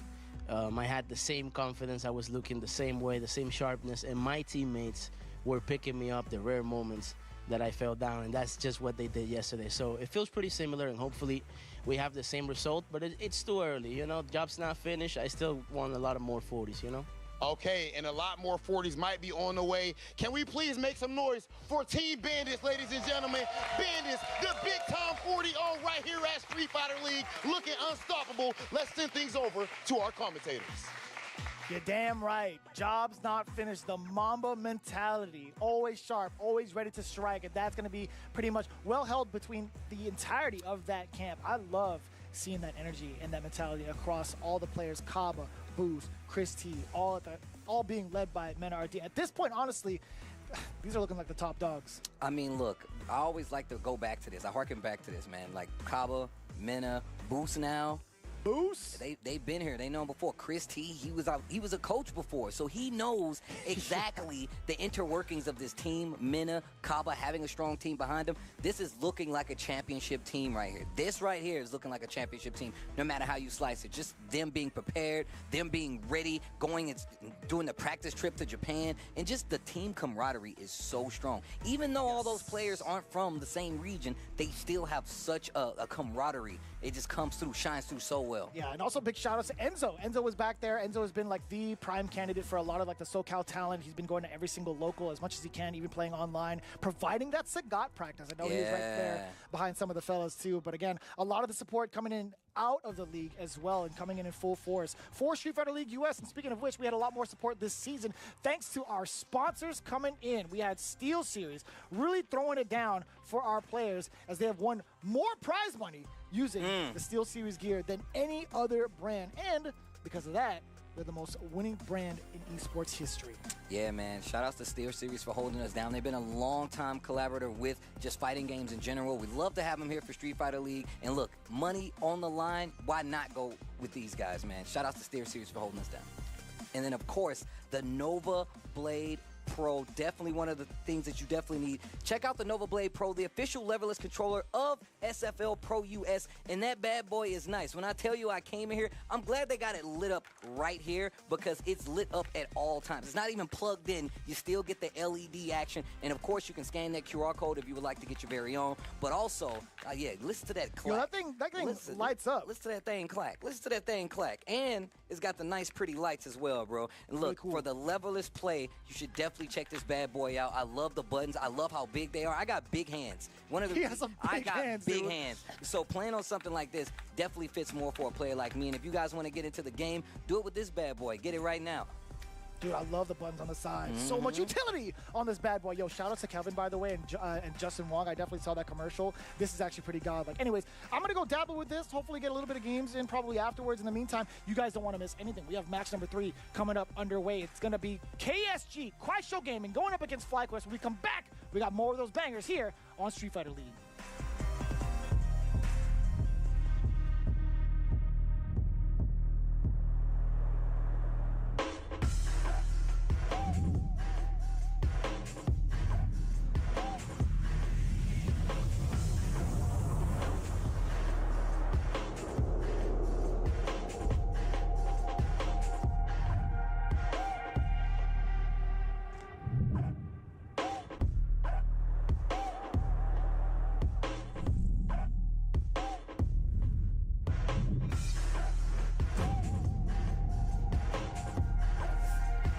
Alrighty.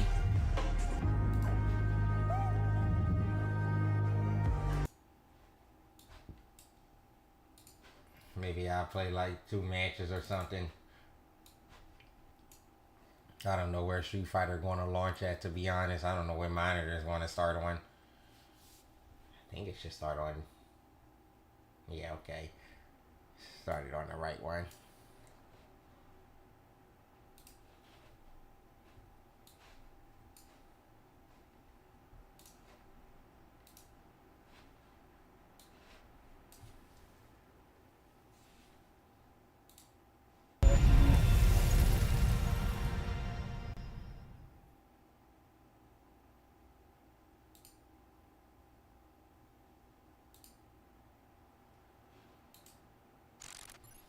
Street Fighter 6.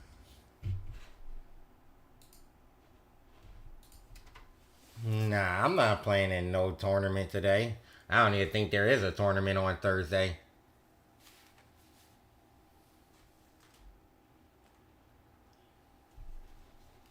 Happy Thanksgiving, everyone. If you haven't been here earlier for me when I said, hope y'all been having a good Thanksgiving.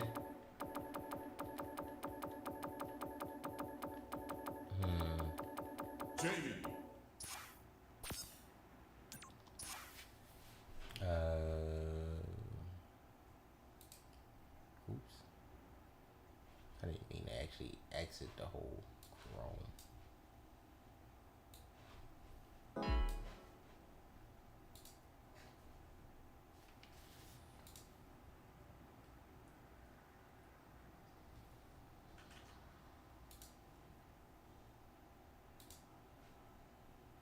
Bro, it's still 17 minutes? What? Bro, how is it still 17 minutes? Oh, actually, I guess they probably started it at like 12:10 or something. Round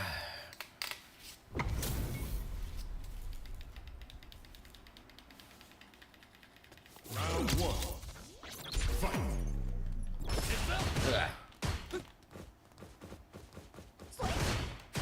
That's safe.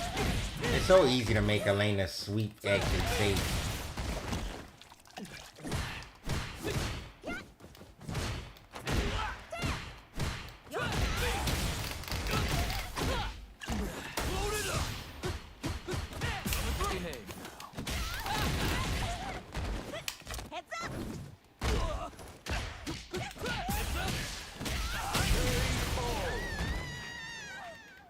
Round 2.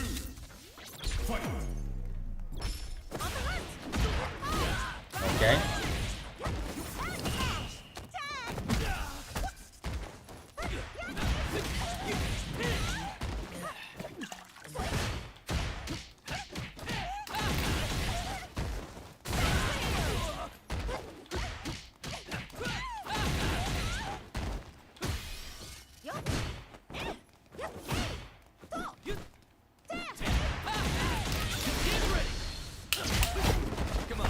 Maybe I should have gave that medium one.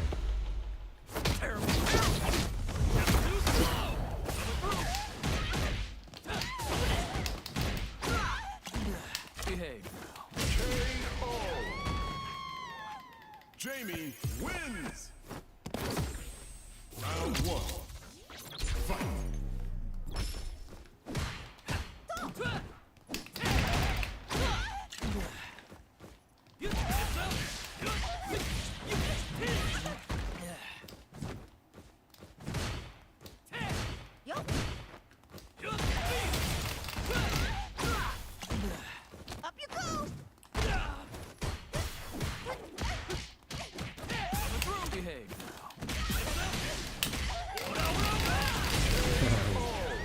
Yo, Chips the monkey thing for the 17 months.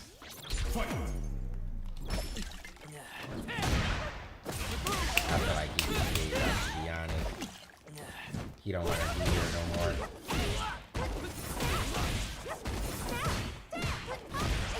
What? Ah, yeah, he had to fight.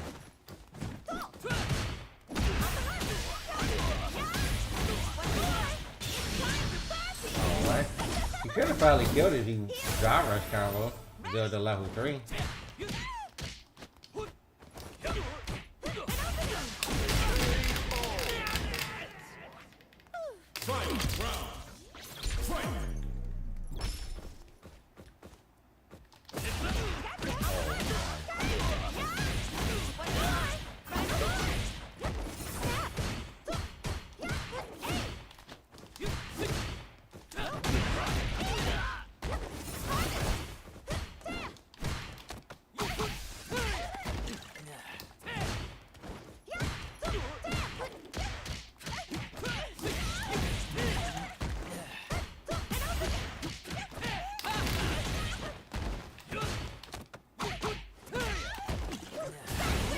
Wow.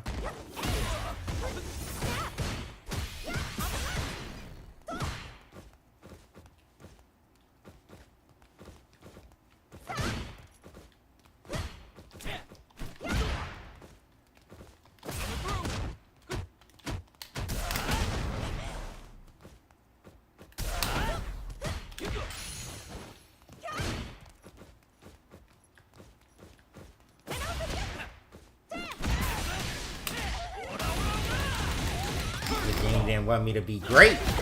This is our destiny. My secret art gets got.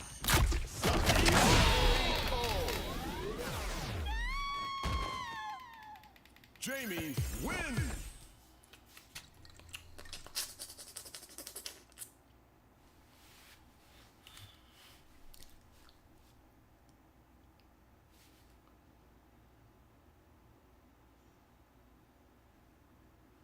Yeah, nah, Jamie definitely got one of the best looking CAs in the game.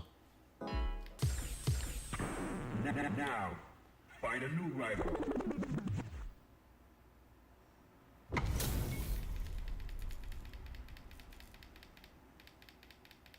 Round 1. Fight. Why am I playing a Jamie Mirror with gripping your gooch?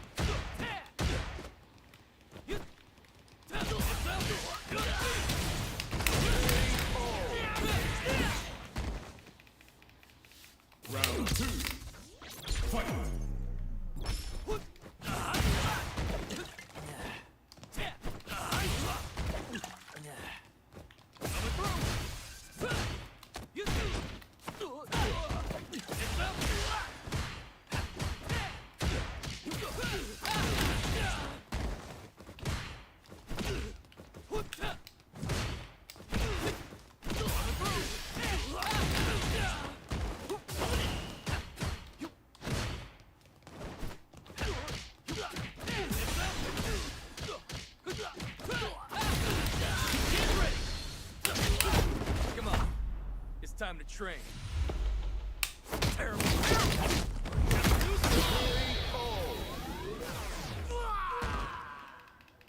Jamie wins. Round 1. Fight.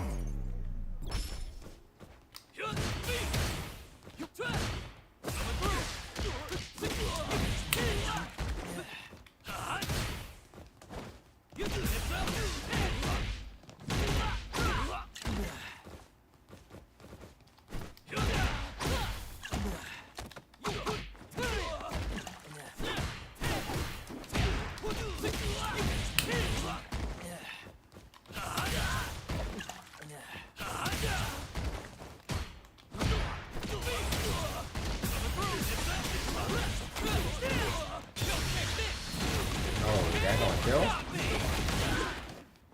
I'm one of a kind. Oh, no wood punish. Is Jamie hard to learn? I would say he's a little tricky.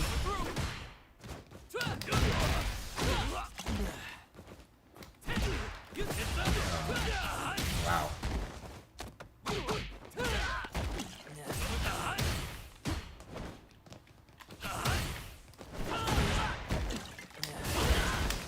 Uh-huh.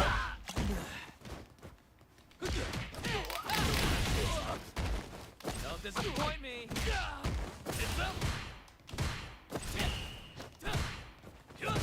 Hold this out. Very low.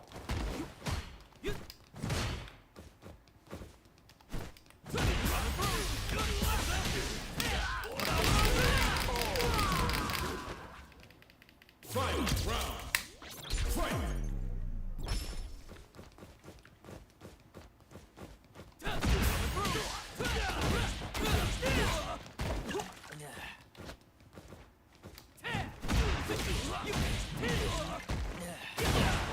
Wow.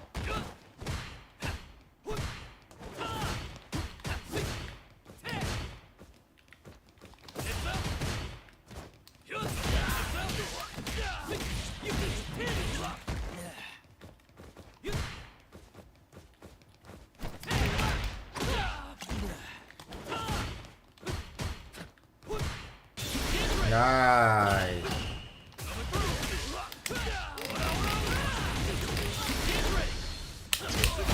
Come on. It's time to train. That was amazing, no?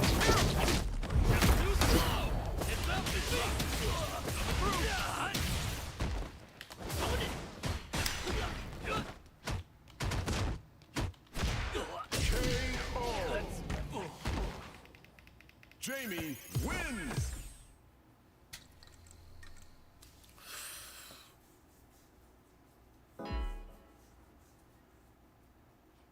Everyone 0-0.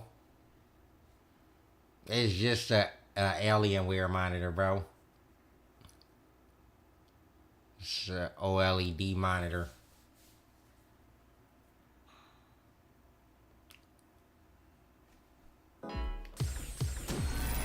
Another fight is coming your way.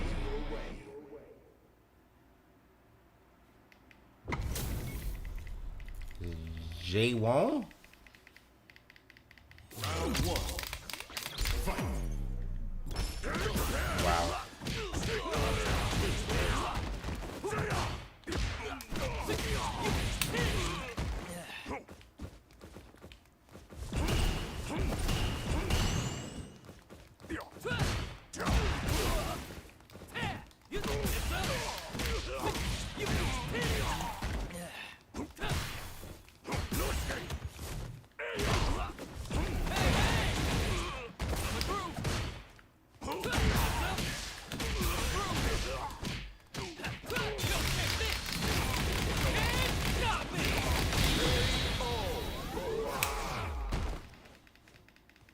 Round 2. Fight.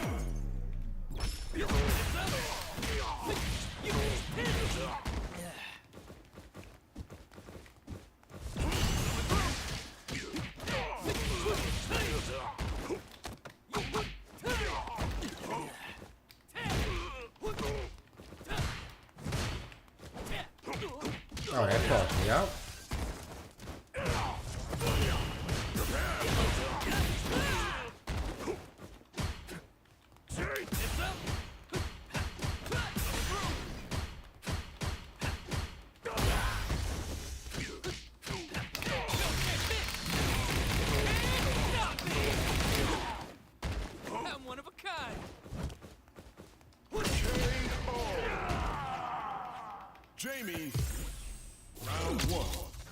What does Jamie drinking do? It gives him extra moves and more damage and faster walk speed when he gets to level 4.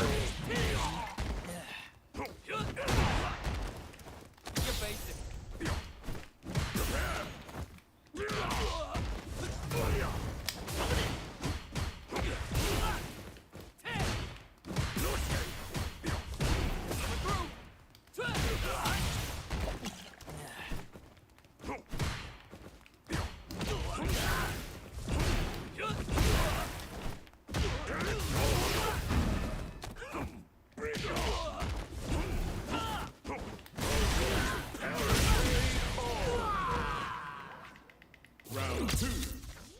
Fight.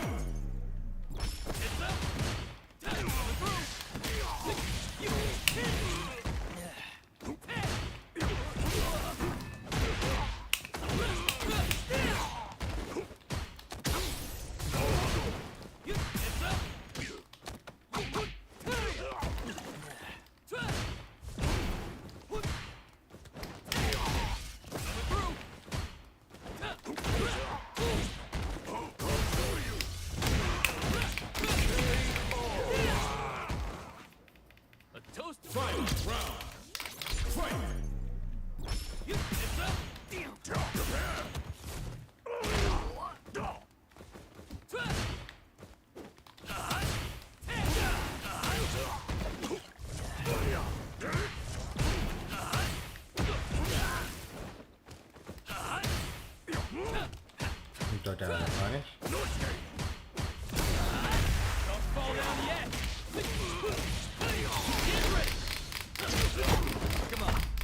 It's time to train. Terrible.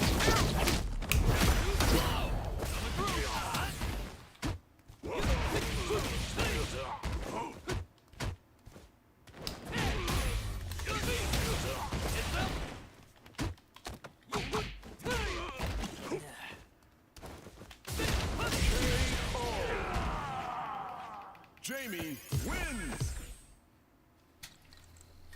Maybe I could do another stand fierce there after that EX and then Garage Rush.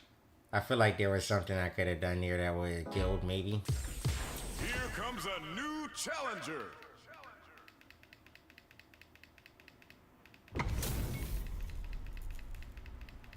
Nah, I'm not playing Street Fighter on a new monitor.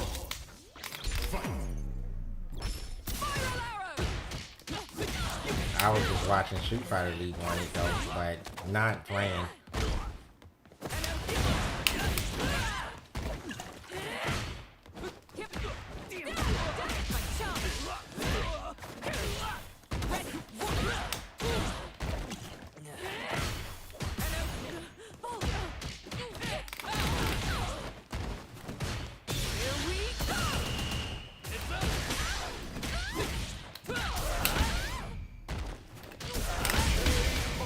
Gave up when he burned out.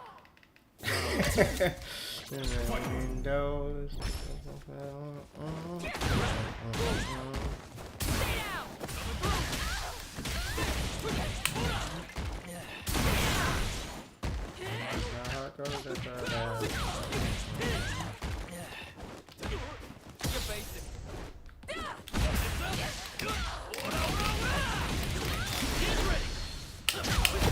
Come on. It's time to train. Terrible.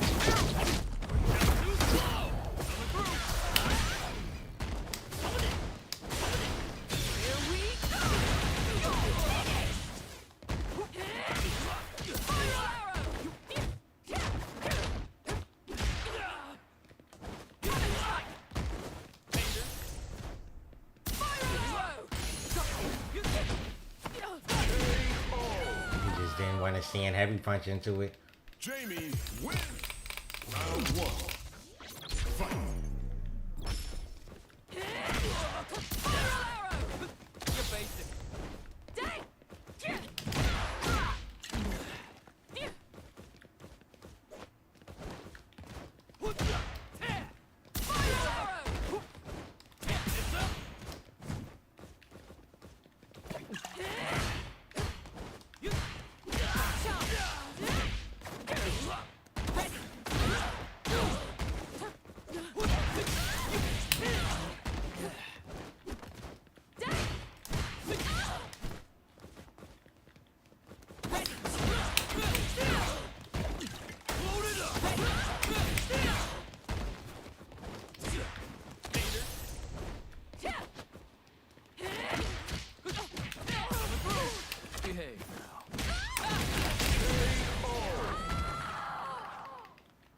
Come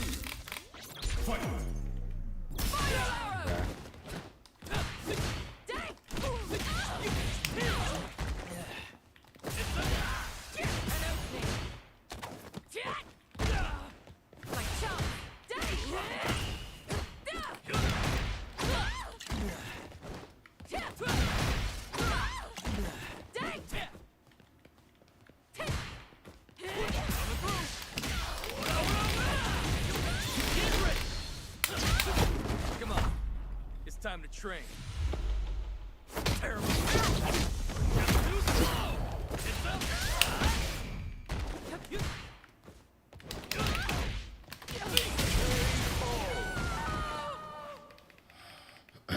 Jamie wins.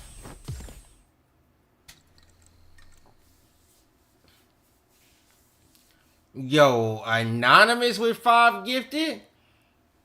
Sheesh. Yeah, thank you, whoever you are out there, anonymous. I appreciate you, bro.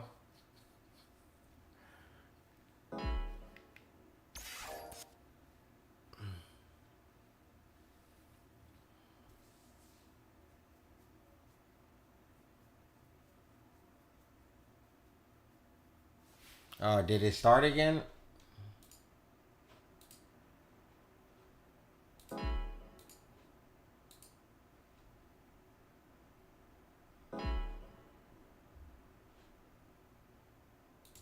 Alright, we play this last one. Oops. They ain't gonna play for another 20 minutes, so like, we might as well play one more match. Yo, Dark Oh Whoa. Thank you for the Twitch Prime, bro. Welcome to the Alpha Academy. My Sagat now is trash, though. I ain't gonna cap. It's very bad. My Sagat got 10-0'd by Riddles at Street Fighter League. We were playing casuals, and I tried to play him, and he 10-0'd it. I was like, okay, I'm gonna just put this Sagat back in the, you know what I'm saying? Shit was free. Yeah, it was bad. It was free. It was free. He sent my Sagat packing.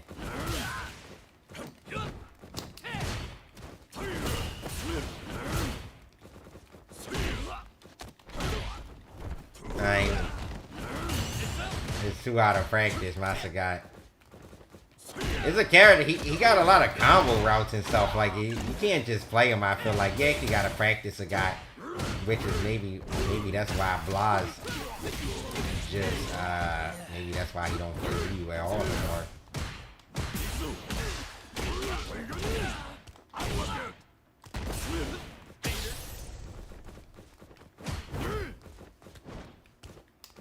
So he just plays Sagat like Ken completely.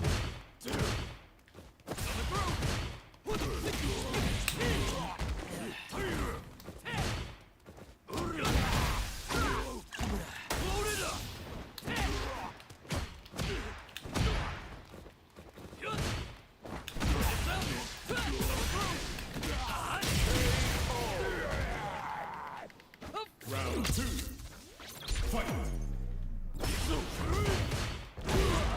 Bruh. My man only plays with the Genrai. Sagat Genrai might be more annoying than Ken's was, I think. He got too many options.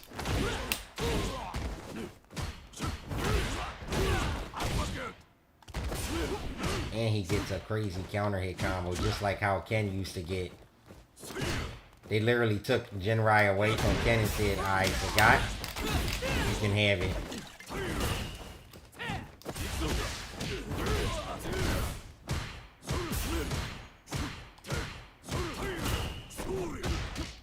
I used to think it was bad to use that move, but I don't think so. I think that shit is broken.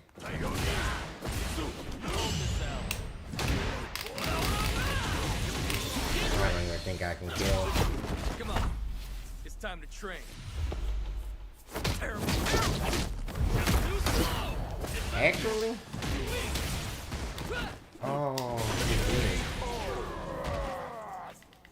Jamie wins. Round 1.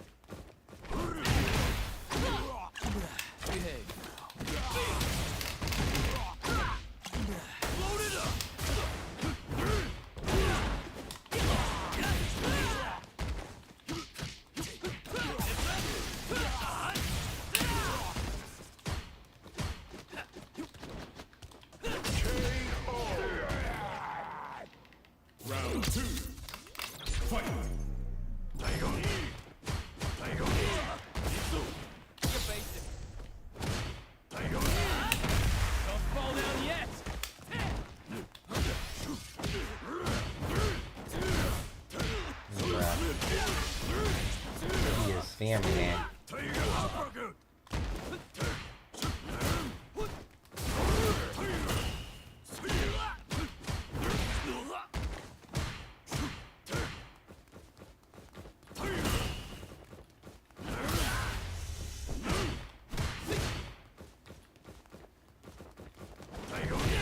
Wow.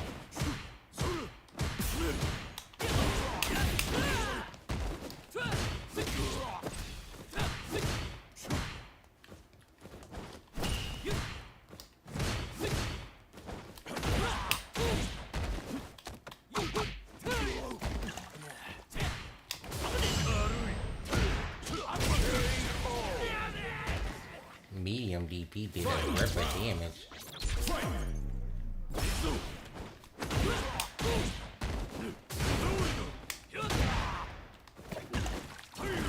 Bro, I tried to drink at the start. I wasted all my damage and didn't get my drinks, bro.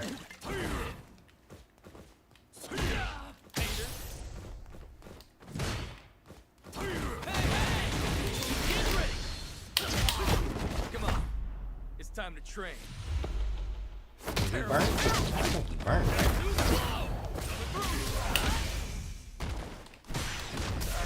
right? Oh, what? Why is he on that side? Like super.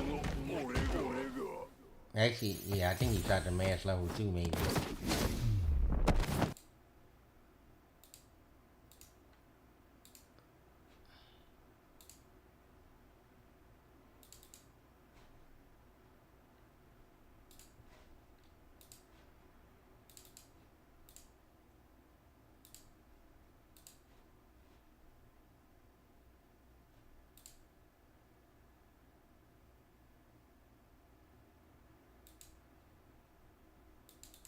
Why is it just... Oh, here we go.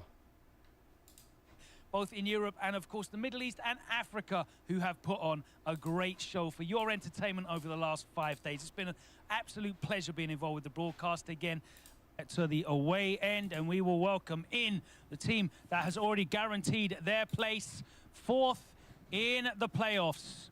So let's welcome in, for Wolves, first of all, Takamura.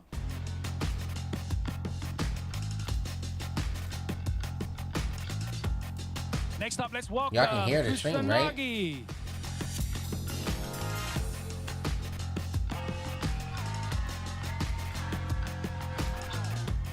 Thirdly, let's welcome in Infectious.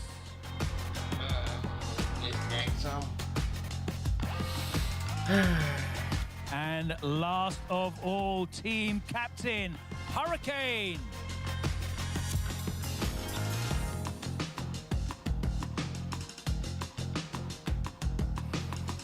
All right, I'm going to take the opportunity to talk to Takamura here. Now, guys, as a team, obviously, this match is kind of like, you know, a bit of a rubber stamp. You already know that you're qualified for the playoffs. You already know exactly where you're playing in the playoffs as well. So what is this match all about for you guys? Testing things out, trying new strategies, or you just want to use it as momentum? The only team playing for a higher position in the playoffs is NIP and Aegis. Just knew that we are qualified for the playoff, and I think we will just keep the same strategy, just play all and giving a great show. You guys have been definitely giving us a great show. You did finish in 4th, which I'm sure is not as high as you wanted to. What is it that you think may have let you guys down in this season in terms of... Nah, we're not done watching Street Fighter League. It's literally right here back. We are trying just a lot coming of, back. Matchups.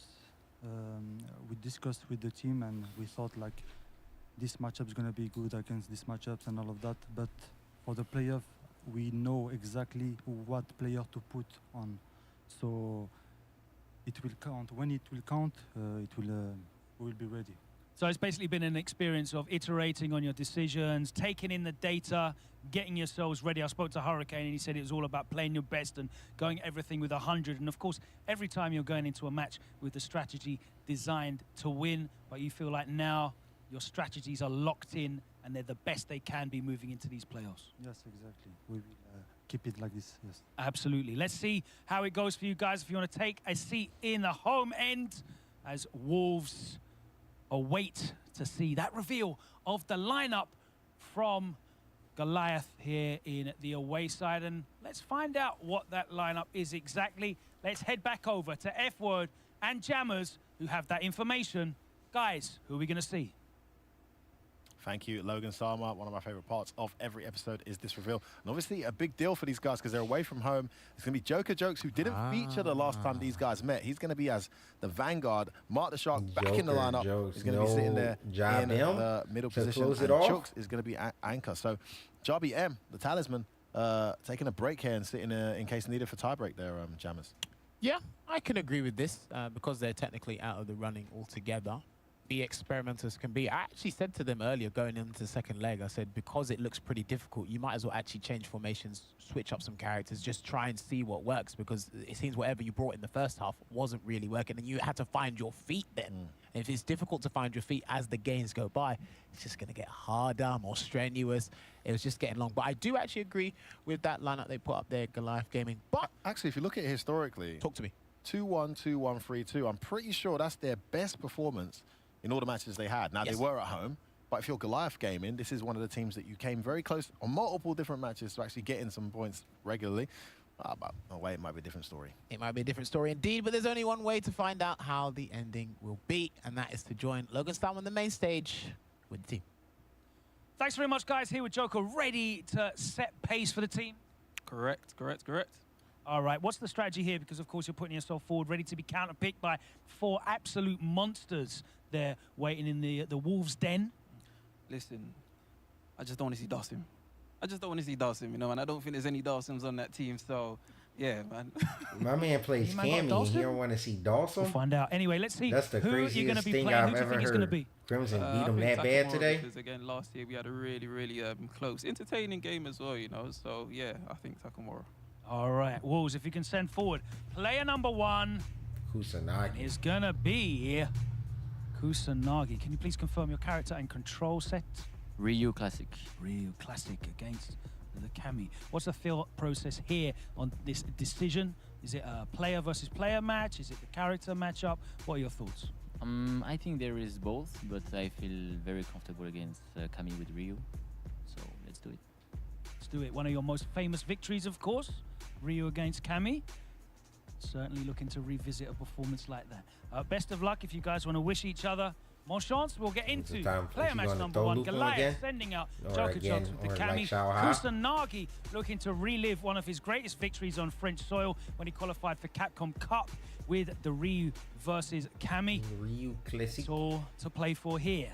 All right, let's get over to F-Word and Jammers. Player match number 1 begins. Okay, obviously when he stepped up to the plate to counter Team Goliath there, it actually made a lot of sense, Kusanagi. And then I thought, he might pick Ryu. And then, of course, he feels confident in that matchup. And as Logan just said, he did win UFA 2024 using our protagonist of Street Fighter. So, yeah, I have no qualms with that. Yeah, I like the fact he called out that matchup, reminiscent of that. Of course, got a bit more in his arsenal now these days, but still very much in love with that Ryu and whips it out when needed. So why do you think he's gone for Ryu here and not Terry, despite the fact he's in a transitional phase? Probably harder. Actually, you know what? It's not, I can't say it's necessarily harder to deal with the projectile. It's just that when Terry throws a power wave, you can see it and then dive kick. Probably don't want to deal with that. You can actually do a quick spin knuckle, and you're probably more prepared for that. That's one aspect of the matchup you can probably think about.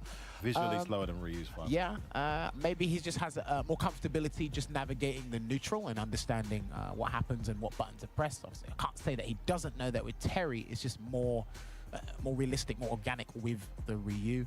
And then, of course, damage output.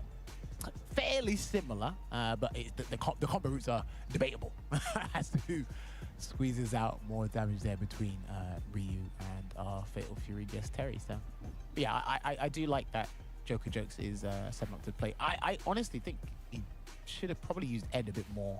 Yeah, I was disappointed not to see the Ed. He just whipped out at World Warrior Finals. Yeah. You know, got a game back. Can't remember who it was against. Is it possible to qualify for Capcom Cup without going to majors? Yeah, of course. That's online. It's been Cammy. A lot of people who is a natural qualify for a number of different archetypes. Just from online. They don't go to any majors. It'd be great to see Ed once or twice. Hey, shout outs to Wolfie. There's your nickname there, the professional cute mascot. Maybe you might see them in Street Fighter League World Championships if they make it that far. Listen, they've qualified, so you know they're going to be making it in 4th place. Yeah, just go back to the Ed point, because I know he's been practicing Ed for months. So it's kind of, personally, for me, it was a little bit disappointing I didn't see it more, because I know how much work he's been putting into the Ed. But again, hey, he's got it in the back pocket now. Any future competitions for him, the Ed is there. Hopefully he keeps it laser focus, stays sharp, but he has to deal with this obstacle in front of him, and it is Kusanagi here. Yeah, and we spoke a lot about Joker Jokes and Goliath there, but Kusanagi is someone we can't, overlook as well. He's had a pretty solid season, incredibly strong player, amazing comeback. I think it was against West Ham, right? That was a huge 20 points for them. Oh yeah, the character switch. Yeah, the character switch. Yeah, 2-0 down with Terry, switched back to his beloved Ryu and brought it all the way back. Funny with that, right? Sorry to cut you off there. Funny with that is he's actually shown everyone he can do that now, but because everybody was watching the comeback. So if he was losing with Terry, they can expect a Ryu counter pick. But he's actually starting this one with the Ryu here. He's probably going to stick with it the whole way through. So all eyes are on Joker to see if he can be some sort of impediment to Team Wolves and help them drop points. Let's find out. Counter hit into the spinal. Solar plexus catches a forward dash. Joker Jokes cornered very early there, but fighting out. Okay, immediate reversal there from Joker on the first knockdown. Good choice as well. Got the heavy kick, not punish counter, but look it there. Okay, so this is the only battle that it don't really matter for either team. The other two, it kind of matters for the other teams. A lot of drive rush on the wake up there. For one team, it don't matter, but for the other team, it does. Oh gosh, they're going to be playing for seeding. This isn't for anything. They're going to stay last and they're going to stay in fourth no matter what happens in this battle. But Joker Jokes! I thought that neutral jump was to anticipate maybe a heavy kick poke from Goliath Joker, can still clutch up. They can get that interview. They can get that drive rush cancel conversion. Take that round. Preemptive spin knuckles, that's not really his go-to, so that was an interesting choice. And of course, when you're in the air from that range, you're not pressing any buttons on the reach, so nice to walk up and get that jab. Also a decent start here as well, Jammers. Wow, okay, presses off for the second jab there. Not a third light from Joker from the corner, but trying to jump away. Oh, that was a staggered medium coming from Kusanagi. Yeah, did well not to take the throw bait. Oh, nice timing on the jump. Oh, nice combo. Coming with that standing heavy punch. Crouch heavy. Eat these plus frames. What? Big there. It's gonna hurt. Nice block on the overhead. Overhead's been getting blocked today. Nice confirm for him. Careful, he's about to get burnt out here. He's fighting so well here in burnout. Oh, doesn't matter though. He should be Joker here, I think. the cash and he's gonna land. Maybe not actually. What are you saying, James? Just about. No. Yeah, just about. Just about is not. That's very clever saying just. Nice. Staying on the fence there, that's genius. Just about. Yep, just as I said. Hold on, I can. That's a great OS. Do I like turkey? Yeah, turkey is fine. That's what you need to be saying. That's it. Shout out to James Ted, by the way. I allow it. I'm not even going to make a series called Just About. I put you on the spot there like Jabbers, because I didn't want to call it. I was like Jabbers. No, what? Okay, worked out. Even though I don't know what Jabbers was calling by saying that. He's doing it to Kusanagi. Got you. Nice. Trying to get the parry there. Great start from Joker Jokes here. Kusanagi goes straight back in with Ryu. Oh, he's had these like jump timings, just working out, catching normals. Again, the drive rush on the knockdown timing, just as he's getting up. And he goes for a throw again in doing so. He's trying to catch Joker pressing buttons in the neutral, but Joker's actually been super calculated with what buttons he's pressing, and he's been super disciplined with not trying to overcommit with a jab or a throw tech as well. So he's really good. He got counter hit in the first interaction of the set, and he's just patiently blocked out most of the. Oh, he is doing a spin knuckle now. He's not going to go for it. He's not sure it's going to kill. I think it might have. Pick up ODDP connect. Drive rush nothing. No Hashigeki yet. He's attacking that gate. He's going to try and burn her out here. One more hit will do it. Joker Joke's trying to recover some bar. Good. He's not throwing a fireball either there, Kusanagi as well. Not to be overzealous with it. There's the fireball, but he's got more drive gauge here, Joker. So throwing it out. Oh, it's Joker this time. It's mixed up. Watch out for the nooch, baby. These guys got a hooligan out of nowhere, and on this occasion, he ducks and tries to jab him out, but it wasn't what he thought it was going to be. Bear in mind as well, Joker done that when he had no health before. This one was to help close that round, so hopefully Kusanagi's clocked on that he will just let it rock. He started introducing those hooligans more. Sorry, the spin knuckles in neutral. Nice check. Joker's almost burnt out here. That's exactly what's going to happen. Gotta hold this here. He's just gonna hold it for a little bit. Oh, got a little bit antsy there. Right, he's kind of mad. Walk back. Oh, that works. Just been to level 3. He'll get. Maybe he should have level 1. Back by the time this is done. Understood. Just thinking of the next round. But go for broke here. He's got game point. Joker Joke's looking to get his second 10-pointer. Jump away. Of the season. Oh, he's gonna throw everything in the kitchen sink now. Yeah, he's gonna do everything he can here. Kusanagi trying to get a sneaky hit. Joker Jokes has identified it. There we go. There's it's one. Pro. Yeah, he saw it. He saw it. Big bait. Calls it out. Joker Jokes, he's just taking a look towards the corner there. What's interesting as well is Kusanagi actually walks forward before Cammy fully got off the ground, so he knew it was coming. Stare down. Oh, yeah, he's not moving. That was brilliant. And anyway, after the stare down for so long, opened up with a low forward drive rush there from Kusanagi.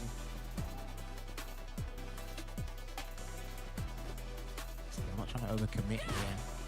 Kusanagi's just slowing it down here. Joker just having to reassess how he approaches. Gets hit with that OD dive kick. Oh, the counter hit works this time, but didn't follow through. Oh, he got rid of the tension charge there, F-word. Yeah. He's going to spend OD to attack the gauge now. He's just turned up the pace all of a sudden. Back throw? No? Beautiful timing. He just take the knockdown. Yeah, I thought he would have gone for a side switch or something. Yeah, same. Back throw was possible there. Could have walked forward. He was that negative. But still, momentum slowed down here. Kusanagi tried to up the tempo and just responded well. Good spacing that dive kick. I was about to say it's been a little while since he's done one, but low on drive gauge here once again. Trying to get something out of that. Oh, no whip punish. No entry here. Both these guys are a bit flustered here. Oh, my goodness. Good choice to parry there. Gained a ton of meter. He's going to walk up Frodo. It's guess for game. Oh, no follow through. Delay. Burns himself out. No. He's got to hold this again here, Joker Jokes. He's about to get his level 3. On the clock. Oh, no. Where's the cancel? He didn't get it. He got him. He hit him. He's going to freeze. He hit him. He's got a chance. Bro, why does Kusanagi now want a level 3? He's not going to get his gauge back in time. Is he going to wait or go in? Let's get a bit of hokey here. Oh. Yeah, he's going to meet it back 10 seconds. Hooligan. Come on, man. Go, Kusanagi. The overhead, the round closer. Après avoir bloqué le speed knuckle, t'aurais pu mettre la level 3, il avait rien à faire, il pouvait rien faire en fait. Il était mort. Quand tu l'as dans le coin, il décale des sauts, j'ai remarqué, c'est bon. Il fait que décaler des sauts. Des fois il va faire saut, des fois sur dive kick, mais il décale. Laisse-le. Dès que tu vas bouger vers l'avant, tu vas le voir sauter. Ok, ça marche. Yeah, he just. Any ideas?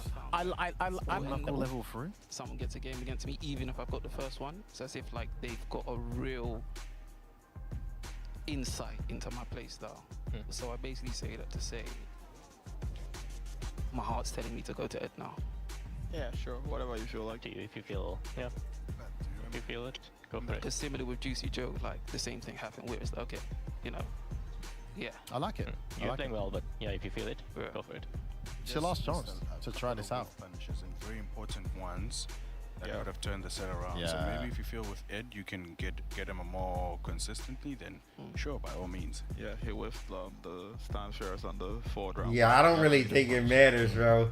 He mad strategic, like, bro. It's your team is done. Just play whatever you want to, bro. Have fun. Heavy punch, the hop kick. There was something else that whiffed as well. Why? And maybe he mad.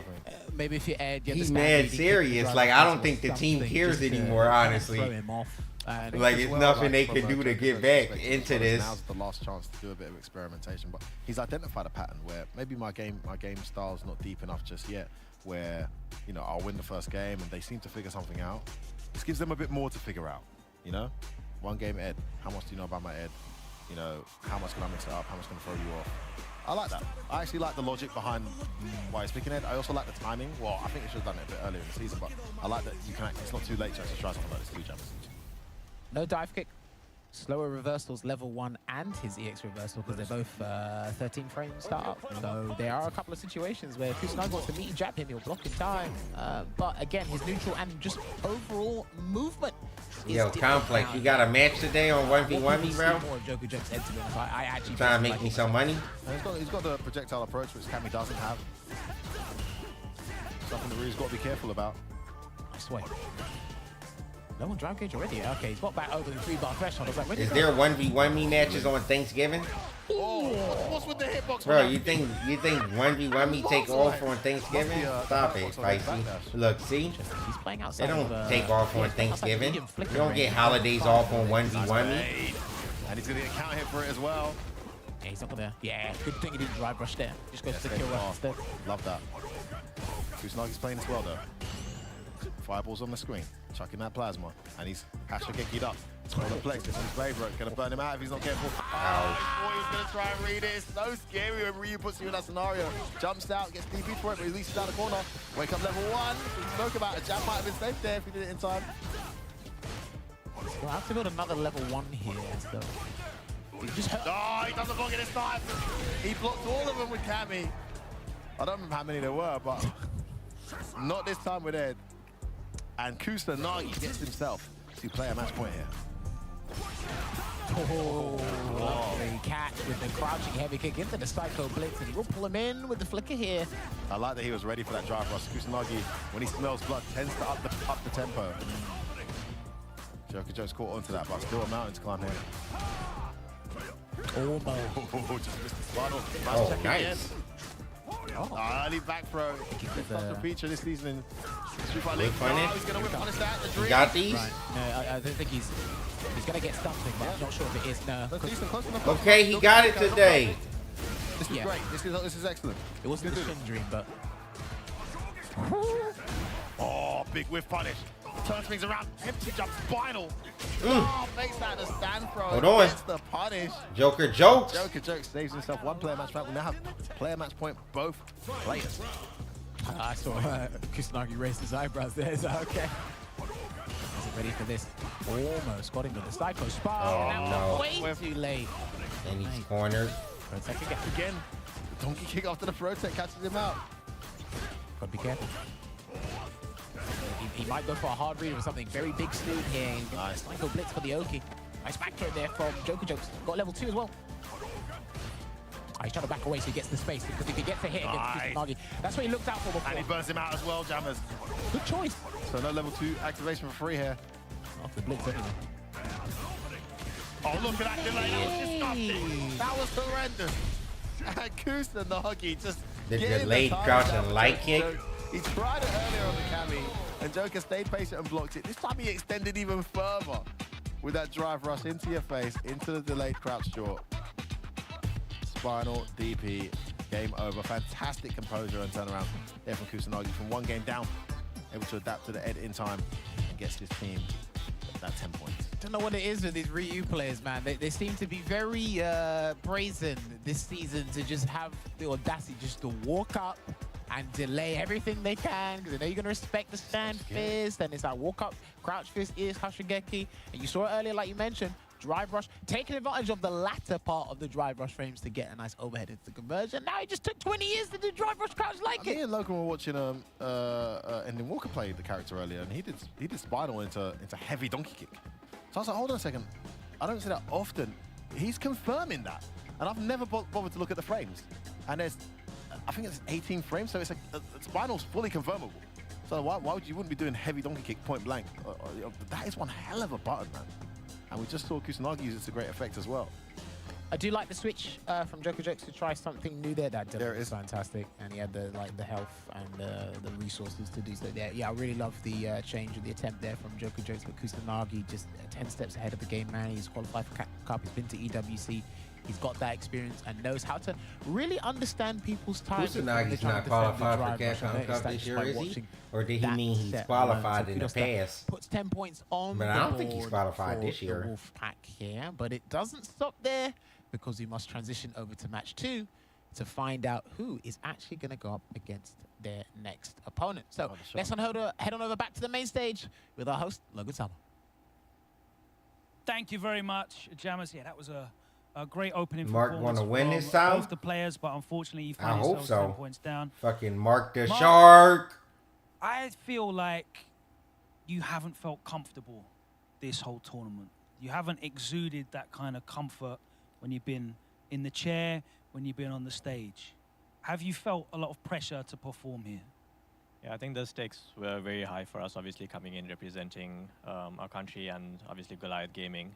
The nerves obviously hit me a couple of days as well, and then obviously getting familiar to the play style in the region, it took some adjusting. But yeah, our last match of the day, we're going to give it all.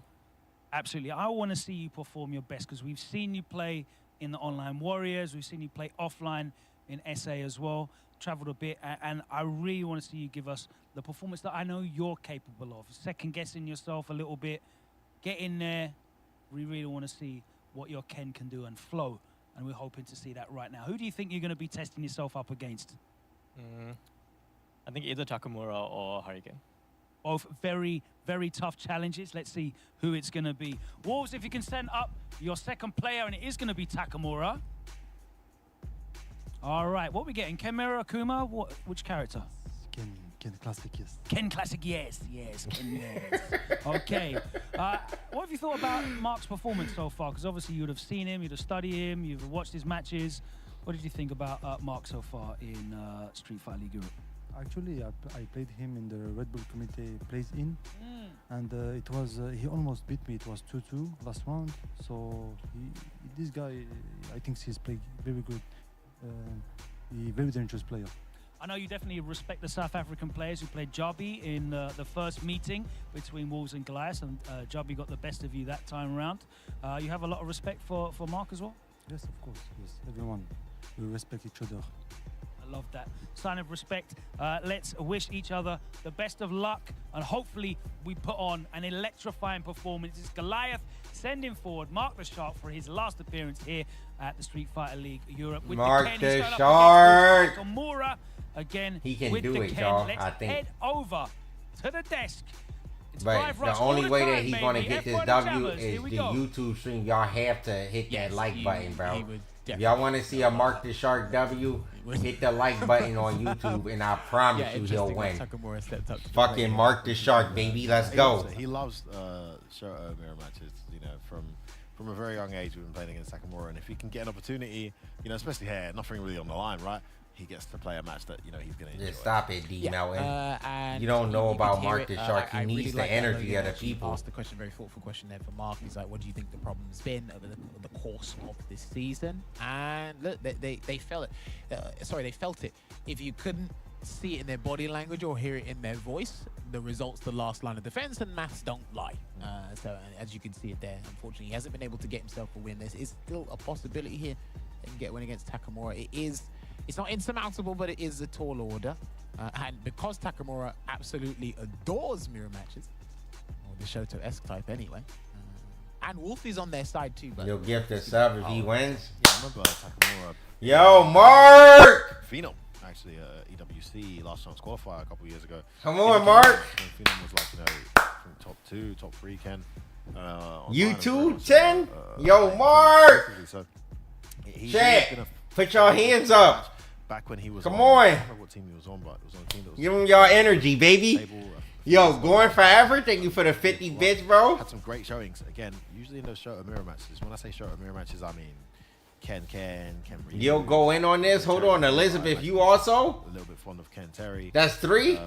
Ken Akuma. Mark. He likes to play so. But Mark the Shark, as he said, man, took him all the way to 2. Hold on, you gonna give 5 Fox Clamp? Nah. Krypton. Yo, Mark, come on, Mark, nigga. We got about like 10.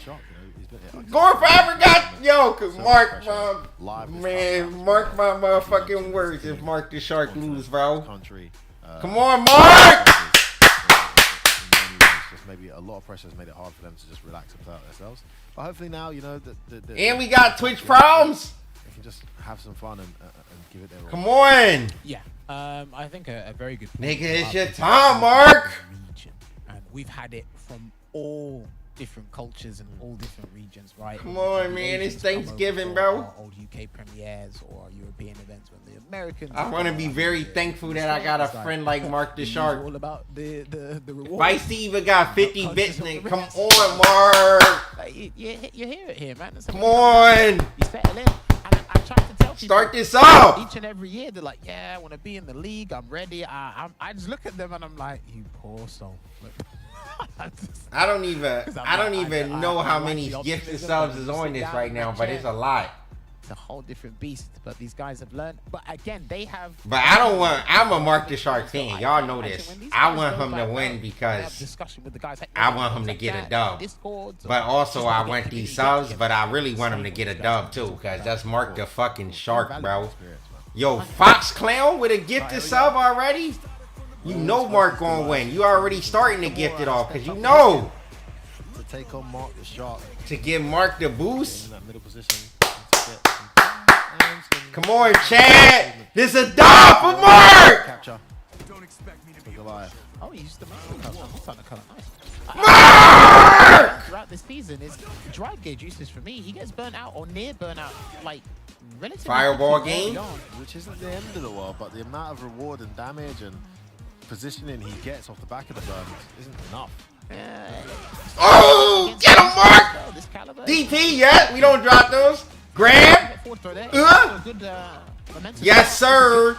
Debated with Meaty. Oh, and we doing the easy version? He not doing the hard one no more. He did the baby gen ride combo. I ain't never seen no one go for that. That's nice tag.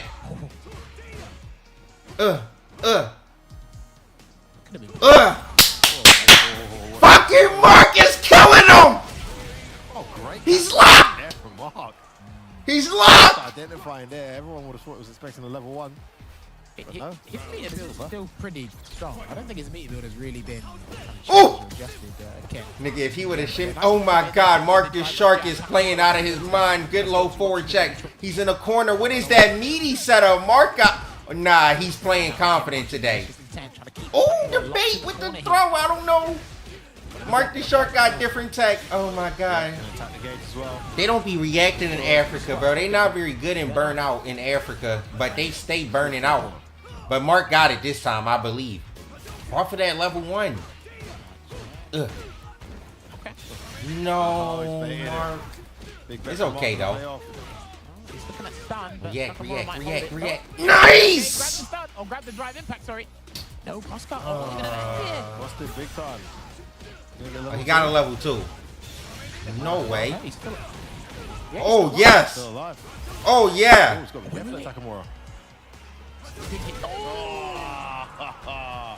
Beautiful spacing. Just stayed in the range of that fire. That was a crazy DP. And catch the hands. Wow. I guess around back. That's what I was thinking, because the heavy Shoryuken without the run is actually pretty damn good against projectile. I can't remember when the projectile invincibility kicks in, but hey, listen, it was legit. Oh, Mark, level 3 him. Level 3 him. Level 3 home. Africa. Very good. Now he's going to get a level 3 home. 5-gauge lead here, but Takamura still has options on the wake up. He blocks. No. Yeah, it's parry there. He was attacking the gauge, wasn't he? Doesn't check that drive for us. Gets hit by the jab. Takamura trying to switch. Nice tech. But Mark the Shark sees the throw coming. Get off me and back to neutral. Pun it! Oh! You can't do that on Africa. We react. Don't DI him. Yes! Looking good. That is quite tight. You've got to commit to that DP quite early off the crouch medium kick. Bet everything doesn't pay off. And Mark the Shark getting the first game. Don't talk to Mark the Shark, Joker jokes. Joker jokes. Don't you dare tell Mark the Shark a damn thing. He's doing his thing right now. Don't you talk to him, Joker jokes.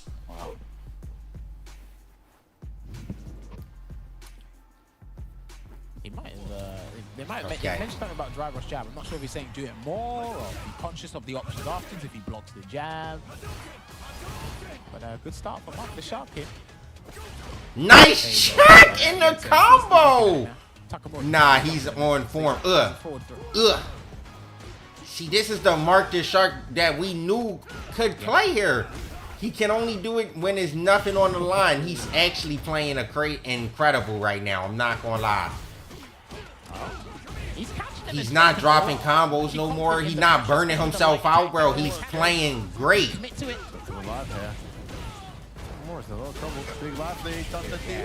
is going on? Mark the Shark. This match, why not? What a bet. Ooh. Yep, he's got himself 2 player match points here. Can he register his first points of the season here? There's a ground fire. We're still maintaining that distance. That looks like a very lethal drive rush. Yeah, somebody was going to drive. No! Stupid! That's Mark the Shark. Stop trying that shit, man. Small drive rush. Oh, he's trying to turn fancy now. Okay. More like trying to run away. Implemented this drive impact heavy style suddenly in this second game. Both times punished. Drive rush jab. There it is. Pretty consistent with this. It's okay. He's worse than that drive gauge. We need a hit, Mark. And shin kick for the knockdown. Trying to catch him low. Last minute parry there. No we react every type of way. Oh, back throw. Oh, we don't need to. We can, baby. Yeah. More damage at the OK. Got the triple recovery perfectly. Sit down, little nigga. That's Mark the Shark. Oh, this is not punishable, but I don't know why he did that. Mark, why would we do that there, Mark? I'm not sure about that What is that for? For a little chip damage? You're dead, though. Hold on. Hold on. Hold on. Hold on. Hold on. Hold on. Oh, he had to run. Yeah, I think he was feeling himself too much, bro. That level 2 could cost him. I think FLEU was right. He probably should have taken the gap with the jump. Wow. What a comeback there for Takamura. And now Takamura's rallying. Oh my God, no way. Okay, nice. -2. It just jabs it out. Takamura's really up in the press here. A lot of drive rush more. That's trading punts all over the place. Bro, they're brawling in the pocket right now. Nice check in between. Gonna burn him out, just jabs himself out. Oh no! He's been doing the DI the whole time. Finally, it's gonna come off. He's got a level 2 here. You're not dead. Oh no, you are. Every time Bro, I say there's level 2 no now, way I can't he unhear fucking It's like it feels like that, It dude. feels so bland when you say it. It just has to Come on, Mark. You was feeling yourself too much, my boy. That level 2 was... Then he did like 4 DIs. Also, just a heads up. The reason why a lot of your counter DIs were working is because you're doing like drive rush, crouching medium kick. And he's thinking that, you know, obviously instant Jinrai is going to follow, and that's why he's doing DI instantly. So just know that basically your pressure is a pressure that's got him feeling uncomfortable. So don't take your foot off the gas ultimately. Okay. It's over for him now. All my subs just went away. Mark the Shark W just went away all like that. Look, they're making jokes back there, bro. If he's messing around, he's gonna have a very bad slip. So he better stay off that game. Yeah. But obviously, I told him was that the thing about Mark is that Mark doesn't AA at all. He's always gonna press parry after the jump. So might just attempt to do like for empty jumps. Yeah. What doesn't AA? And then this motherfucker actually said AA too. He didn't say anti-air. He said he doesn't AA. Well, so obviously we heard earlier before with ending Walker and Problem, the whole Pepito was perfect parrying my fire. Problem, well, don't do it, didn't it? You heard Hurricane there with the dad energy. He said, look, if you I think Mark the Shark got this, bro. Watch he bust out an anti-air this round. Watch he randomly bust out one just because that's how the world works. Was it for the Jinrai, or was he just like panicking and just trying to pick an easy option, hopefully to get a massive opening? Yeah, the guy. How the hell he be getting W's on Hurricane then if he can't anti-air? That motherfucker must be playing some crazy neutral to win Hurricane on the ground. Oh, it was punished. Nice! Finally a grab on a parry. Good DP from Takamura. We love that. Yeah, Mark! Get him! No meter, so you can go for the stun. You've got to do it now. He should have gone for the stun. Bro, just stun him, man. I guess he just called out the shimmy. What is this? Done that now. Oh, Mark really overextending here, and Takamura catching onto it. And that burnout has completely evaporated into a counter hit, into a dead Mark. Bro, what is he doing? 3 repeating itself here, jammers, as Mark the Shark goes from set point up, 1 game up. Just stun him. 2 game points down. Don't know how this slips through thing is each and every time. Bit slow on the punch there with the whiff punisher. Takamura's going to initiate with a combo into the run top through here. Stage jump again. Oh, that looked a bit too high. Oh! Hold on. Nice. It's one. He don't care. He's been letting him fly. Drive rush sweep. Takamura going in. He's hearing that hurricane pressure in his ear. Oh, wow. Level 3. Yes, he has to. I like for his own engage than his opponent. I like this choice here. Takamura, he's not afraid to do a reversal to put him in burnout, but he's come up with some magic on wake up, and he wakes up with a jab. No. What happened there? I think he done the heavy Jinrai. That's why he put it in the medium. Must have been a different Jinrai. I'm not sure what version it was. Why was he mashing DI on hit? He was in the hit combo. Bad choice. Fucking Mark the Dolphin, bro. And takes it. There's no way. How'd he throw that? He was killing him, bro. He literally ruined my Thanksgiving, bro. Mark the Shark is going to be the reason my Thanksgiving is ruined. Here at the Street Fight League. It's Mark the fucking Shark's fault, bro. A lot learned. He can hold his head up high here, representing his last game of the season. Yo, be melting with the gifted subs still. No win. And Fox Clan with 2 gifted instead of the 5. I appreciate that, man. Going forever with the 3 gifted though? Sheesh. My Thanksgiving is not ruined. Okay. Elizabeth, KVA, thank you for the tier 1. Welcome to the Alpha Academy. Nah, but my Thanksgiving is ruined though because Mark the Shark didn't win. Like, I wanted him to get his dub, bro. Oh, okay, Feisty. Give me a second. Yo, 10. Almadillo with the 5 gifted. Oh my god! What you identified, there was a point in the match. Mark the Shark. Unfortunately, then he took the game. There was a point. We were cheering for you, bro.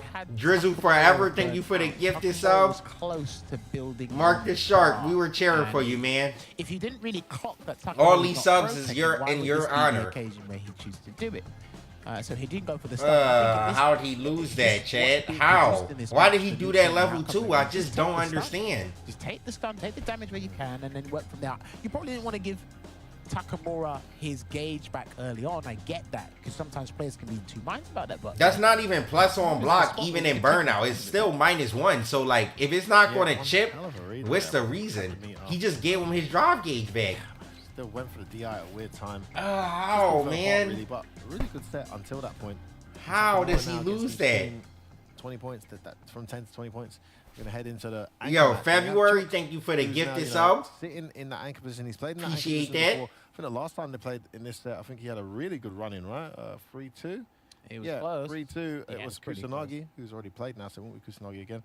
Really curious to see who comes up. I'm guessing... This loss ruined your 2026. Logan, you're with Chooks. Who are they standing up? Yeah, we all saw the moment it was over. It was very obvious. All right, I'll be right back while they start this match up. Give me a sec. We've been enjoying you play. I Get feel some like, food, bro. You know, this whole Street Fighter League EU has been a blessing. There was a potential that you wouldn't even make it here, but you are. How do you feel about your performances across the matches that you have got to play? I think I've played relatively well, like all things considered. But yeah, I have to thank everyone who made it possible for me to be here.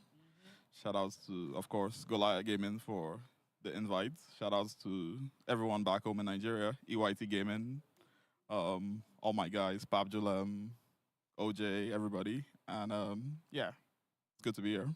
It's been great having you here as well. You've gone for the JP this time round. What's the thought process behind that character pick? I think JP can handle all the characters on their roster, so let's see. One more run out for yourself. Who do you want to face in this last match? I want to play Hurricane, to be honest. All right, let's see if you get your wish. Wolves, can you please send up your third player with a shrug of the shoulders? He said, I will oblige him. Okay, Hurricane, can you confirm your character and control? That's going to be Kami Classic, yeah. All right. How do you feel about the Goliath performance? Because obviously, you know, representation for the African community is so important to yourself as well out of the Cameroon. I can also just say very proud. They are doing their best. And they, again, as I said last time, they are still showing to the world that they can make it on the world stage. obviously there is a little bit of lack of experience, but they are here for that. They are learning. They came for the win. It didn't work out. They'll come next time and it'll be better. Well, Shooks is here coming for the win now against you. He said he wants to play you. What's he going to get?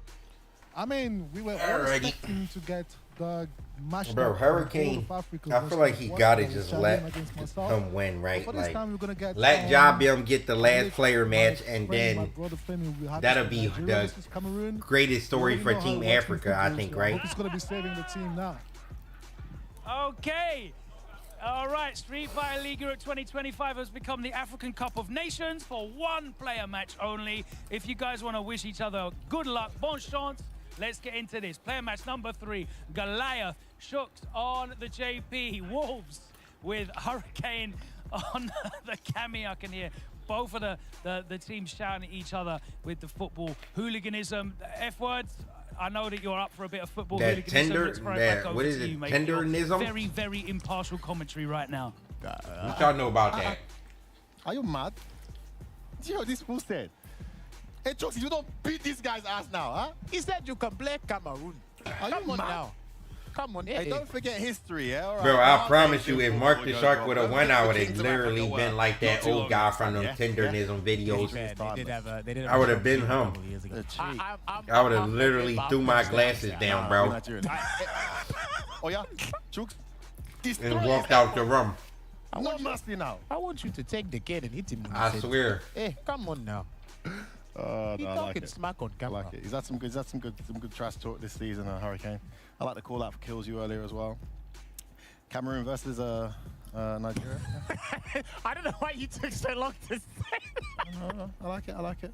Let's go. That's brilliant. No, you know, I like that he it's like you can hear. Nah, that old dude is the GOAT, bro. That dude is funny as hell. When we were commentating Guild last year. How Logan was speaking to them and then their final words in their interview, I just wish Chooks brought that out earlier. He's like, I want to fight Hurricane. It's like, okay, come on, bring that out and say, okay, I'm looking forward to fighting this team. I want to fight that guy. Oh, good but shit, I think Slurpee. Their confidence was just slowly dwindling as they were close to getting victories, and then the points were just slipping away, and you got to wait till the next day. We are a bit more sport. We are a lot more civil than yeah, obviously nah. the Japanese are the That most polite. that dude is hilarious. The Americans are just the trash talk is just no fun. And I ain't gonna lie, that's the funniest meme meme I've I've seen in a minute. Bringing a bit of facelessness. Kills done a little bit. Kills you done a little bit. Did a little bit in retaliation. Yeah. It was gentle. It was a nice little shot. But this would be nice, you know. He wants problems always, and he's just about to get one here. I want problems. I win. All right, let's see if he does it. Got a couple of close calls, and again, we've seen actually all of his characters this year. He's going to end it off with the JP. It's interesting that he doesn't mind the Cami matchup. Look, don't get me wrong. I think the JPs have evolved so much in this matchup. Everyone thought it was terrible when the game first came out. Made it. Ninja baby, and those active frames gone down too. Safe nice jump setup. We just spoke about safe jumps and what they get you. What a round from Hurricane. Hurricane. Be careful what you wish for. Right now it's Hurricane off to a flying start. He was ready. One mistimed amnesia, or wrong amnesia, and he just opened up the next round with an EX departure there. Gets clipped by the dumping, unfortunately. It looked like he stopped, but just didn't block. Oh, what a jump back. Trying to get a stand throw. Oh, no pressure for you, says Hurricane. Turns the tides around straight away. Hard read as well with the low parry. Sneaky string that. Oh, that was game. Just too far away. Nice offensive drive reversal. Keeps the pressure on. Has they cornered again here. Chooks with it all to do. Ooh, nice stop in his track there. He probably could have caught that medium when he stopped himself in the tracks through driver tap jab. He's going to deal with this. What's it going to be from Hurricane? Burns himself out just to get into this situation. Good parry there from Hurricane to take away ambiguity, lands a throw, and he's burnt out though. He's got to be careful with those. Yeah, I was going to say level 3's right there. Can't really throw projectiles. Level 3, yep. Oh! Too fast. He was too close. He's good. So he had to delay it a little more. Wow. That sucks. Bro, Cammy is really trash. He's not dead. Still alive, still alive. Level 1, didn't he? No, he just got it. Oh, just had it. Cammy really trash, y'all. And the shimmy at the end there to close it out. And God knows he is. It would say but y'all just pretend y'all be blind to missed it. that level 3. don't know if he tried to do a jab into Amnesia when he got the DI. Might have. About Hurricane that you can always bank on, man.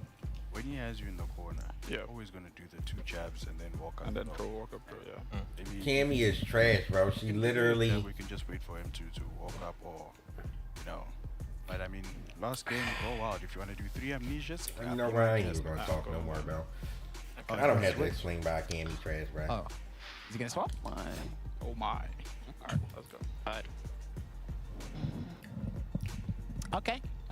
Looks like this was the other problem. I think I spoke to this with Sengam. I think you and we spoke about it as well. I think this is something he needs to look at. So, the 3 characters I've actually got no qualms with. It's just. What would be the best way to improve Cammy this season? I don't know if it's kind of like a negative perspective. You watched once and you want to change. And Probably like buff her damage, maybe. It might have had nothing to do with Or yeah. buff her dive kick again, or not again. They never buffed it. They just keep nerfing. Buff the dive kick back. And I feel like he then starts building from. Or give her the spin knuckle back. His style, he's not the type of person that's Something. 100%. They gotta give her something they took away. It's almost like he's got to rebuild again. I think it was feeling this. I don't think they should give her the medium punch because the crouching medium punches should just not exist. Buttons like that just shouldn't exist in the game. Nice meaty there. That is legit. Oh, man, it's not your day. It's not your day. Big drop. Catches him low. Where you walking to? There's that safe jump again. This time it's empty throw. Clever mixed up. Oh, had the meaty stand medium. Or just missed time to walk. Give her the side switch DP back. Oh, no tech. For the tech there. Wasn't punish count. Back and weaving. Again. Wow. Take the damage, take the damage. Oh, okay, he's going to activate the level 1 here. I think he could have done a lot more damage in that scenario. What? Wow. He wants problems. He wants problems always. Walk up delayed. Oh, The boost? Are you kidding me? The watch this? You had that in your back pocket? He hit him with the watch this? Oh, psychological warfare. Again? No. Would have worked. These guys are slugging it out here. Chooks with an overextended walk forward, gets caught by that crouch medium. Oh, Hurricane's going to go all over him. Yeah, Hurricane's trying to go all over him. I think Chooks has got in his head with that DP. Yeah, that's also true, Asnor. Best buff for Cammy also is to remove forward heavy kick. Oh, there's that tap bro who just referenced Jobbie before playing Hurricane a ton in the one voice, so he knows his habits. That fucking button is ass and it just fucking input error into a whiff punish of doom every time, bro. Hurricane classic connect. Ending with a heavy punch to land on the body, almost like a taunt. Hurricane, Hurricane. Needs to recover here, this Chook. Goes in straight away, lands the stand medium. A lot of people don't win with Cammy, and all the Cammy players who play her are amazing players, and they win because of their own skill, not because of the game skill or game mechanics. They win because they are good players, skillful individuals, and we could do it with any character. Delay throw, connect. Big bait from Chook, one reversal too many from Hurricane, and this my pick looking like a clever pick after all. Tu la testes avec les dragons, c'est bien.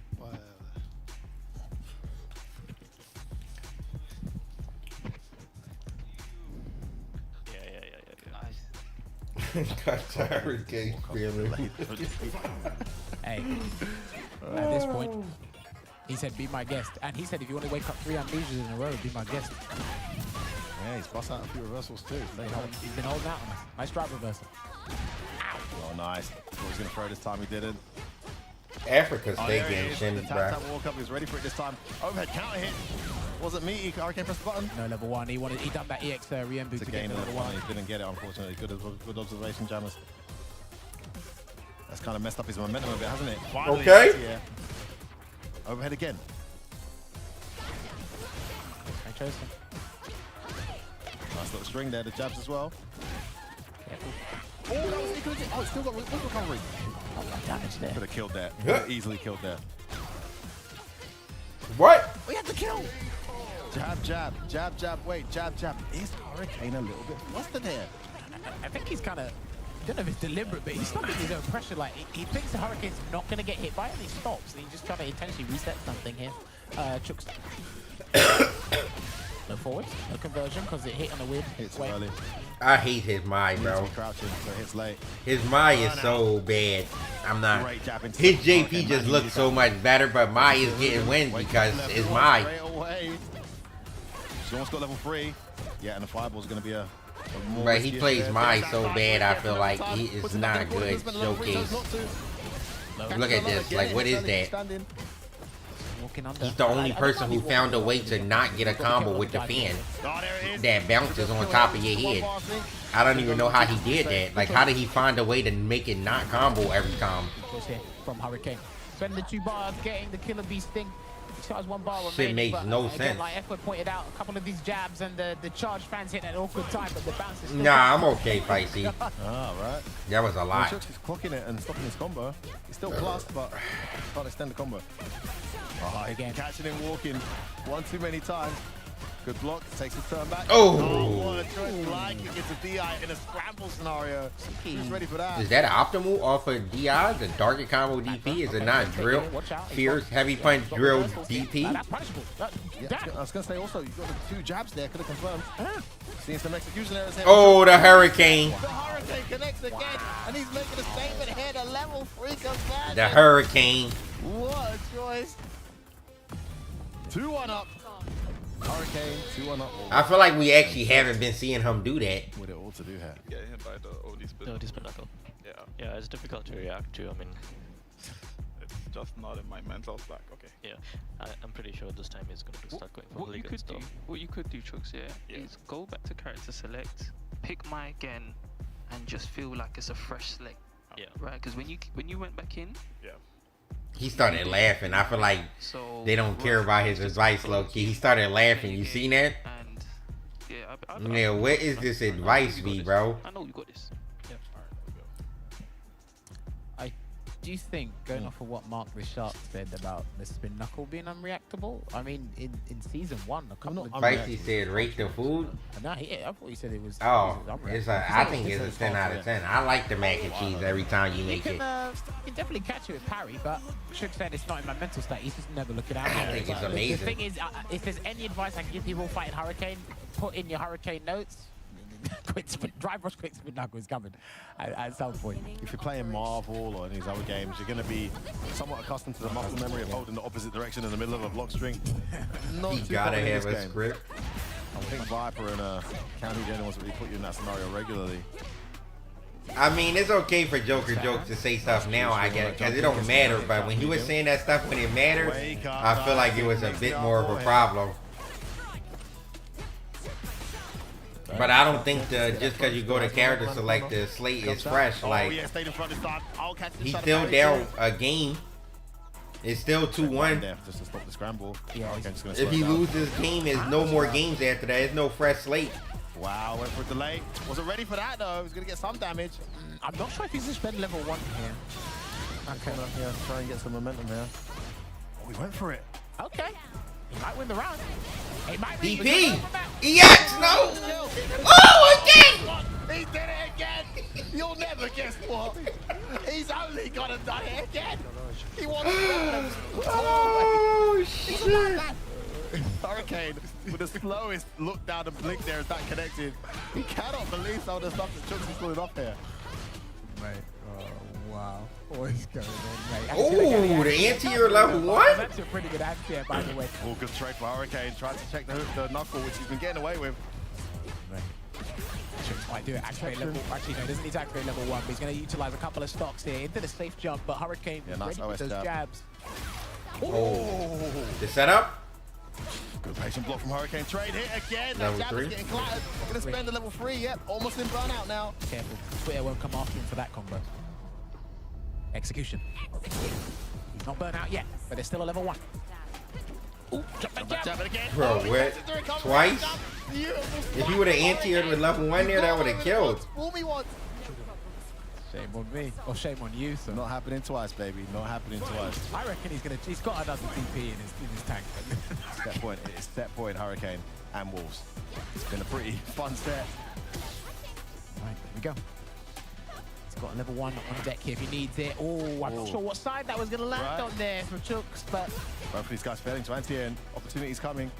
Gauging. Hurricane Smith, that's underneath that. Just works out. Trying to go in. Hurricane gets a back throw. Nice walk back, crouch medium to set that one off. Trying to get a level 1 locked and loaded here is. Oh, okay. Wow. He hasn't done that all set, by the way, so. Yeah, it's completely unsafe from that range as well. That was a punish counter. Jump back jab this time. Dive kick. Hurricanes. I don't know what's going on in this and he's match. going to Nice finally whip punish that punish. cam medium. He's got away with that one too many times. Now he's in the corner. Wake up buttons. Yep, that is He's 0. spending level 3. Heavily scaled there. That's 0 on block. We'll So do a decent amount of gauge attack there, Jammers.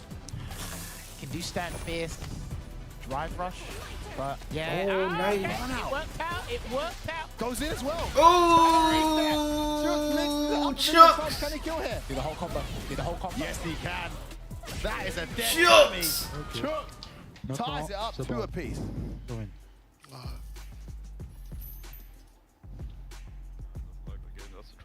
I think you've done the mental damage already, bro.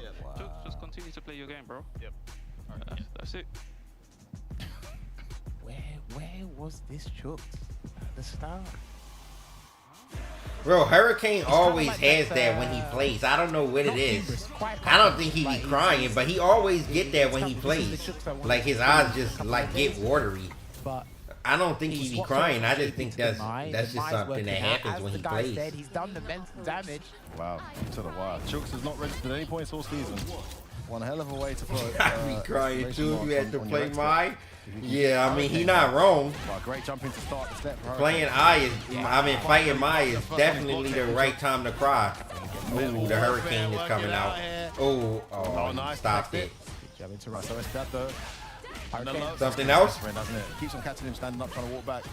Yeah, Hurricane's not taking no prisoners now. Walk up throw. Beautiful walk up throw behind the crouch medium. Beautiful. Huge life lead. Chooks with it all to do. Nice tag. Negative on that. Knowing it's your turn. Sorry, Jamis, go ahead. No, I don't know. Like, just because the mental damage Chooks has done to Hurricane, I can't help but feel this round Hurricane's going to try and do the walk up DP to him if he gets the opportunity to do so. He'll do something else, I think. Probably. Not that exactly. Great blocks from Hurricane. Yeah, he's jumping. That's guaranteed. Wow, the jump anti-air looked good, but actually cost him there. You saw the punish counter come on the screen. Yeah, it is spin over. knuckle. Hurricane starting to run away with this now. Is it too little, too late for Chooks? Can he turn this around? Trying to get Is Africa a new record in Street Fighter League? I don't know. The least points? Is that a new record? What is it, 30? That happened before. That happened before. Oh, it is over.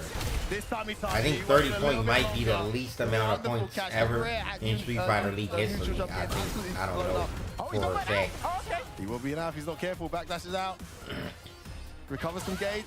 Hold on, it's not over. If you can get some kind of combo here. Maybe a light. Close out the set. Chooks No, with it's all to do. over. But that crouching medium kick. Hurricane's best friend. Damn. Gets the win. It was one hell of a set back and forth. But the result, unfortunately, is the same as the one we've seen. This has to this be season. the least amount of And points in despite a history, I really think, right? entertaining, crazy, They made history at least. unrecognizable Chooks Yo, performance. Prince Revolver, thank you for the $5. He can see the smile there. Ain't no way these dudes are serious. I've never seen matches this bad. LTE vibes. Antics there, Jamis. I mean, it just epitomized not Bruh, only Chooks for the I'm live weak. gaming season. Thank just you for the classic $5, Prince no Revolver. cigar. He was getting there, getting closer to that first victory, but just couldn't acquire the points. And unfortunately for Chooks, that means he doesn't net any Joe points lost to on the board Chacote? for himself and Goliath Gaming there. I mean, I was actually getting pumped. Is for it a match going on bonus right match now there for the with way he was 1v1 me? playing, 'cause you can see the Hurricane play catch up the KSG, entire time. Yeah, I mean, our season isn't even over, and KSG has more than 30 points. They definitely got like okay. 50 to 70, I would say. I can't say it's a functional equivalent, but They didn't do that Hurricane bad the catching first with half. the They virus, just quick did knuckle a couple of times. underperform Yeah, to what everyone Class knows. moments like this as well cost him everything. He reset on block, he reset on hit.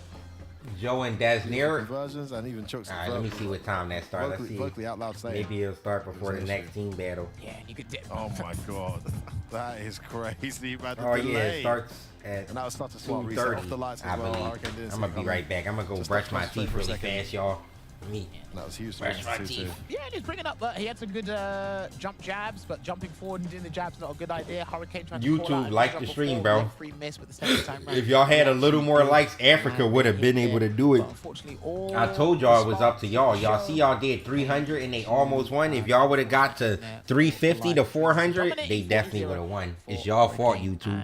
Team Wolves there. So I'm pretty sure Logan is on the stage with them now to kind of hear their thoughts going into the playoffs. Ha! You were wrong. I'm with Goliath.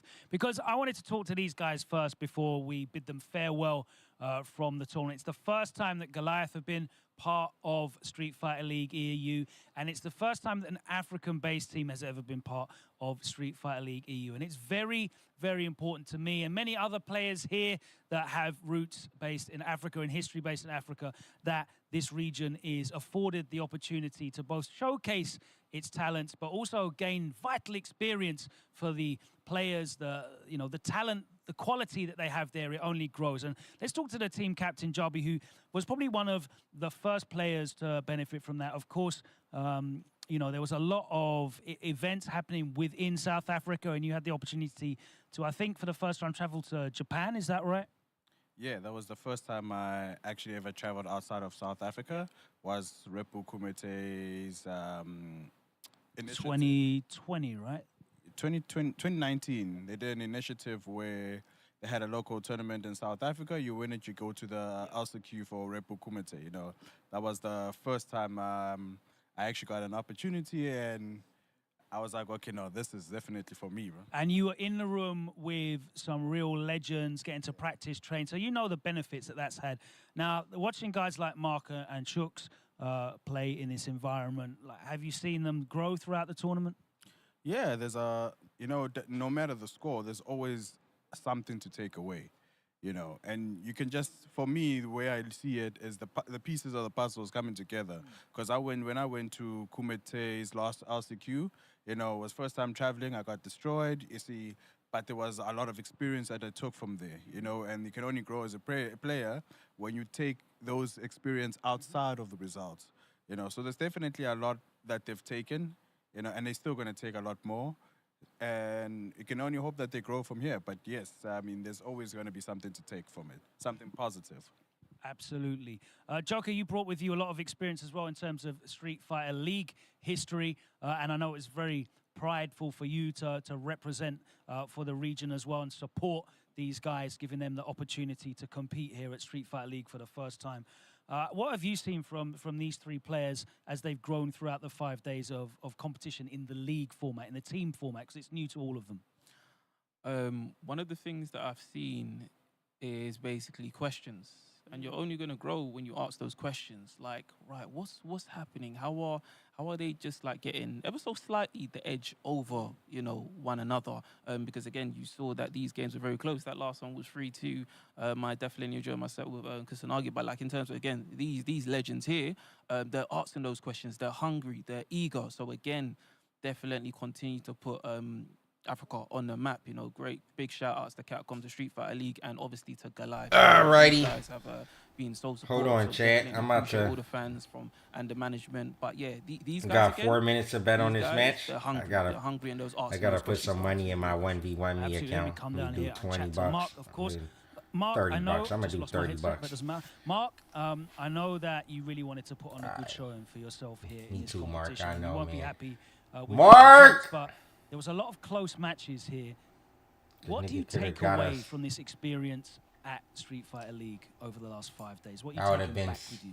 the richest streamer, and I would have been Casa not. This high-level players and also Yeah, I mean stake. I'm going to stake 30 now. I'm betting $30 in this 1v1 me at, bro. In the play style I'm not sponsored by them. I'm betting $100 or 30 bucks right now, bro. High-level players here, obviously, doing differently to what we do back home. We have a lot smaller player base. So if I want to stake, I go to Roof Press. Myself, Jabi, and our small community. But there's only so much we can gain from each other. So being in this environment with the other players is really valuable. There's a lot of insights, and as well from Joker. Joker's been giving us a lot of valuable information. What do y'all think the score going to be between Desner and Joe, chat? Especially in the I don't want to bet on anyone to win flat out. Guys, how do we feel? Who's winning this? Joe Who's winning lost. this, guys? Actually, Talk to me. Desner How do you got feel? 3-1 odds right now. I might bet on him to win straight Yeah, out. that's a recent addition for you guys, and you've been sending somebody players trying to to win this Capcom whole thing? Cup for the last couple of years. Jarby, of course, been doing very well. How do in we those. feel? Who wins? Or maybe I should bet round Rising on the over rounds. the couple of years with the benefit of the experience of that level of competition. What benefits have you really taken? I feel like it should be Joe 3-1, right? It's different from that. I appreciate him trying to singles do a narrative for this experience one. in World Warriors. I mean, the World Warriors are obviously off. I think I feel like it should be. It should be 3-1, right? Yo, Andre Wright, thank you for the $5. Happy Turkey Day, bro. Thanks for all the cool content, bro. Thank you for the $5 and watching all the cool content. A long time ago. But guys, If you use the 1v1 Me app, you can bet on certain matches. There's players for the 1v1 Me app, Thunder ain't my goat. and you can bet on it. 18 plus though. You gotta be 18 or older, by the way. Don't be a stupid idiot and try to do. You can't do it if you're not old enough. It's fucking ridiculous, bro. I'm not gonna argue with that. You think 3-2? Thunder. I want to say 3-1. Feel good. But Look, if Desner got have 4 this odds, I'm bunch gonna just of bet on players Desner to that win lost straight that out Eagles, because more than Desner can capable beat of winning. Joe, So, I guess. Des, Like I'll start he's with shown yourself. it I already. literally I think just multiple spoke times with maybe. Thunder. How do you feel going into this one? This is your 5th time playing. You're currently 0-4 against Thunder. Have you finally figured Oh it no, out? he's 0-4 against Thunder. Oh, he's never beaten him. We'll see. But it's Have you made always any mostly adjustments going into close. This one? I can't speak on that. Okay, I like that. Okay. What can you speak on that the stakers can use or can know?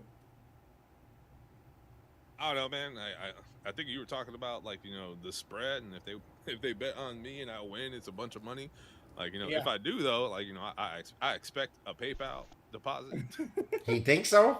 Guys, you heard it. So if there. I You bet guys really think $30 that on Des- Desner right now, I he could win expects something in 111. return? That's The a odds straight are bet. Crazy right now. Look, Des, good luck. That's Like I unlikely, said, you got though. yourself a playoff spot. So After that loss, you did drop down to 6. So maybe I you're gotta looking bet on down the to straight score, back up bro. into that top 5.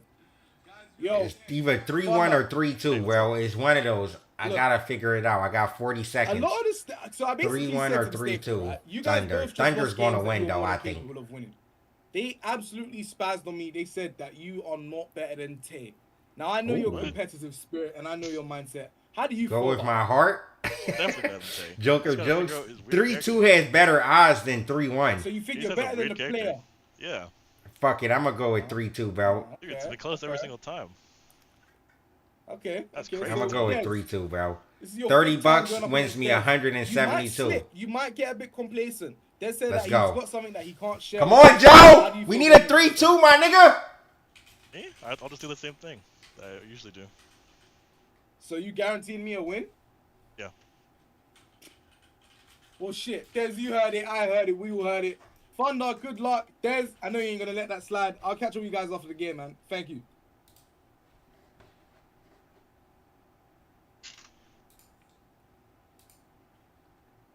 Nah, because I need Joe not to win 3-1. He might win 3-1.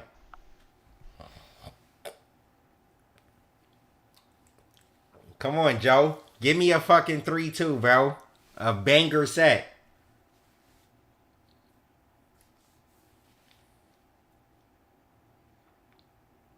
Hold on, they letting you bet on the round now? Oh, or did they change how the super flash stake work? Now you can just bet on, I think you bet on it before the match starts. I think the players might have been complaining too much about the timer going down. Because they definitely let you bet before now. Oh, just for the first, oh, I guess for the first round it makes sense. You can't really do it for the next round. Yo, Veteran Noob, thank you for the gifted sub, bro. Appreciate that. What are we betting on? We're betting on Thunder to win 3-2 right now against Desner. It's a 1v1 me app. Only America and Canada have it. Do I prefer Aegis or Nip? What do you mean, bro? Like, do I want to fight them team? Bro, I don't care who I fight in SFL Worlds, bro. If I made it to Worlds, I could beat any team.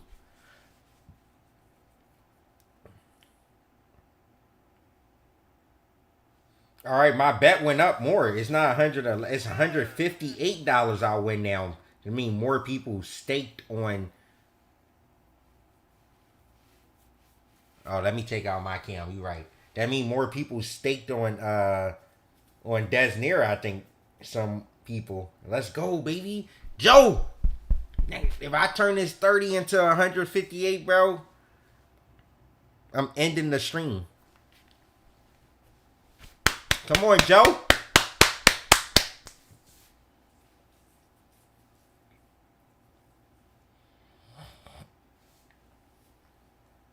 Imagine Desnir 3-0s him.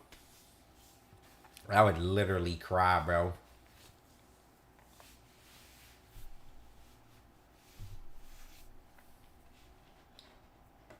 Blast, no, I don't know, bro. I'm not part of this. I'm just a brain dead better, a staker, brain dead staker. That's all I am.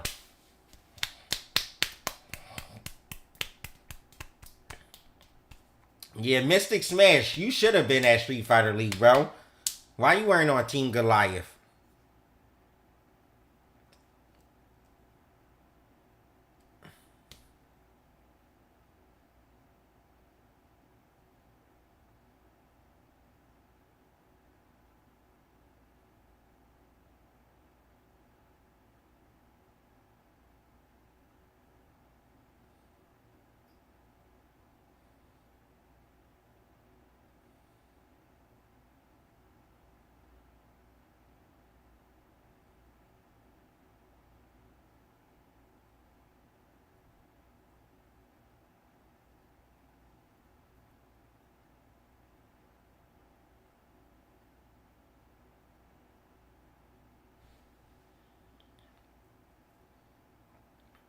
Bro, when is this match starting, bro? Isn't that supposed to be started already? On the website, it's supposed to be started, I feel like. And what is Joe doing, bro? This nigga taking a shit? Yeah, that's what I'm seeing. Joe taking a shit, bro. What's going on?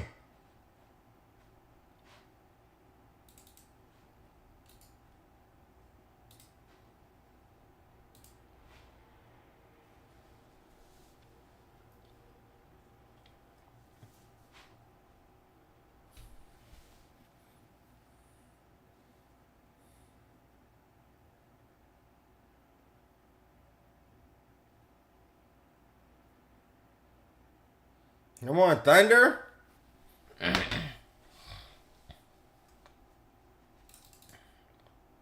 Is Desnir live?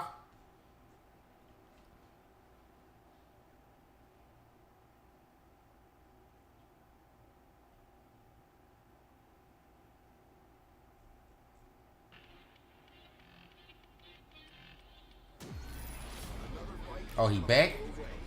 God damn, nigga.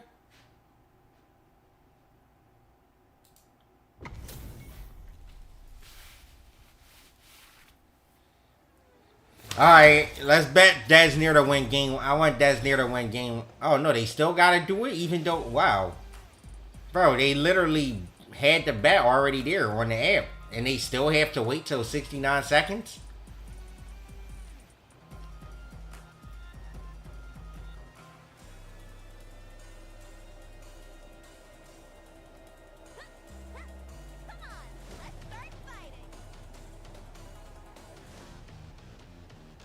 It's okay. They starting.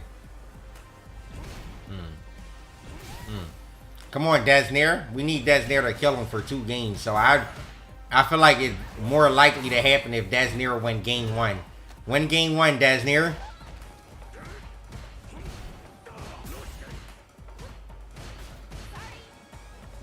Nice.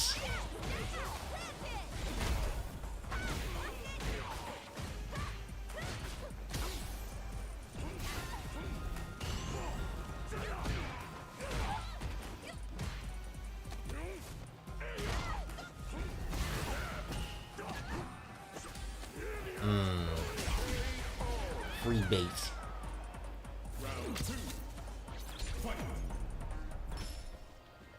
Yeah, Joe is ready to kill him, bro.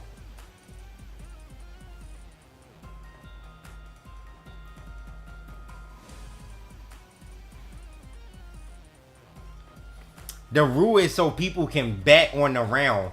So they make them start at 69 seconds, so you get 30 seconds to bet on who wins the round. pretty much.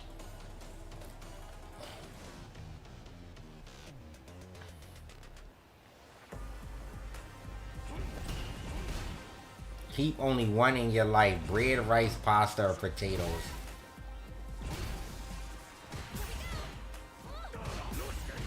Definitely rice. I don't know. Yeah, I don't know. Maybe bread. Yeah, I like burgers. I think bread. Yeah, I'm gonna say with bread.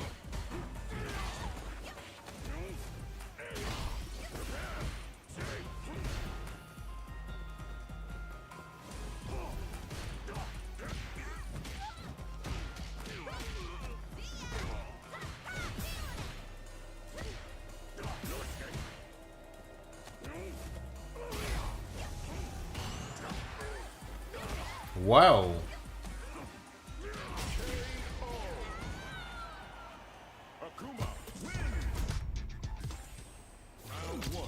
Alright, Desnir, I need a 1-1.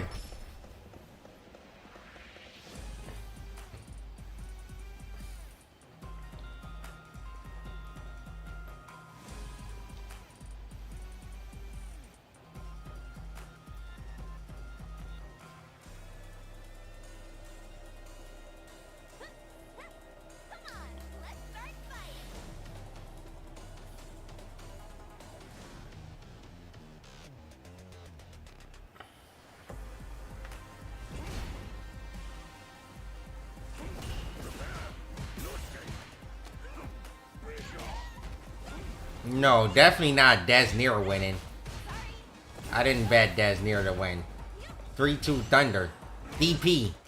But we don't want that DP. I need him to get hit with the jump in.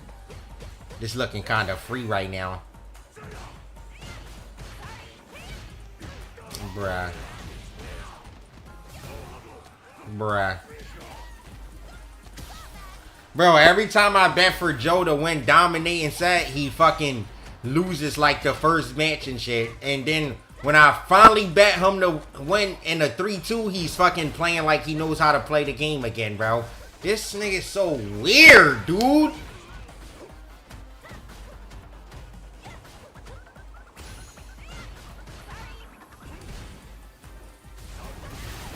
And every time I bet for him to win 3-0 or 3-1, the motherfucker drops every combo. Can't anti-air. But as soon as I bet for a 3-2, this motherfucker is playing like he's at Evo Grand Finals Angry Bird versus Mena again. This time with Akuma. Like, come on, bro. What are you doing, my nigga?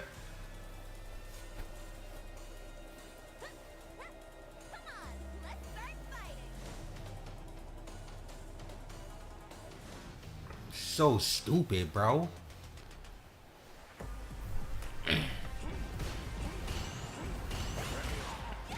Okay.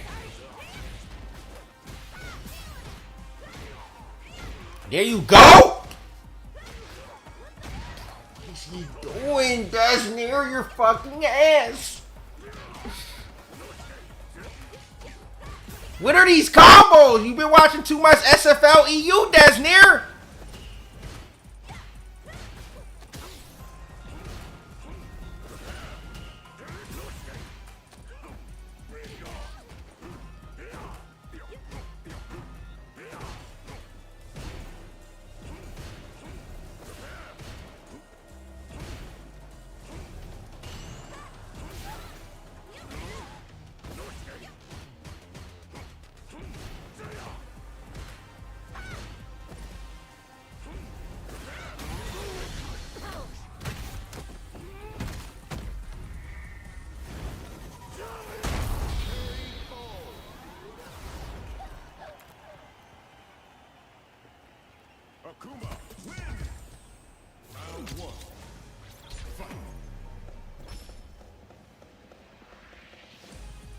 Bro, that's what I'm saying, bro.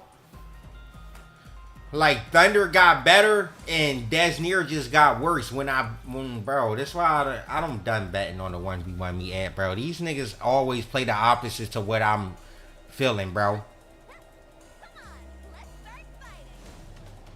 Yeah, Joe not breathing hard, actually. Come on, bro. If you can't make Joe breathe hard, you know you getting washed. Bro, he shoots a fireball after 1 second goes past after 69 every time, my nigga. Just jump! I'm about to go on his stream and give him advice, bro. Joe does fireball every time at the start, bro. Jump over it.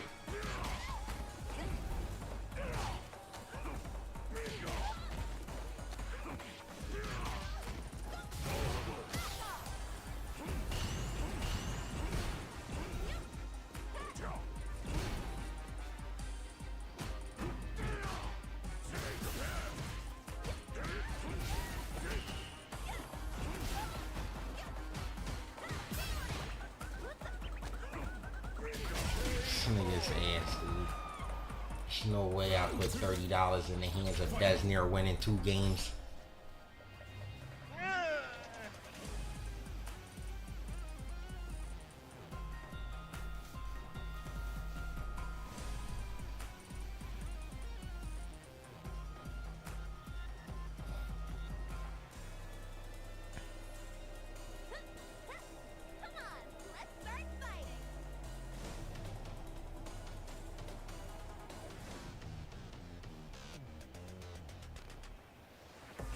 Bro, every time is a fireball, my nigga. Just jump. Can you not adapt? You're stupid. Come on, man.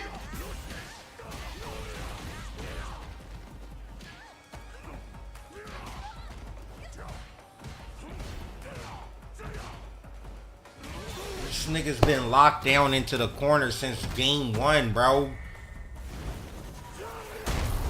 I hope I turn this off and I come back and Desnir somehow tied it up. Team, Akainu has a strong history in teams. What did Akainu bring to you guys and give you in terms of experience? He gave us, for the strategy, he was the leader. And he gave us some good advices. And that's it. Well, you guys have definitely been an exciting team to watch. I'm really looking forward to seeing you play in this last match. It's a France versus France affair. If you want to take your seat over there in the away side.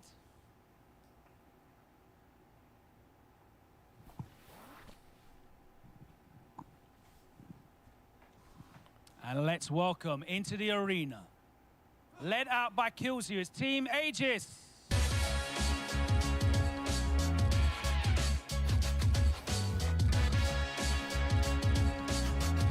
Next up, Valmaster.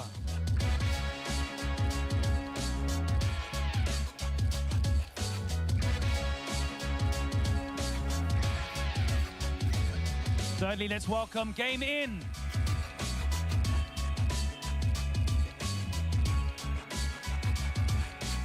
And lastly, it's all good, Captain Casey. Mr. Crimson.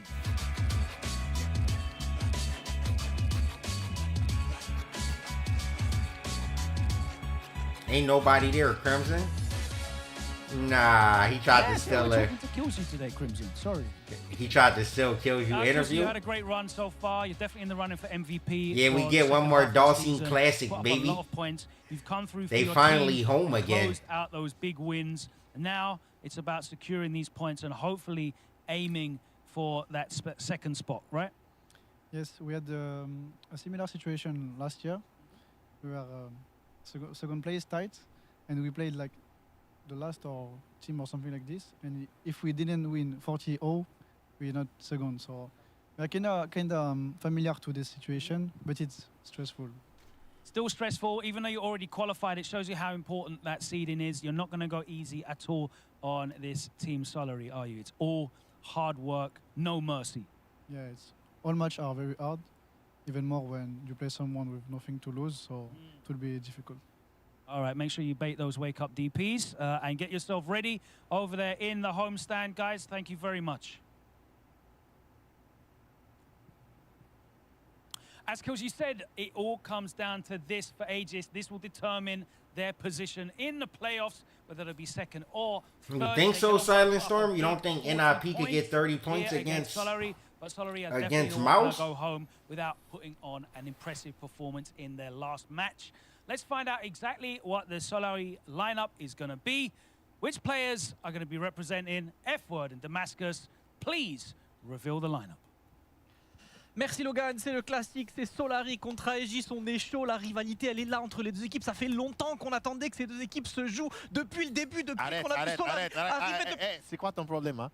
Speak French. This is an English stream. Ken Bogard and the guys are over. You want to go over there and do French? They're over there, okay? Where are we right now? In Street Fighter League. Ici c'est Paris.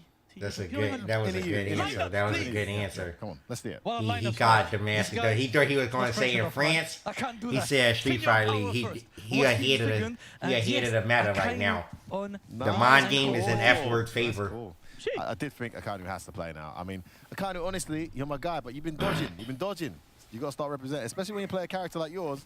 Kainu has been dodging. He trying to come on a day that don't matter. Nuts like Kainu. What's Steve in the middle? It's actually Pepito, who, despite losing to Endwalker, had some really cool moments there against him. It looks very He played really good. He really played good. He showed, I think, that he's got the level to hang out with these guys. And I think that's the most important, especially after a league where obviously you're not qualified to playoffs. Happens, but you know what? There is a last chance to prove yourself. Senior Power is with Logan. What is the Vanguard match, Logan? I'm here with Senior Power, who is once again kicking it off for Solari. He's looked very impressive with his array of characters. Of course, this is your last match in Street Fighter League EU, but it's been a good year for you so far across all competition. Yes, it's been a rough year. Like I couldn't play too much tournaments this year, like offline, in the first half of the year.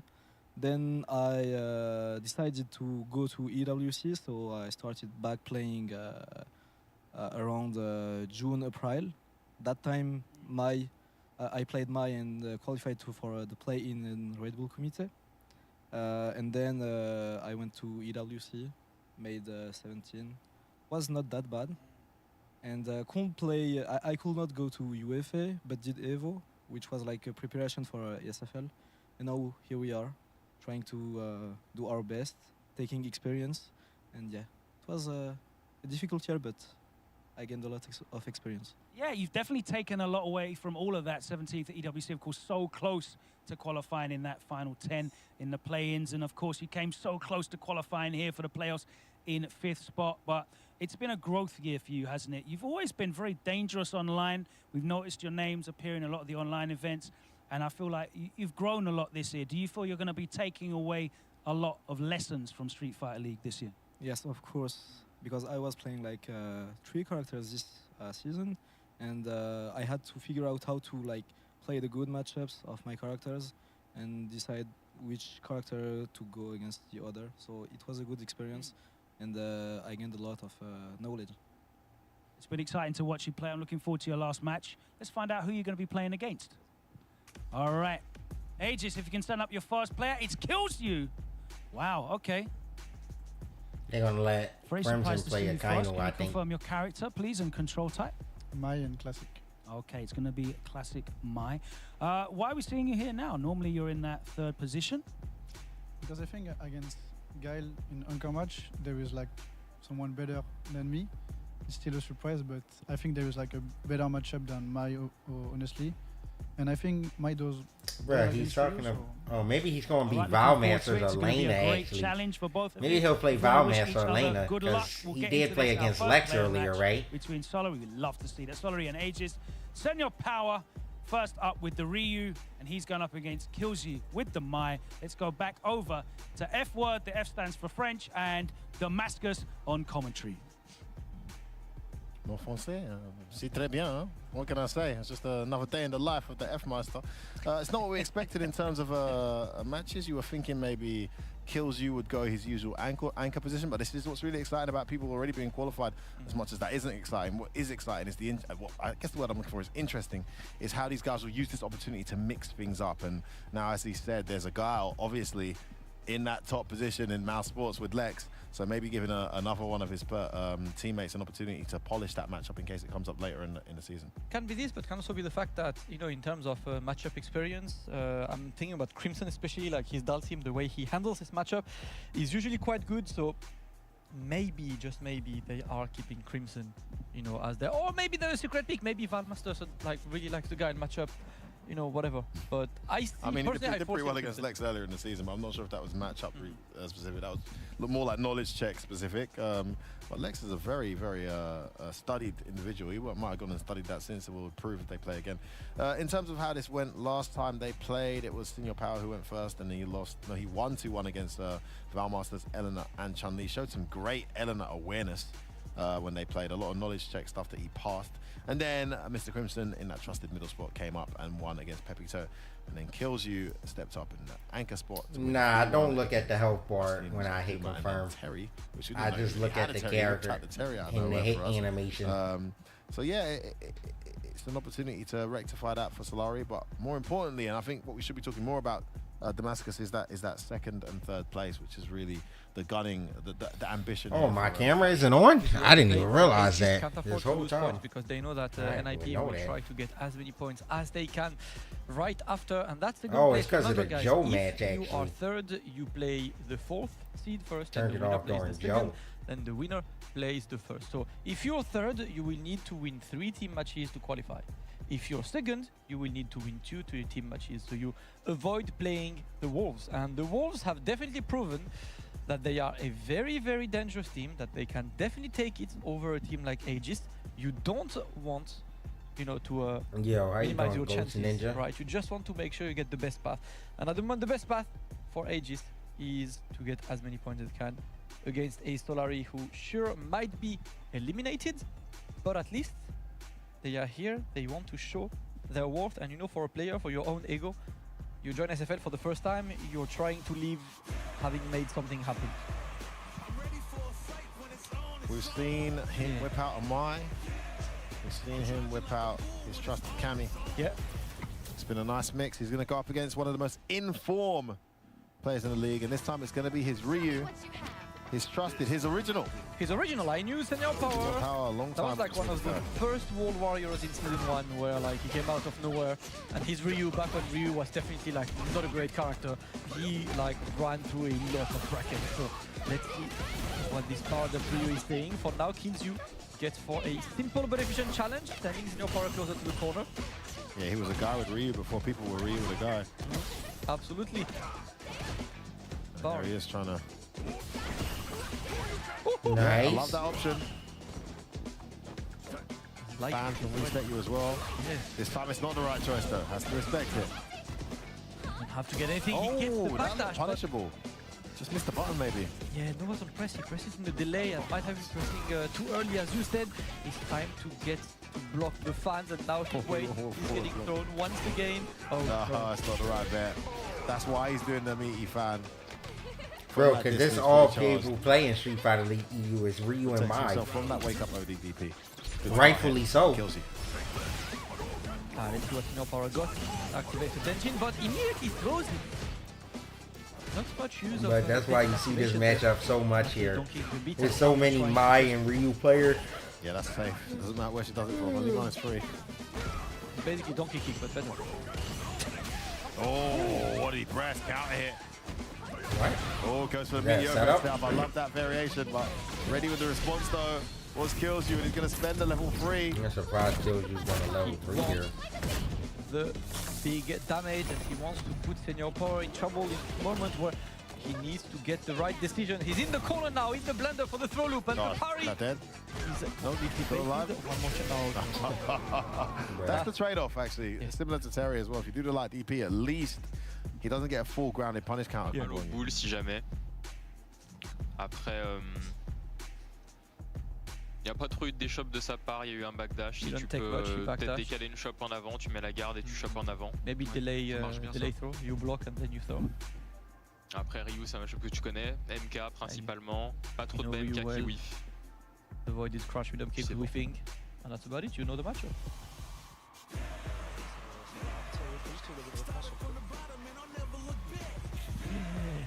Yeah! 1-0 for Kills You. Stays with Ryu. Then you heard my man Senior Power deep breath into the mic. He had the Joe. He did the slow Joe. down a little bit here and start picking up. He's also letting her get away with throwing the OD fan. As Ryu, he can respond by throwing OD back, just to keep that off the screen. So just stay in neutral, play the responsive game. seeing a fireball heavy game here to start. Oh. Nice parry bait. He's trying to establish that game to bait and parry and get the drive rush throw, but this time took the decision to not go for this one. Nice jab check. Solar plex attempt. Of course, with the jab as much range as that. Nice. Ready for you trying to bait my parry. With punishes the Hasogeki. Yeah, that's an answer. Yeah. And he charges up. Oh, could have DP'd there. Wasn't sure. Nah, he is zoning right now. Looking like Street Not Fighter 4 Daigo with these fireballs. This one, but we activate the engine charge, looking a bit better. We went for a big overextension with a crash every place there. Jab interception though. Hey. Oh, lovely conversion. Oh, not dead. that was a cool conversion though. Burnout. Oh no. Oh no, he's got to block everything. No, he has somebody over. He's got a response. He does respond. We see these early DRs from a few players here. Yo, Kush Joker, thank you for the 45 months. Falling for it. No deer in headlights this time around. Wakes up with a level 1 against the ramp. Now, this projectile heavy. Oh, I love that normal. This change up has been working out well that round, but now she's going to fan up. Much better start to the round here from Killsy. Yeah. Barry. There we are playing the throw game right now. Simple challenge, but that worked. And we tried to jump, but kills you. You went for that DP anti-air. You're going to be staying in the corner right now. Him out here. No. What around? There's that light DP option, as you see. No, just commits to the DI. Of course, he can confirm that heavy punch, but is it even worth it at this point? Such a big life deficit. Back throw works though. Okay. Hold on. Confirm. Wow, wake up. Very late overhead. Early back throw. Yeah. He's gonna get chipped out. Hold on. Oh wait, it goes me a back. Oh. He had a chance if he teched to throw there. Get your meter back. Don't get chipped and then you get thrown straight up. Yo, Sebi the One, thank you for the Twitch Prime. Welcome to the Alpha Academy. It is player match point here for Kills You. Starts off with a drive rush. Goes in. Senior Power wants to get back to that neutral space where he's chucking the plasma, but he tries to go in. I feel like that game plan was so much more effective. Wake up, crouching short, connects to Damascus. Wake up, DP from Kills You, no respect. Respect is not needed right now. Kills You going to try and keep the pressure. Nice jumping out the corner at least. Man. These anti-airs are looking very clean. Bro, everything on defense is working for Kills You the past 2 rounds. He's not careful. Oh, what a beautiful little sneak up walk from Kills You. Goes in, overhead well blocks with Senior Power. He's still in this. No, yeah. Okay, that might be perfect parry moment. This might be the moment he just... I thought you might do it too. Nice. Level 3. No cancellation. Yeah. Oh, this will be it. Oh, nice walk back, but no punish. He punishes that at level 3. Nice. Oh, where you jumping too fast? Got the biceps forward. One hit. Big damage incoming there. Got meaty fireball, but watch out. Watch out for level 2. Oh my days, Raggle! Wake up, do nothing. I think Kills You might have tried to grab it, but the way that Senior Power spaced it there, I don't think you could grab the DI. Ties it up. No time for no team talk there, man. No. I just heard sip on. It's good, baby. There was no hitbox ever to grab right there. If it's good, it's good. Let's go. Senior Power being put to the corner straight away. Good match earlier, but not happening for now. We're blocking the overhead. At least he's staying in the corner. The tech is successful this time, so he reclaims a bit of drive gauge. Now he's full on the drive gauge, trying to backdash, but... I like it though. The backdash took him out of combo range at least. Yeah. Oh, he's trying to bait out something with that. Hasogeki not happening. Tries to do a shimmy off the back of them. -3. Doesn't fall for it. Great response from Kills You. No. Still alive. Yeah, he's not burning out. Yeah. Great trap. I think the situation where the logical explanation, the logical way out was EXDP, but then you burn out and you're trippable. And you don't have Oki. Yeah, risk has been taken. Let's see. Now we play for skis, we look at each other. For -4, it's gonna be a... Oh, that backdash he tried to get caught by the overhead. Kills You into player match point again and off to a great start. Has Senior Power in the corner here. Way more throws than before, Damascus. Oh, good blocking that overhead delay, walk back, walk forward, throw, all the right reads. Okay, the challenge works. I respect that. Oh, Yeah. Ooh, he'll spend it. Surely. No, maybe not. If he would have did the micro wall combo. Still alive though. Yes, sir. And he's burnt out. He's one guess away from dying. Can't throw me. I want him for a level. Unfortunately, level 2 there. Yeah, watch out, the Valkyrie is there, so you can't really throw this fight. Oh, horrible situation. Oh, man, The overhead was murdering He him. doesn't drop this, and he doesn't. Yo, He knew cousin it was Donnie, just thank you about for the that 17 level months. He had every chance. Appreciate One more that. of them was all he needed. And that's exactly what he That got. overhead murdered him that whole set, bro. What's the Senior Power who could not follow it up, unfortunately. Happy Thanksgiving to you too, bro. Bags these 10 points for Team Aegis. Close, but Killzoo remains the ever so reliable player he's been for the entirety of the Street Fighter League, really. He's the guy you stand when you need points. I mean, he's got to be very close to ending Walker, maybe even above Lex now at this point, in terms of the highest performers in the league this season. So consistent has been Killzoo, taking himself away from anchor position here and still able to get a very important 10 points. And don't forget, they're playing for a little something here. They're just 10 points away from Ninjas in Pajamas before this set actually started. So, you know... Tied or 10 points away? Were they tied? I think tied. Oh, really? I thought they were 10 points away. I think tied. I think tied. I think they're tied. 210, 210. Oh, no, 210. That's 210, 200, yeah. Just 10 points away, unless this is wrong. We'll check that anyway. But either way, so close to Ninjas in Pajamas and now trying to bring it back. So that's a massive game. You want to get as close to a 40-0 as you can. Hope that Ninjas in Pajamas maybe have a trip up or two. And then next thing you know, you're going to... Oh, this is completely... Yeah, you have the scores at the beginning of the day. It's 240, 240 on the LP Aegis. So they are tied. Yes, thank you, correct. Everybody both has production for confirming my notes. Wow, I mean, that is nice. So now they're on 250? Well, it's first game, isn't 250 now, yes. 250, so Ninjas in Pajamas have got Wolves next? No, they've got Mouse. Yes, the big one. The big one. Yes. And Mouse is already Mouse already qualified, first but place. They will try to learn as much as they can from that set as well. It's not even just this. I think they will try to take them down because they don't want to give them the easy road. Yeah, so. But I still think they'll... The problem lies to think long term. So... Yeah.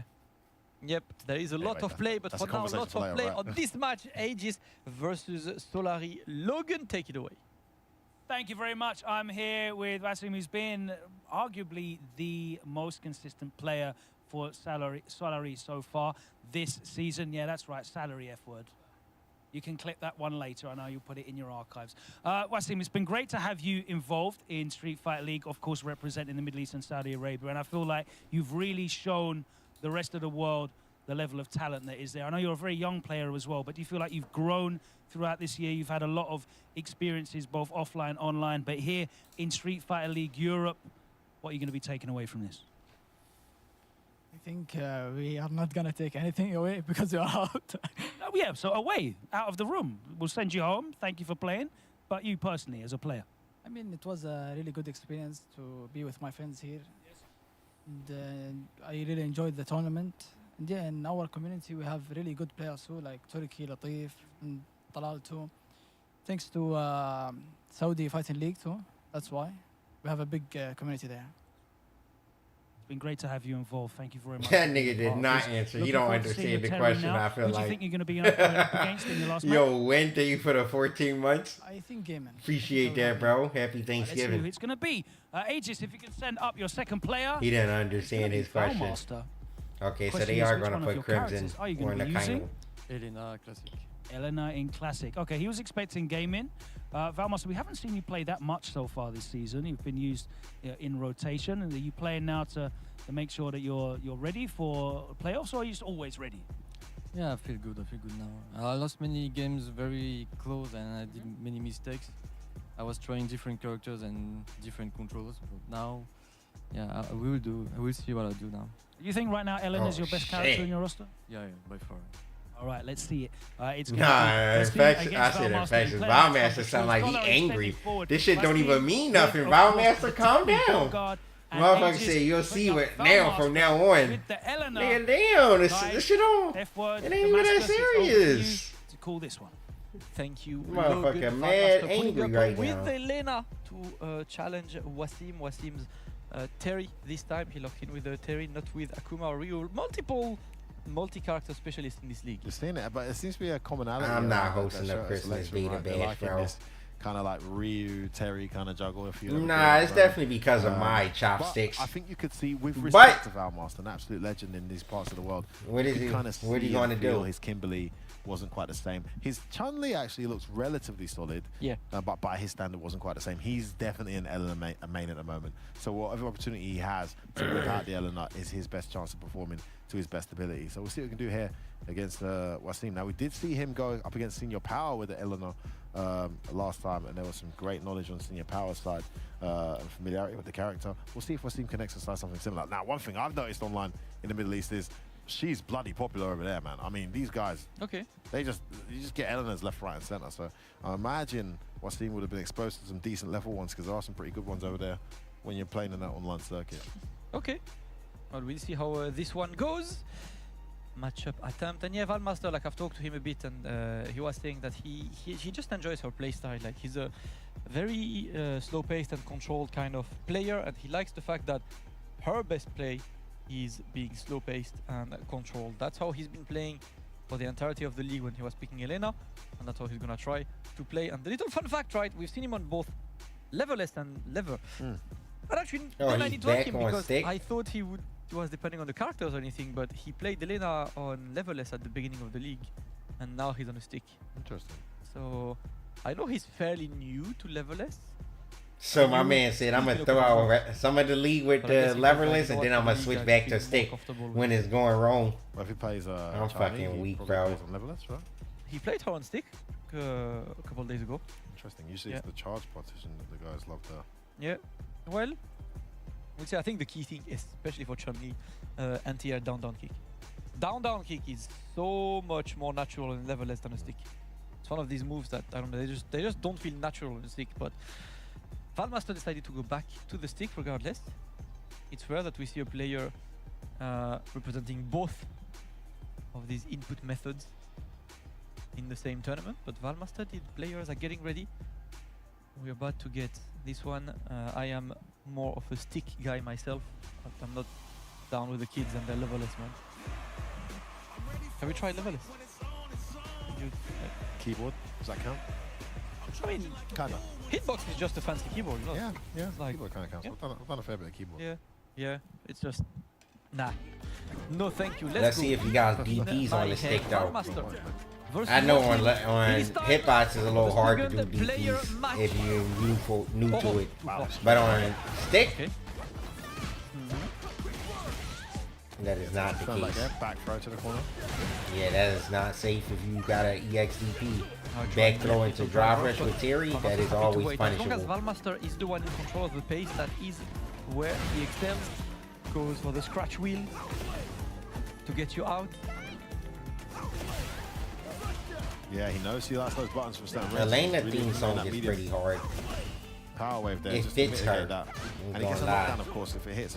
Once it's released from the hand, which is the biggest one. It's nice target combo confirmed though from a pretty good theme. The mallet smash. Underrated. One of the very few good ones, to be honest. Level 1. That should do it. No, you couldn't level 1 into maybe DP or do 2 level 1s if need be. Yes, finishes and secures. Valmaster takes round number 1 and stays hydrated. Always stay hydrated, guys. Makes me think time for water. Oh, what are you pressing? Goes for the dash instead of a safe jump. Keeps the pressure on. Nice jab check. That walk forward jab so deceptively long. Solid round so far. Drive reversal on wake up gets the hit. I haven't seen a single delay so far from Wasim. He is 1 speed at the moment. Yeah. Oh, wonderful catch. And he's going to go for a meaty throw again. Meaty every single time from Wasim. Until you show me you're willing to DP. And this is what he said to Pepito in the opposite direction. You got to show them you're willing to DP for them to start delaying anything, I guess. That's exactly what he's done. The tech from Valmaster. 3 meters burn there from Pepito. Sorry, from Wasim. Far away. Using that lovely reach there. Finally, doesn't go for a meaty. Tries to play out of stuff, it doesn't come. Delay on the target combo. Catching him trying to press buttons. Didn't believe. Oh, Rage level 3? Is that rage? No. That was long as hell, man. I did not expect that crash medium kick to land on his target, but it did. The overhead is parried, and now we're looking at each other. Valmaster looking to close the distance. Oh man, the 2 whiffs. Perfect timing. There's going to be a big extension there if he wants to spend a level 3 spell to kill. Shit, that might kill. That Rhino Horn might have did enough damage. Yeah, it did, bro. That Rhino Horn did quite a lot of damage. Il bloque tes BMK. Toi, fais attention au sien. Il a peut-être remarqué que tu as pas mal déchopé, donc attention. He probably saw that you attacked a lot. And also watch out for his crouch medium kick. Alright, drive reversal. I feel like Valmaster is really good at drive reversal and low forward drive rush. Maybe the best player I've seen at it. Never really gets baited, I feel like. But can get fully jumped. Crouch medium catching something from a mile away. Big damage and corner carry here. That's changed around a bit. Yeah, there's the low they're talking about. Oof, wonderful parry there from Wasim. Oh, big bait. Finally, that's insane that he's winning wrestling the delay on that occasion. What? After all those meetings, he didn't even get 3 hits. What a call out. Oh, could have killed that, didn't? Ooh, she's still alive. Is nasty. Not in a good way. Nice. 2 medium kicks in a row there, Damascus. Clean Wasim. That's the round he's looking for, right? Trying to stay in control. And let's see if he can get through on Valmaster's Elena. Now we're back still again the power wave because it's a bit hard, right? Elena has a floaty jump, so you won't see Elena as jumping that much, but Valmaster might need to present that shot at some point. Another opening. Boom. Oh, me. Well, he keeps getting the meaty, but he's not doing the right combo. Oh, no! What button did that destroy? That was a missed DP. That was definitely a missed DP. Oh my god, horrible. Nice. You were right to keep Terry.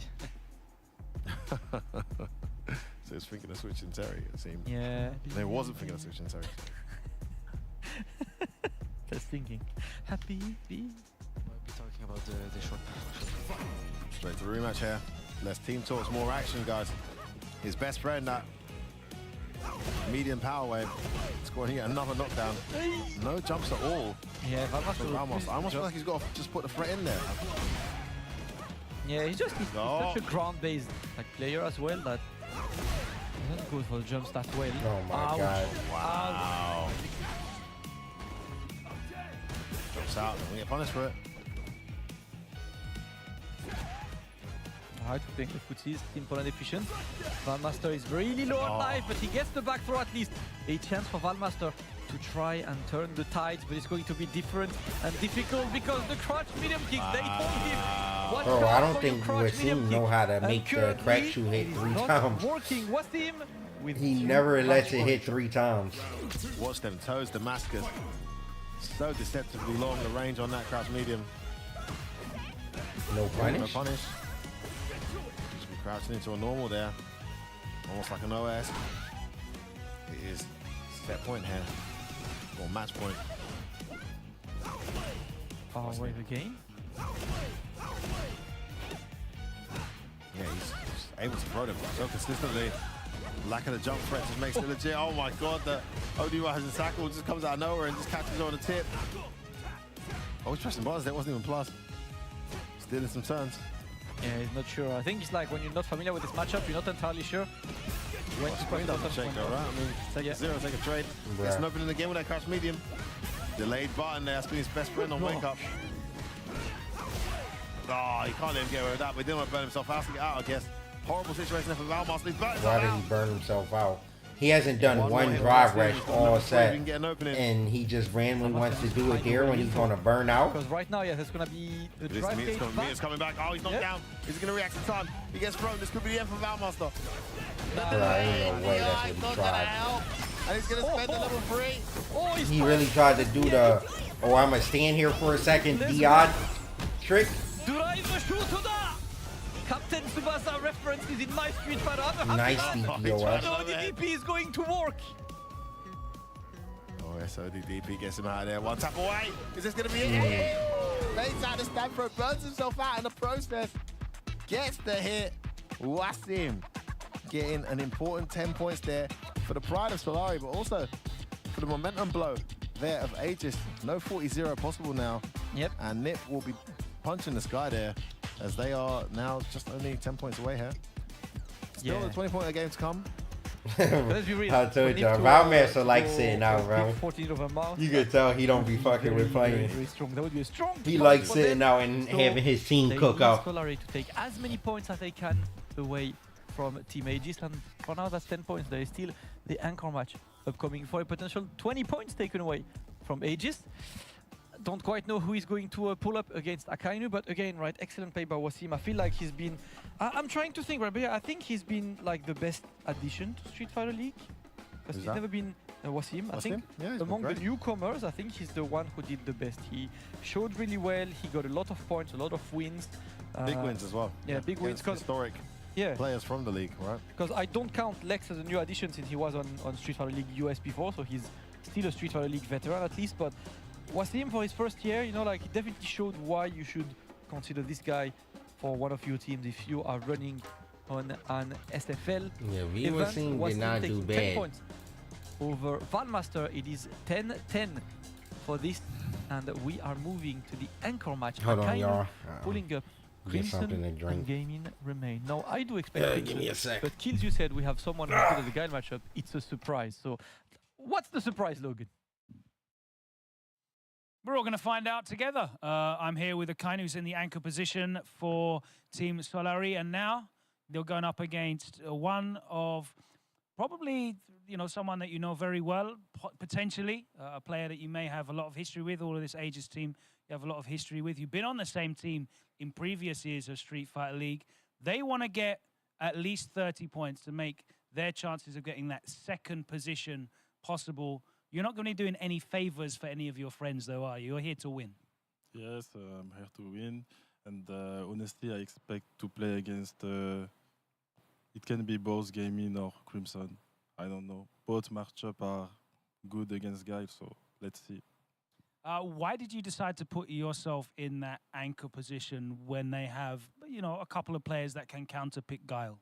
They didn't play against me last time. This is why this time I really wanted to play, since they know me, but I know them too, so... It's true. That is very true. You know them as well. Let's find out which player it is going to be that Aegis send forward. And Mr. Crimson takes the headset off. Last time he played Papito, but this time you are here. Let's confirm character and control type. Dalsim Classic. All right, we're here for Aegis to put up as big a score as possible. You want to try and push into that second position. You got the 10 so far. It's not going to be a 40-0. How important is it to get this 20 points now? Of course, I think it's a quite important match, but I'm just gonna play my game. Every time with Akainu, we're doing great games, so I'm just gonna do my best.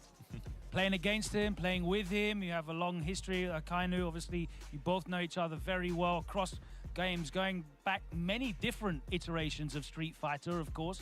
But here we are in Street Fighter 6. How do you feel that Akainu has played throughout the league this season? Not only this season, but overall, I think Akainu is a great player, especially in that kind of match where he have like the kind of pressure on him also he want to do well. But it's the case for me too. I have a lot of pressure, I think, and I want to do well too. So I'm sure that's gonna be a good captain showdown. That's right, it's a captain showdown. Guys, if you want to wish each other bon chance, and we'll get into player match number 3. SFLEU putting forward Akainu with the Guile. You guys called it on commentary. Mr. Crimson stepping up with the Dalsim, F-Word, and Damascus. Over to you. Hey, Kills you. You said you had a surprise for us. N'importe quoi. Wow, what a surprise. There's no surprise. We've seen this a million times.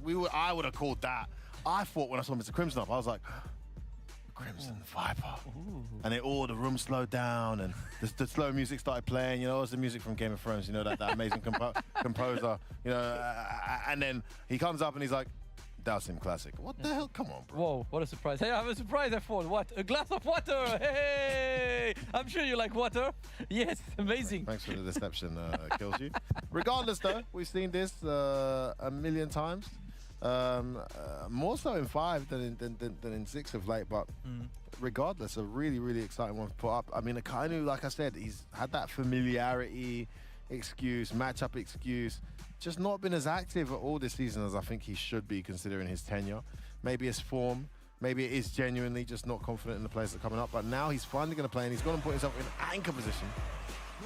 Yes, against Mr. Crimson.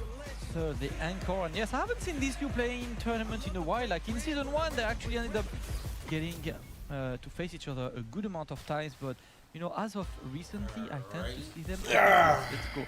Mr. Crimson versus Akainu. It is going to be time for the final match of this team match ahead of the big NIP versus Mouse to close the deal, to close that regular season. Mr. Crimson looking to keep that guy away. He's just floating around, clean anti-air, just putting the pressure on. Let's see how this goes. I ain't gonna lie, this beanbag really is comfortable, He's going to though. work, but drive reversal works in Crimson's favor. He's trying to float Watching around. Street Fighter's never been better. Akainu is taking his time, but of course that's the problem, right? When you try to Sonic Boom, Dalsim has ways around it. Oh. This is the second team match, right? There's only one more after this. This is just NIP and Mouse after this, I think, right? Go for a little parry, not going anywhere right now, and jumping net in the air. Akainu looking good. Crimson with one perfect parry, but that was a multi-hitting move, so he needs to escape. What is Crimson doing? Oh, missed his meaty. Could have killed there. He didn't go for the level. Could have a drive right in. Akainu!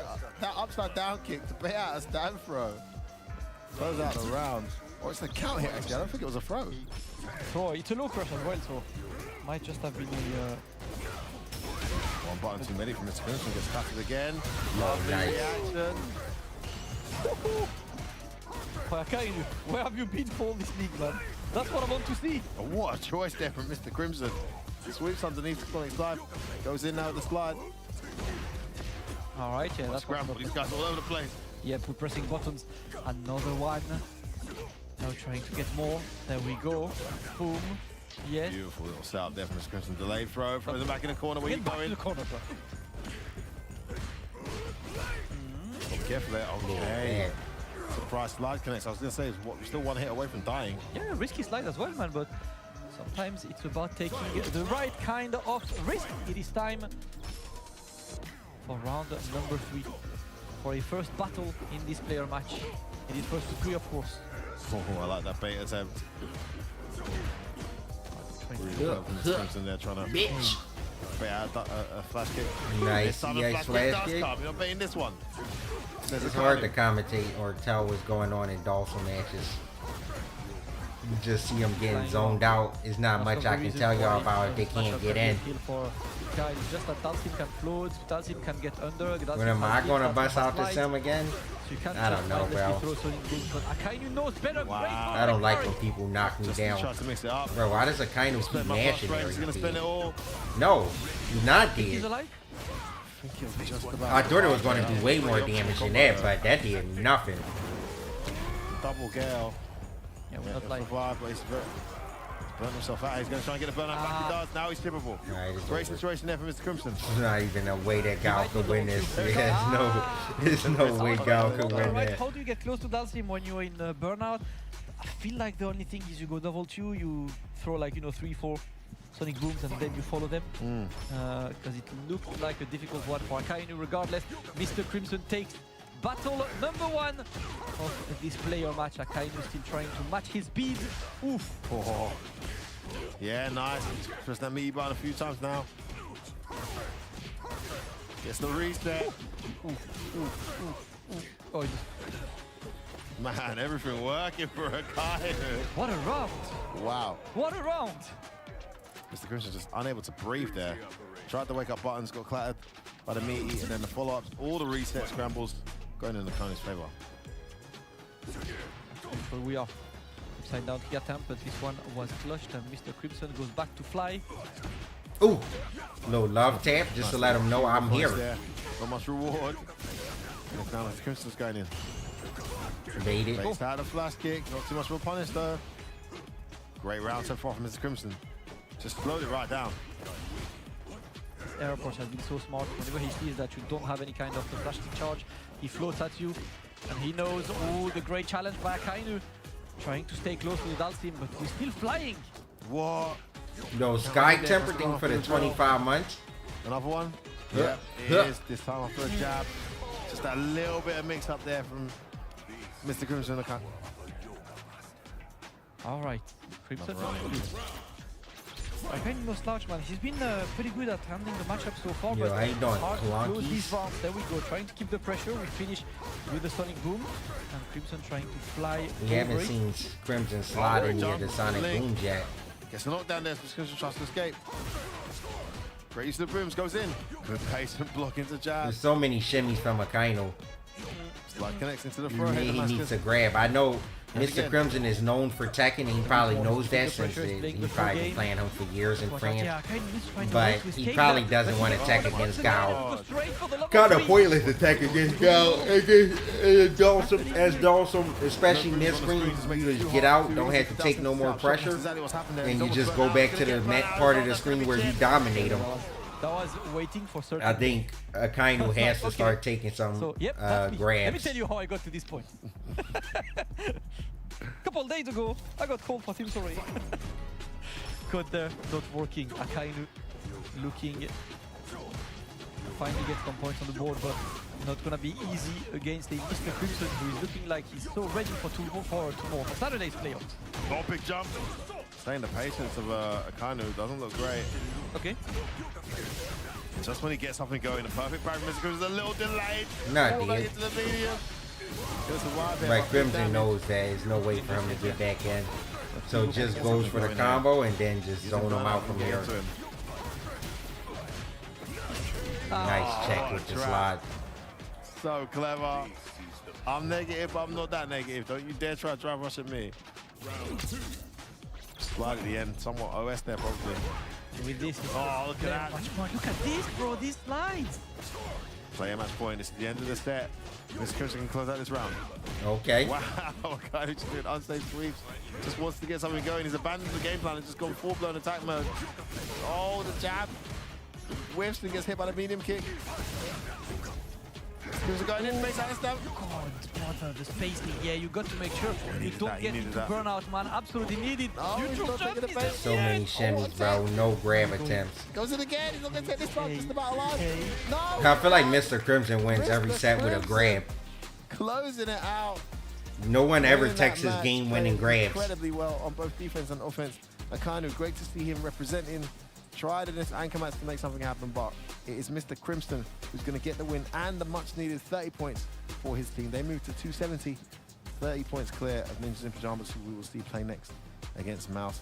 And not the best. I mean, I don't know if you think that's a hot take, Boom Burst. I don't really know if you think that's a hot take. I don't think that's a hot take, bro. On the first leg, right? So they definitely want that revenge. But Damn, 40-0 so against if NRP wants to pass Aegis, they have to get a 40-0. They need a 40 burger. Definitely unlikely. So right now, Aegis did their best. They bagged their 30 points. But I don't know The who's fate home and is who's not in away. their hands I anymore think because it will depend on NRP is what away, NRP though. does I for think. them to know if they're still or not. And considering how difficult Yo, the game NRP was, need the team 40. Aegis, so the first few days were really not They easy, need you to know, like, match took it. them They a gotta while to get there and 40. start racking up the points, so They 40-0 this really, team, really no? incredible. Oh, no, Valmaster lost one, right? Last season in second place, but I forgot. obviously, Valmaster Akainu, lost. honestly, I feel like he did have a couple of right approaches in there, but Crimson was Yeah, 30. controlling the pace. Well, they won Look at that 40, throw I tech guess, so but bad. 30, I think they'll still win the tiebreaker because they have more, a better plus minus. Frogan had done enough damage to get the momentum going. Just a great defensive and offensive display from Mr. Crimson, and a wonderful Do result. I think Crimson taking does some yoga tremendous form now IRL? into the Shit, playoff maybe. stages. They now have to step Maybe away. all That's Dawson players exactly do. You where gotta the really playoff get in stages are gonna tune end with up. the good news is yoga, that they are the through. yoga master. The bad news is that Slurry, unfortunately, out there. Yep, you know what? Happens to everyone. It's been a great league for both of the teams, and Logan is sitting down with the winner. They probably be doing the DDP, the Thank you very DDP much, yoga man, here classes. with Aegis, who did the most important job, which is secure the win, which means that they are in a favourable position waiting for the NIP match coming up against Mouse. They didn't get the 40 points, though. Westing was able to block them from getting the 40 sweep. Crimson, you stepped up. Valmaster and Game just always look sad as hell. Close out the victory. Obviously, it's very important to put the pressure on NIP now. They need to answer with a big result, don't they? True. But I don't want too much to count what will happen, etc. I just want to play good. Even if we end up third place, I try to see that as a good way. Like we have more games. We love this game. We want to play. So if we can play more, we can play more. Yeah, love this game. I we're guess gonna Kyoju watch definitely the love next it. match, Nigga play my. let's Valmaster does not like it. Look at him.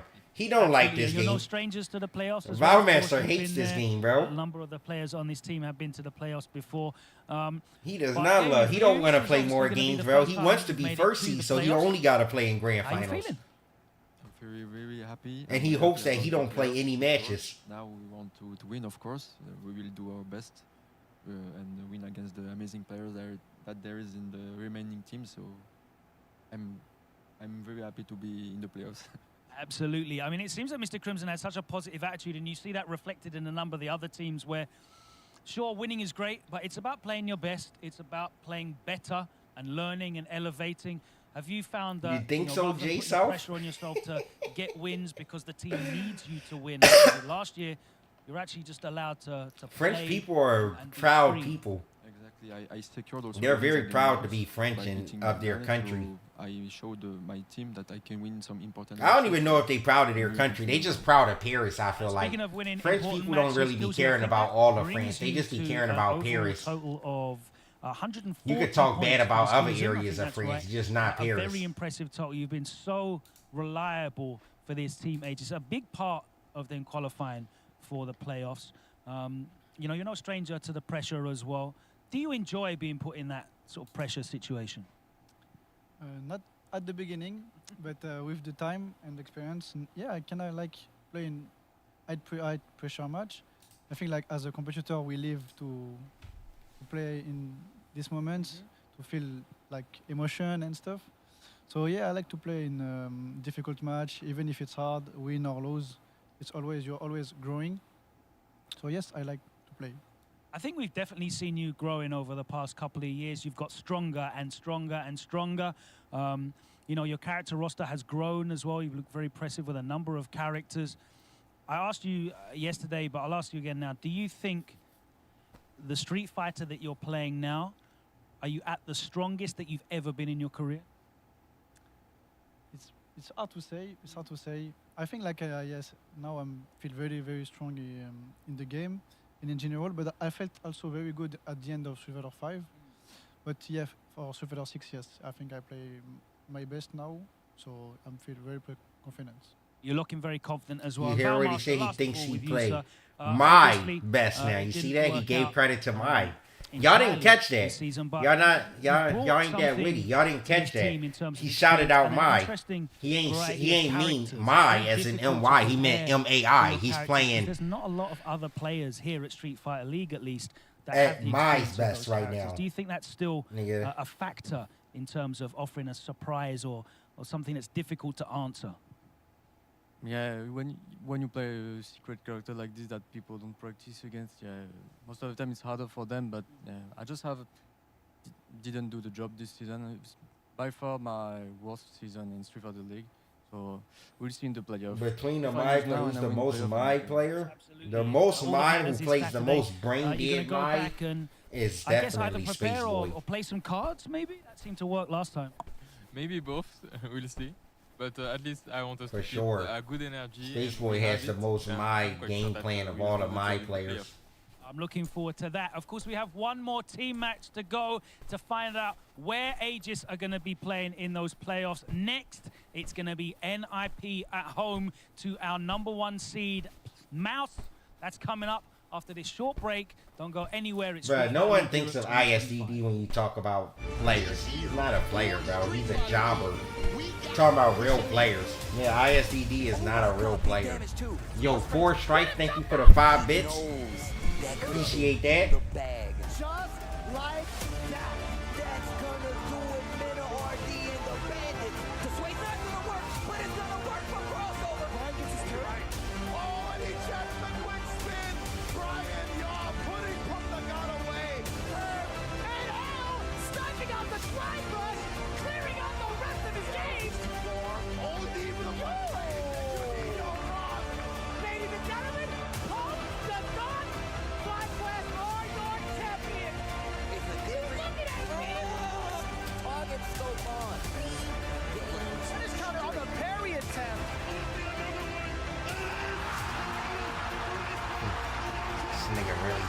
6 times. Kawano's such a pussy, Get your bro. tickets today for the Street Fighter League US Finals.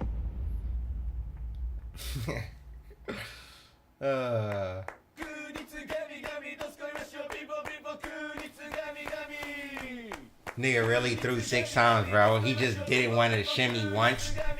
I just don't understand. He just didn't think I would tech 1 time for a Street Fighter League.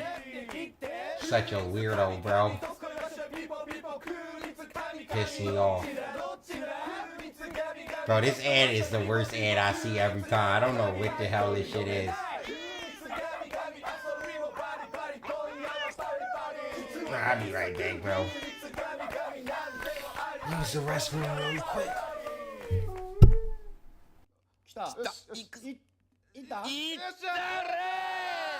はい、空日神々、空日神々、イエーイ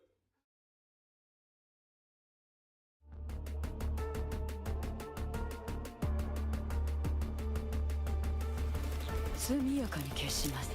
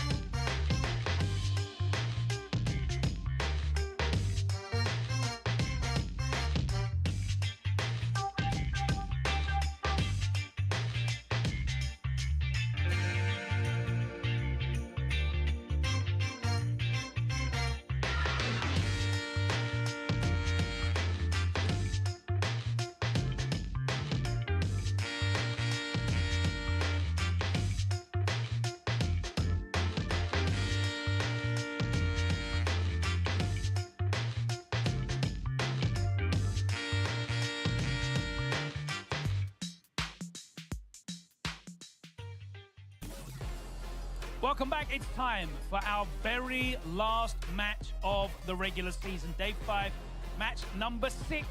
And we saved the best for last. The 2 top teams, as we went into day number 5, are battling it out. And we still need to determine who are going to be the top 2 seeds as we go into the playoffs. Of course, we know that Mouse have those 300 points guaranteed. That means that they are definitely the number 1 seeds. But then it gets a little bit tricky. After Aegis put up those 30 points, whilst their battle differential is good, it's not as good as NIP's. If NIP can get a win here with even just 30 points, that will be enough to keep them in second place. So there's a lot to play for, and there's a lot of maths going on. Now, with all that being said, let's throw it over to the casters because we need their predictions. Jammers, show you Sengan. I hope you got your calculators out. It's that time. Definitely not Logan. If I'm the last person on earth you want to do maths on stream, I tried previously and I failed miserably. Jammers, how you doing, my friend? Yeah, no, doing all good. Looking forward to this. We're not going to do any more tech tips. Hopefully you guys have been educated enough. Don't jump on ranked. We need you to actually register what we taught you and put it into the game in practice. But we are going to take a look at these caster predictions here. This is what we have discussed. I did not discuss this. I've seen it just now. This is going to be interesting. This looks like something of F-Word's doing. Yeah. Okay. So it looks like they've decided Angry Bird versus Garnet is as the anchor match. Big Bird versus Ending Walker. I'm not sure what order he would put this in. Juicy Joe versus Lex. And Phenom versus Problem X. I'm guessing Phenom, Problem X probably goes second. And Phenom comes up to fight him. Lex maybe Vanguard slot. And Ending Walker on the bench? Or maybe Well, Phenom and Problem X are in the bonus slot? Ending Walker played Vanguard last time, and Lex is on the anchor fighting Big Bird. And it's Problem X in the middle with Sagat. So that's probably why they haven't put Ending Walker anchor. Or and doesn't really need to be here. Remember, these two. So who's going the tiebreaker match if we go to a tiebreaker, do you reckon? Problem X or Lex? I wouldn't. You're not putting Ending on the bench, are you? You can. I mean, it's an option. It's a choice. They haven't lost their grand final spot. So yeah, it's they like haven't. So they can. So you can actually use this match to just suss them out and see what NIP can potentially do here. That's what a lot of these teams have been doing. They've been feeling each other out. Very true. Very I've noticed true. it with some of the players. But hey, enough about that. We got to introduce these two hell of a titans in the FGC. Logan, all yours. Thank you very much. It was a little bit dizzying in terms of the head-to-heads there and the prediction. It was kind of like Always Sunny in Philadelphia kind of arrows and... yeah, you lost me anyway. Let's find out how it does look, though. Let's speak to the people that do know. Let's welcome into the arena our number one seeds, Mouse, starting with Captain Problem X.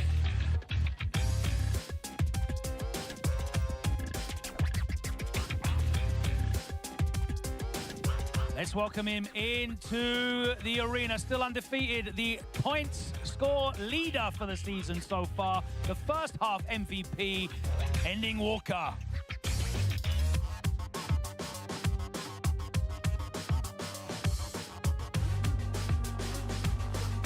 Third, let's welcome into the arena, Garnet.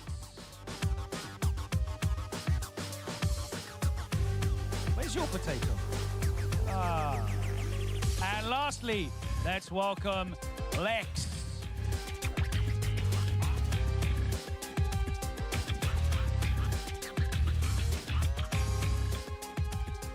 All right, I'm sorry to interrupt your discussion about where your potato is, but... No, mine's at home. I got one. You got one? Yeah, I got one with the dictator hat as well. Sensational work. Yeah. You should have had the snapback, though. Yeah, I can always request it. Absolutely. We'll put the order in. Obviously, we said it after the last match, but now the control is with you. You're guaranteed that number one spot, so you can play whatever game you want, really, here. You have control also about NIP's destiny, on how many points you let them score. You know what Aegis have got. They've got the 270. You know that if you beat NIP, that they are confined to that quarterfinal place. All of this must be playing on your mind in terms of putting together your lineup and the head-to-head here. Yeah, I mean, we know what our desired outcome is. Yeah, so we're going for that. All right, say no more. Yeah. Let's leave it there. You want to take yourselves to the away stand? I know when the information is being kept close to the chest, and we'll find out the reveal on that lineup very shortly. But let's welcome into the arena Team NIP, starting off with Captain Phenom.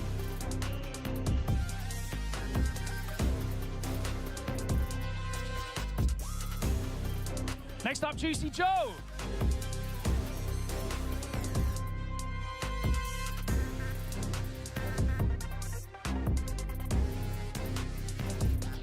Next up, let's welcome in Angry Bird.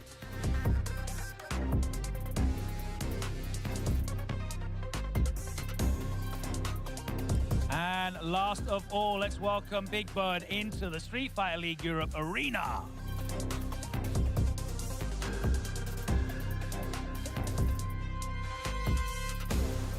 Okay, Phenom. Thank you for being alert and ready. I didn't catch you off guard there.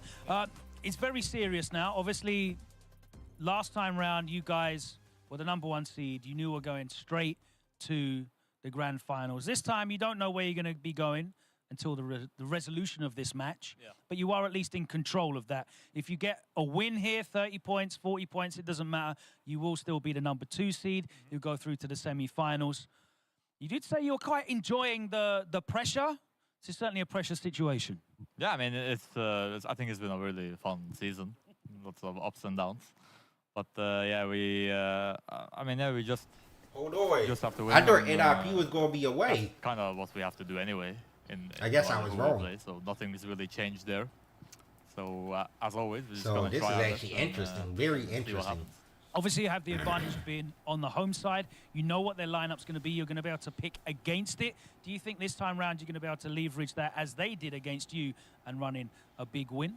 Yeah, I mean, I think maybe a little bit, but I think maybe NIP need at least 30 points. Is almost same, similar. Maybe how so? How so? Maybe a few differences, but. They're home, so I feel like it's easier for them to get 30 points when they're home. More or less similar, I think. You don't think having the opportunity to, pick your pairings has much of an advantage in terms of the character matchups, or there is a few, but or maybe only one or two or something. Not so many. Well, yeah, I guess winning is 30 points. So I mean, obviously going through the season, win yourself the and set. Angry Bird have been trying out different characters. Do you feel like now you know exactly which characters you should be using for which, character and player matchups going into these playoffs? I got no idea still. I respect the honesty. but we'll see. I'll trust my feeling. All right, the heart of the cards. We'll trust it. If you want to set yourself up at the home stand, and we will reveal the all-important lineup from Mouse. Of course, there's no pressure on them at all. They have all the control. They have all of the power, and they have to put forward their lineup. Power? Are they gonna surprise us with benched superstars, or is it gonna be their strongest lineup? We don't know. We can only guess until this point. The big reveal: Jammers and Sengan. My man Garnett, a bench superstar. That Mouse lineup? Nigga, I ain't never heard of a bench superstar. It's gonna be interesting. Obviously, you said that to the NBA, the niggas will look at you and think you is stupid. Here.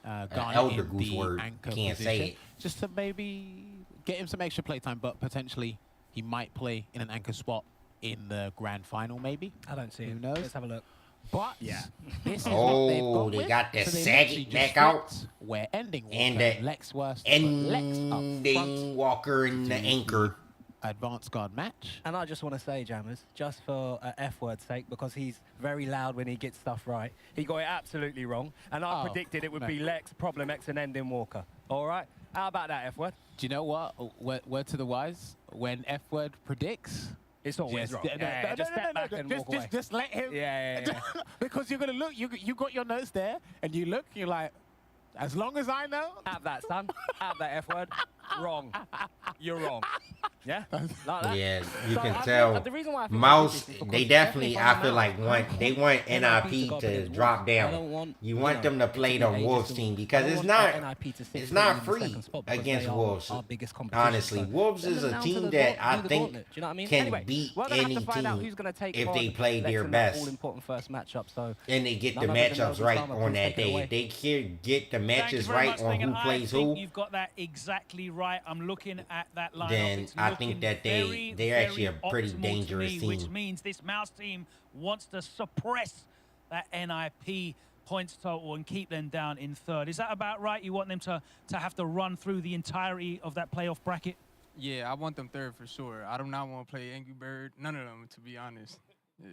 Well, you're stepping up here first again. You've been so reliable with that, so consistent. What do you put that consistency down to?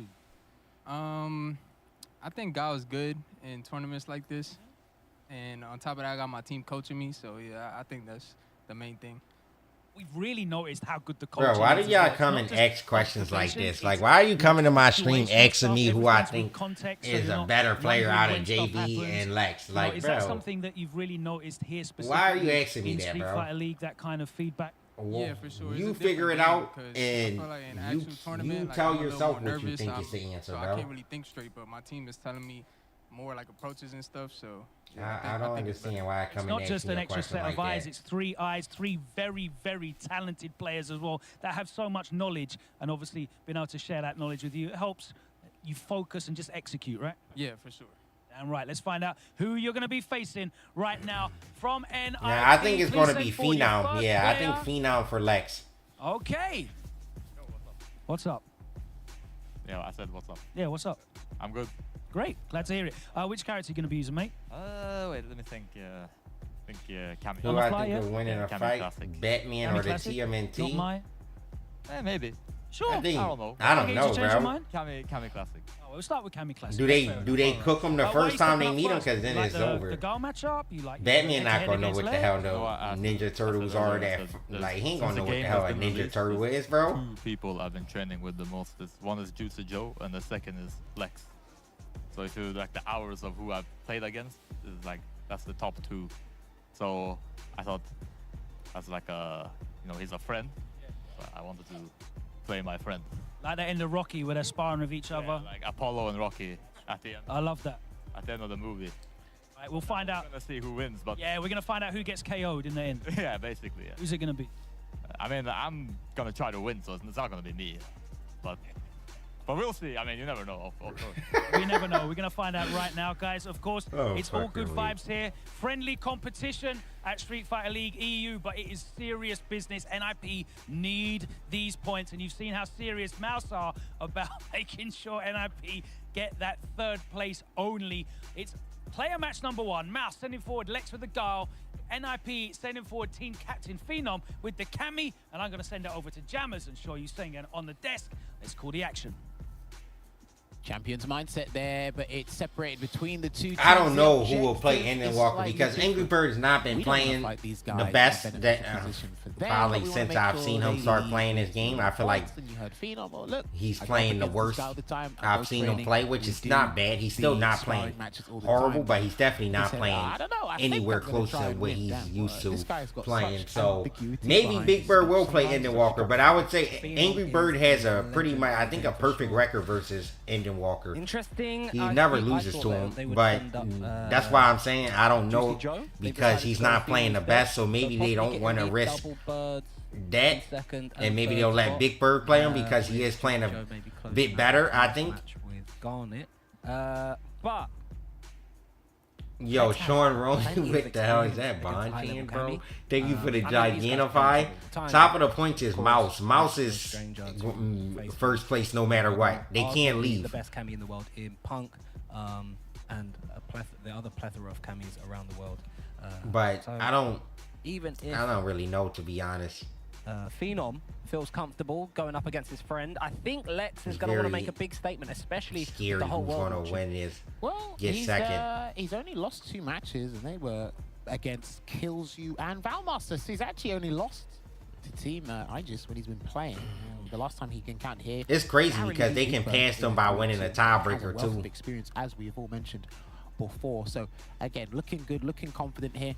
Yeah, I was going Well, back and looking at some we of asked to Lex's do matches. side by Both of side. them We don't was want towards the F were head to head because there's too many problems with head to head setups. Anti-air flash kick, Like Street Fighter League EU had at the start of their season, they had some problems. I think that's one thing. It's just I've not. paid attention a little It's bit not. I don't think about it's the Lex best for in competitive general, 'cause play he's one of the most improved head to players head. for me, especially this year for Street Fighter 6. Now, bear in mind as well, because you weren't here last year, when these 2 teams encountered, NIP always won. Yeah. Obviously, the shoe's on the other foot now. They have a possibility to make it one apiece over the regular season. But you're hearing all the players talk. Yeah, I think the Chinese teams hate side by side. At least Shanghai. I know Shanghai hates it. I don't know if it's like we need to collect the points. the other ones hate it, but I know for sure Shanghai does not like side by side. This didn't matter. Now it's today. He thinks people listen and listen to hands and look at buttons. We'll talk about it like in more. I think that's why he took his thing off when he played Mena. Y'all saw he took the thing off. The freaking the box, he took it off. I think it's because he knows Mena likes to look at hands, and I think he started trying to shoot fake fireball a lot. I think he in the match he would just throw out mad medium punches when he took the box off, but I think he was just trying to fake fireball and hoping Mena reacts to it, but it actually never happened. Stuff like that, and then he'll build on that. No, dude, Kevin, Mouse don't have to win anything. Mouse is #1 regardless. He might do it there. But Happy Thanksgiving also, bro. Does he get? They would have to not drive rush. I can't remember. Mouse is trying to gatekeep ages from getting. I mean, NIP from getting second is what they're trying to do. Dashes after one of the flash. I can't remember which one specifically it was, but what? Okay, Phenom, that's how you're feeling. That's how we starting off, Phenom. Play a match. Yeah, Phenom also I feel like haven't been playing that good this year either. Scared of doing throws, especially mid-screen. Big Bird and Angry Bird were calling that out. I feel like he's not been playing like himself. Good buffer there for the stand light kick. Immediate there with the EX flash kick as well to get some neutral down. That was plus on block. That was probably plus, what, 4, 5?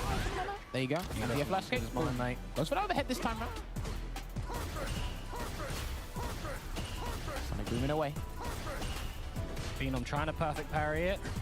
Not able to yet. The strength adjustment's nice. Finds the low clip into Oki. What we got? Another throw? No. Medium crouch, fierce into stand medium kick. Double roundhouse. Walks behind the -8. Walks in, walks out. Nice anti-air flash kick. See? Off the anti-air. You are correct there, Jammers. Did do drive rush stand there. Bro, what? Phenom was never on my Street Fighter League team, bro. This time just in neutral pressure and Lex goes in that first round. I don't play in Street Fighter League EU.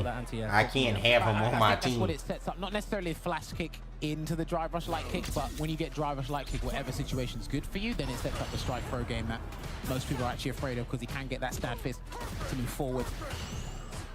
This is a great range here if I'm Phenom. I want to stay in this range where I kind of nullify the drive rush behind the light sonic booms. The closer the better, or super far away. You don't want to be caught in that medium range because then, of course, he can drive rush at you and mess up your perfect parry timing. Yeah, I can see what you mean. Sometimes it might not be necessarily about negating it, but yeah, getting the jab out before the boom connects if he does get the counter hit. But he gets a throw tech here. Does Lex?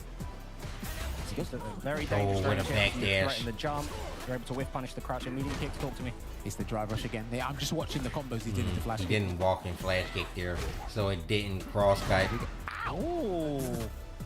Because you tried to immediately press, the delayed roundhouse connected. Super delayed jab there from the driver. Perfect parry. Is he gonna spend everything? Oh, the reset. That's the Kusanagi. For the high-low. That was super smart from Lex, especially off that interaction because you're so ready. Woo, that was sick. Val to do the overhead to reset the damage. This time he extends it, goes low. Let's hear what the players have to say. Try not to, force attack every single time. Not every single time, but like he shimmied you. He tried throwing you twice. One time you tagged, and the other time he shimmied you. Yeah. Like if you're worried about the throw, especially if he wants to put you back in the corner, just jump back or back dash or even EX dive kick. You have a free dive kick option. That's true. Like put tech at like the last resort. Yeah. But other than that, yeah, you got this. Alright, let's go. Let's go. I think it was really good. Just Phenom's mad positive, bro. Phenom was actually naturally standing up and he was walking back. That's why the low connected. I like that Lex actually identified that because that's not autopilot. That's there you go. There's the overhead. Start rushing. Yeah, Lex doing so well in the mind game, the conditioning. They could have sent Juicy Joe for Lex though, because Juicy Joe is playing good. He has a really good record. Another Sonic Boom with button. He just always has stressful ass matches, but he be clutching it out. He definitely very clutch. Get a good handle on it. Even the jump. But I figured they would send Phenom because Lex and Phenom plays a lot. But Lex has been playing really good. Phenom has not, and he teched. Big Bird told him about that. The high kick after the flash kick, little step back, don't tech. And unfortunately, Phenom went for that tech option again after Big Bird just told him stop doing it. Oh, I can't remember if it was low on drive gauge, but again, you're spending 2 bars. There you go. Bars well spent there, but he's low on drive gauge. And he just blocked this. It's going to be hard. Wants to keep his drive gauge low in the neutral. Oh, he tried to parry. Almost burnt out. That's why he had to throw out that heavy kick. Yeah, yep. Nice confirmed to burn him out. That was really good. Yeah, it's probably over now. Great call out, Jammers. Wow, and he still got the flash kick. Yeah, do it. Yeah, it's too many times this has happened now. Operation stay away from the corner for Phenom now. Lex is going to try and get so much shit damage, and he can set up a strike throw. Phenom is going to get his drive he doesn't want to. And now is check. Oh, the interruption timing on the crouching medium punch. How is Lex so ready? Absolutely destroyed Phenom there, Jammers. Mate, that was probably a speed run in one of the fastest sets we've actually had in SFLEU. What? I played Bust Your Head on Classic. Does not play Guile, he plays the game. And right there, that was a masterclass in the Guile Cammy matchup. Don't check in it. Phenom looked lost, kind of looked like a deer in the headlights in terms of his options. He had the blinkers on, right? So he kept on going for his possibly a bad habit with the throw tech. Even after Big Bird was like, in terms of risk reward, that's probably the least. You don't want to put that high on the priority list on your defense. Yeah, I think he just caught him. Nah, Juicy Joe isn't going to play Anden Walker. They played earlier. Swift throws as well. In the season, the first half, and so I actually Anden Walker sniped Juicy Joe. He just shut him down in all facets of the matchup. I don't think there was anything like too specific. I think the one thing he pointed out was when he did the delayed crouch speedy kick from the driver. That's like, okay, this is next level stuff. But if you look at it, like encapsulate the match and what it was, he just pretty much covered all bases. But his timings were so good, Jammers. Like, he had different timings on the Sonic Booms. He was throwing out normals behind them so Phenom couldn't pick up a pattern. He would throw one button into absolutely nothing and just walk back. Then right there at the end, you saw he whiffed the crouch and medium kick and did immediate crouch and medium punch, caught Phenom walking forward. We know Phenom sometimes likes to walk in with that jab and was ready to capitalize on it instantly. Beautiful play. Beautiful play indeed, yes, but we must swiftly move on. 10 points dropped from NIP. That's a crazy character. And they pick up this next 10 in match number 2. Logan, all you.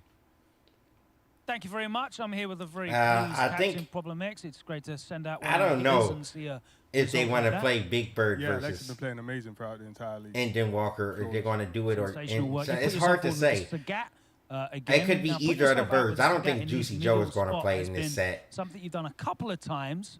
What are you hoping? Because I don't think they'll put Juicy Joe. I really don't know. I don't know who they're gonna send on me. I think it might be Joe though. Yeah. Let's find out together who is NIP. Problem X playing a bod game right now. Spot. Correctly predicted. Oh, it really is Juicy Joe. It's going to be Juicy Joe. I feel like he was trying to play the bod game with though. Yeah, JP Classic. All right. Have you had much experience playing against Sagat? Not too much. Oh, he's playing Sagat, not Bison. Okay, it makes sense actually. In this choice? I didn't realize. I forgot he was playing Sagat. JP, but yeah. I think Sagat fights. We'll find out together. JP, obviously, personally. not a lot of experience. You're going to get it now against one of the very best in Europe. You're looking forward to this one? If the Sagat knows the matchup. I am as well. Guys, if you want to wish each other good luck, we'll get into this one. Player match number 2. Mouse putting forward Captain Problem X on the Sagat. We're happy to see that. NIP sending out Juicy Joe to counter with the JP. Let's find out if this match is for JP or if he's not going to be able to keep out the Tiger. Jammers, show you, Sengan. Send it over to you guys on the desk. Thank you. Now I don't know who's going to go last. Indeed. Now, I think it might be Big Bird low-key. JP player I want to send out to possibly figure out the matchup as it's going. It is a JP of Juicy Joe's caliber. He does play nice and chilled and controlled, so he's not going to overextend or get flustered easily, unless, I mean, he is facing Problem X. Problem X does have that gear where he likes to disrespect his opponents with heavy rush down if he feels they're being too passive. Interesting choice here, Jammers. Yeah, this is a matchup. I watch a lot of this game, probably more than what's a healthy amount of it, whatever that means. But I haven't really watched this matchup, and I don't think it really bumps into tournament because you don't see We've seen Sagat more recently than JP, I would argue that. So this would be an interesting start. I'm actually kind of curious how Sagat will properly go through the Phantoms. Would he do drive rush into high step kick? Would he do drive rush into low step kick? That's just raw neutral. I don't think I'd be too carried away with Tiger Shots because of the spikes. That might. I'm just theorizing. The Tiger Shot is so fast though, so I'm trying to figure out who stands where. Like at first you think, okay, JP is gonna have to like go towards the gap and try and maybe whiff punish, or because he can't throw out keep doing that. Ghost sword, that his projectiles. He kept looking at the camera. Y'all saw that? I don't know if he knew the camera's right there. But then on the other side, you're like, as a cat player, you can't really afford to sit back and let JP set stuff up as well. So you've got to kind of go in. This is a very interesting match. I'm excited to call this with you, James. It's interesting because, like, there's a lot of moves in this game that you have to use that traverse a lot of space that are slow. And these two haven't got the greatest forward or backwards moving walk speed, so you can't necessarily just naturally walk in. You're going to drive rush in and set up shop. Maybe Joe might be able to get away with a departure at some point, and then Promnex might respect it. But a drive rush for Sagat I can actually see working a lot here. Sorry, Jam. No, beg your pardon. Go ahead, mate. The other thing I'm curious about, I haven't seen a lot of Sagats do this, to be honest. It's heavy Tiger uppercut in a lot of obscure situations because it's like 18 frames start or something like that. You just fling it out there and it catches stuff. Catches Sonic Blade. It can stop Kimberly's elbow drop if she jumps. I don't know. I think Problem X, a guy actually looked better than his bites some here. People have the audacity to do drive rush, charge heavy uppercut. I think his Sagai has been mad impressive. Like, okay, if it works. Been pretty good this Street Fighter League. But yeah, do you know, I think it's more, thinking about it now, it's more looking at it from Joe's perspective than Sagat. We kind of have a rough idea of what he might do, but it's how Joe's going to respond to it. Well, if I'm thinking about it, I think Juicy Joe has the advantage of probably being able to understand Sagat a little bit easier than Problem X. Will Problem X understand what's real and what's fake from JP? Will Problem X know the level 2? But Problem X picked it up in the second half, I think. The first half he was shaky, but all during the second half, I don't know. Maybe he lost like day one or something, and then he's been to be cheeky, doing his thing in the second half. But yeah, he's definitely been cooking in the second half. The first half he was not so good though. But this half, I know Problem X has lamented a fair bit when using Bison in this matchup, which is probably why he's put the Yo, Leroy, thank you for the 79 bucks. Let's see how this Appreciate goes. that. Let's see indeed. I'm excited. Muay Thai fighting on your screen. Second player match underway. Nothing beats the bonk there. All right, there you go. Yeah, good call. EX Tiger Shot. Pretty fast. Yeah, okay. Yeah, I think it's who gets out the projectile first. Nice jump from Problem and good discipline to be wary of the spike. And to be fair as well, actually, I don't know how JP's going to go under heavy or medium Tiger Shot because his sweep doesn't really go anywhere. It's a stationary sweep. Nice backdash. Unfortunately, it wasn't plus enough to punish the Tiger Knee with heavy. Abusing that back heavy kick is Juicy Joe. Good jab there. Okay, gets the crouching medium kick. Said force knockdown as well, so he couldn't really pick anything up from there, but he's going to get the hit into the stalagmite. Oh, nice, what a backdash to bait the Tiger Knee there. Juicy Joe. Problem's gone to that well a bit too much in neutral. You see the nod of approval. You can't afford to trade with those anymore. He tries to hide. Okay. Beautiful. So talk to me, James. I think he's done some of the things we were expecting. Obviously, you can space the Tiger Knee to get the plus frames, but Joe has been backdashing numerous times, which is good. And then he opted for a step kick at some point, and it didn't work, so he's going to have to drive rush. Yeah, he knew. Nice, perfect parry. Juicy Joe looking very comfortable all of a sudden, but the OD departure does disappear. Yeah, if you're Problem X, you have to bring the fight to Juicy Joe, at least right now. No, so guys definitely becoming more and more popular of a character. Yeah. A lot of people are starting to use them. Oh no, that was a good confirm, but maybe shouldn't have burnt out. But he hasn't built level 3. I'm not sure if he wanted the level 3. He can't get level 2. Did Joe he get level still 2? in the corner here. Maybe needs a level 2 activation if he can get it. Tried it. Level 3. He's gonna have level 3 surely. Not sure if he. Yeah. It doesn't matter. He's dead because he just going to spike. No, that's checkmate. Yeah, it doesn't really matter. He's full screen. So even if it doesn't kill, if he does the strike, Tiger Cannon's not going to reach. yeah, it doesn't matter. He called out there, Nothing you Jammers. can do. Juicy Joe takes that first battle pretty convincingly. Nice. Perfect.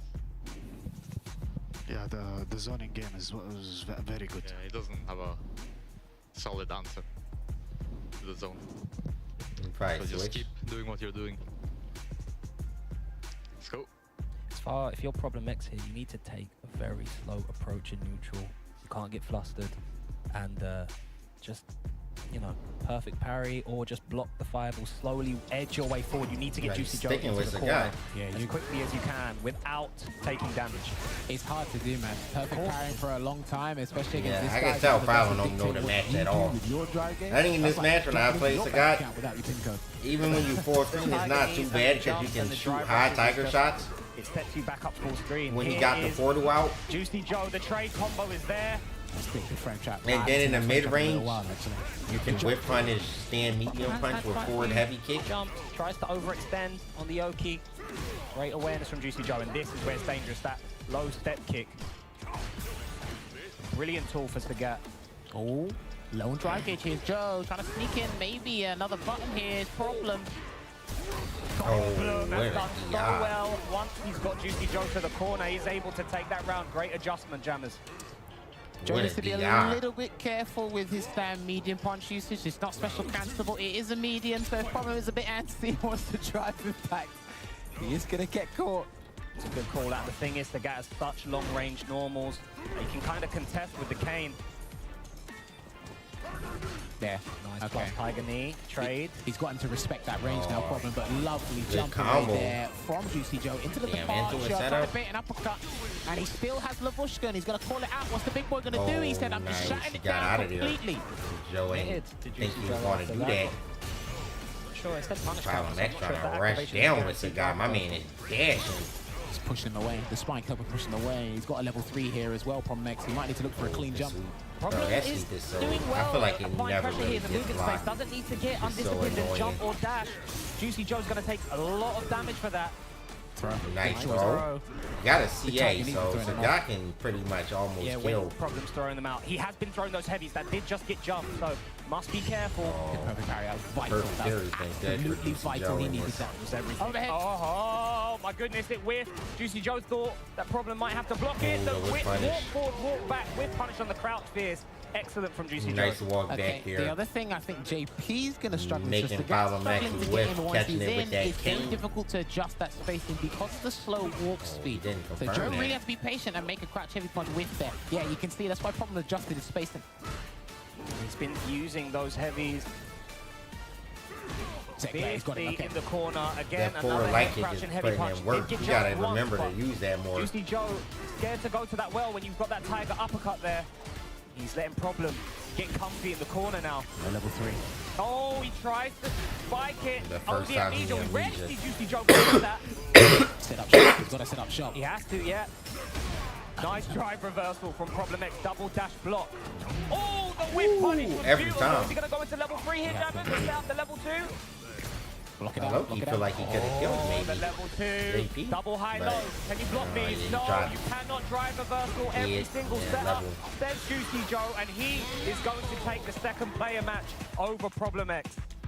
What is Juicy Joe's record? Played, learning on the fly. Former teammates. He can't now have more than 2 opponents. losses, It is right? Joe getting it over. You gotta have Now like his team 5 captain. or And 6 what wins. you saw, ladies and gentlemen, is a He's 7 and classic 1.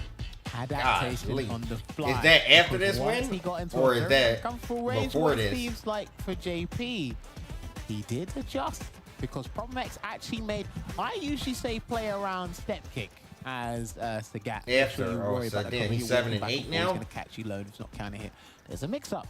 Problem X was being malicious with the crouching fist, and then when he clocked onto that, what did he do? Step kick. But then once he adjusted that spacing around crouching heavy punch, that's when he started to switch it up, and he got the crouching medium punch with punish on that. So well played and great learning processing speed from Juicy Joe, I've got to say. Yeah, I think it was that perfect parry that you called out earlier. Because Problem did do really well to put Juicy Joe in the corner. We'd not really see Juicy Joe do OD amnesia. Problem overextended. maybe because he's seen that Juicy Joe hasn't been banging them out in the SFL tournament so far, but Juicy Joe was like, nah, I'm gonna do OD Amnesia, switch the positions, and he noticed that Problem kept on drive reversal in those level 2s. He was like, I've got an OD ghost setup where you can't drive reversal. I can jump and get free pressure, and if you happen to drive reversal, I know it's gonna hit. I know I can block in time and punish you. So excellent adjustment. We call that adapting to the man, or adaptamentations over here in EU. And it is time for that all-important anchor match. Logan, what you got for us? I don't know who it's going to be. Thank you very much. It is certainly an important I'm match low-key starting to for think it's going to NIP. be Big For Bird. this man, it's just another day of the week. Big Bird played anchor earlier. Potential victim on his reign of terror so far this season. You've been so impressive ending Walker, and I know you're looking forward to whoever it may be that you're going up against. Does it matter who they send? No. There we go. That's the kind of answers that I'm looking for today. Short and to the point. Do you want me to ask you another question? No. There we go. I'm going to ask the question, though. NIP, who are you sending up for ending Walker? It's Which Big bird Bird will it be? It's going to be Big Bird. All right. Can you confirm character choice and control setting? Rashid, classic. All right, lovely jubbly. Ending Walker's about his business, but it's all business for you guys, isn't it? You need this win. 30 points would be great for you to look at these playoff positions. What's the thinking here to put yourself forward in this best of 5 against Ending? Angry Bird didn't feel quite, informed today, and he doesn't feel good. So yeah, see, I told you that's probably originally it was supposed to be him, but he wasn't feeling good today, and I decided to step in instead. How are you feeling today? I feel good. I told him already. I'm ready whenever you want to send. Whenever you think I'm a better choice, I'm ready to play. All right, looking forward to this one. It's very important for you guys. The pressure's on, but it's going to be a hard-fought battle, guys. If you want to wish each other good luck in this one. Player match number 3, NIP. For the win. This is a crazy one. To stop that. Will NIP get second? The invincible man. Seed, or is Ending Walker going to gatekeep? W8 second day for the 5 months. And he's going to go beat up against this is a good one. Big Bird with the Rashid. It all comes down to this. Our last match of the regular season could not be more exciting. And we're going to hand it over to Jammers. Last match of the regular season. The honor of the privilege to call this one. Garnet at the back, yeah. We had no involvement in that. I like it. Big Bird stepping up to the plate. Yeah, well, I mean, I was thinking about it quickly before one of the birds stepped up. Because remember, Evo 2024, third place was Ending Walker. Well, it was third place or fourth place. But Big Bird did beat him there. It was a pretty big deal. And I think he has a very interesting track record against him. But you can see that 100%. Oh, my days, bro. That is insane. 9 out of 9. Well, 100% from the field, yeah. How about that to complete the tower? One more. A shot. Hey, listen, you miss 100% of the shots you don't take. He's Can you go 10 for 10? Like Angry Bird? Angry Bird went 10 for 10, right? Last year? Actually rival Angry Bird's record here. So it could be some individual pride on here. Or look, we can just go, hey, just make sure you get the dub and prevent 20 points here. Because glass half empty, glass half full, right? It's like, hey, we don't want to lose 20 points, but we don't want to give you 20 points here. But they laid it up. You can see them smiling. They're already here as well. But we need a surefire victor here. Big Bird had an amazing anchor match against Lex last time. I'm pretty sure he's got a box for the surprises for this one, Senga. Yeah, even though Angry Bird not feeling it for this anchor match, he is still waiting, assessing and analyzing everything Ending Walker does. So Big Bird is not alone. Heavy is the head that wears the crown for our MVP of the first leg in Ending Walker, but he's got to take on a new evolved bird. That sounded like a dying pterodactyl. Yeah, that was a bad. That was a raging pterodactyl. I tried to do a hawk and I failed miserably. I was about to, you know what you could sound like? You know the birds in Infinity Castle. Oh, yeah. Ending Walker needs help! Ending Walker needs help! Here comes Big Bird! We're terrible. Sorry. Here we go. Anchor match. Third player. 20 points on the line. Is it going to be the third seed or the second seed for NIP? About to find out. Wow, Nice throw on the parry. He's probably looking for a counter hit. Wow. He gets the back throw, drive rush. He looked like he tried to do he's gonna stand play it heavy safe. kick too. Not sure. Don't want to test his reactions in every given situation because drive rush forward heavy kick is legit there. Nice whiff punish. Disgusting whiff punish from Big Bird. Plus 4 frame advantage after that run slide down the eagle spike for Big Bird. Ooh. Engine trap. Oh! Big Bird has been so money with those crouch medium kicks. But it's interesting, right? Because he wasn't necessarily going to take the round here with the eagle spike, or not even that. The heavy punch whiff I don't punish think he's is. looking for a tech. I think they realize he does a lot of delayed jabs a lot, so I think he might actually be trying to snipe out delayed buttons here, and it might actually be more rewarding mentally for him. Oh my god, and there is another delay getting called out, Jammers, but it was after the drive rush pressure string and Andy Walker. Is that a bad one? No, it's not. That was a good one. Okay. Respecting, yeah, yes, but he keeps on trying to get this throw bait out of Andy Walker. Andy Walker's not biting. Great defense from the King. So much drop gauge. And straight back Nice in check. is Big Bird. Keeping Got this nothing pressure off up. of it though. Wow, there you go. Reversal He's not going to stand confirm it medium into a punch. level 3 because it's not necessarily STA Or version, delayed but stand medium he punch, has I got should health say. equal to Big Bird at the moment here, Stenga. Oh, Yo, I love the fact that Big Bird is blocking these minus normals he's and just walking forward behind, walking in and out, tempting Ending Walker to press the button. Anytime he has, that Sam Fierce has been there to whiff. Oh, that almost hit that hop kick, by the way. Almost did. No tech, there's one. But it was Big Bird that done the tech. Walking block, he's been so money on the ground right now as Big Bird. There you go. Yeah, he's picked it, he's clocked onto it now. Oh! Oh! Nah, this kid is cracked. Oh, snap! My friend. Give this man What his an answer to that. Gotcha, and he said, I didn't even know characters had answers to that. Wake up, Toxic. You know what? You watched the whole animation. Yeah, I can't believe he got that, bro. What on earth is this kid on? You know what? He's so stoic, so robust in his facial expression here. I can't believe that Arabian cyclone hit, but yeah. Okay, he's in his head now. Because he wasn't teching all before, and now he's caught on to what he's doing. Oh, this is going to be annoying for Big Bird. Oh, he tried to whip punish, but the second hit smacked him. Rush into nothing, but Ending Walker, the delay button works out this time. The Nice step, confirm the on hop his kick, forward heavy kick. confirmation, long delay tech after the drive rush. A forward fireball, playing classic old Street Fighter 2. The gears. Oh, whip punish. The gears were shifting up. What happened? I'm not sure, but There this you is go. huge. Why did Big Bird not level 2? I feel like he should have level 2, no? Burnt him out earlier? Call it. He's got to wait. Watch out for the dash. I love that waiting back to make sure that Ending Walker could walk away. I feel like Big Bird should have burnt him out. Level 2. But this is still anyone. Oh my god. Drive rush. Yeah, Ending Walker be having the weirdest drop. He's the best player with the worst execution. You have to laugh at appreciation. But it's not his execution. He could do the hardest combos, just not when it matters. He can't do combos when it matters. I don't know why he dropped so much. Do you know what? You have to give this kid his flowers. The first round when you thought he was out, the top 2 conversion into the level 3 got him.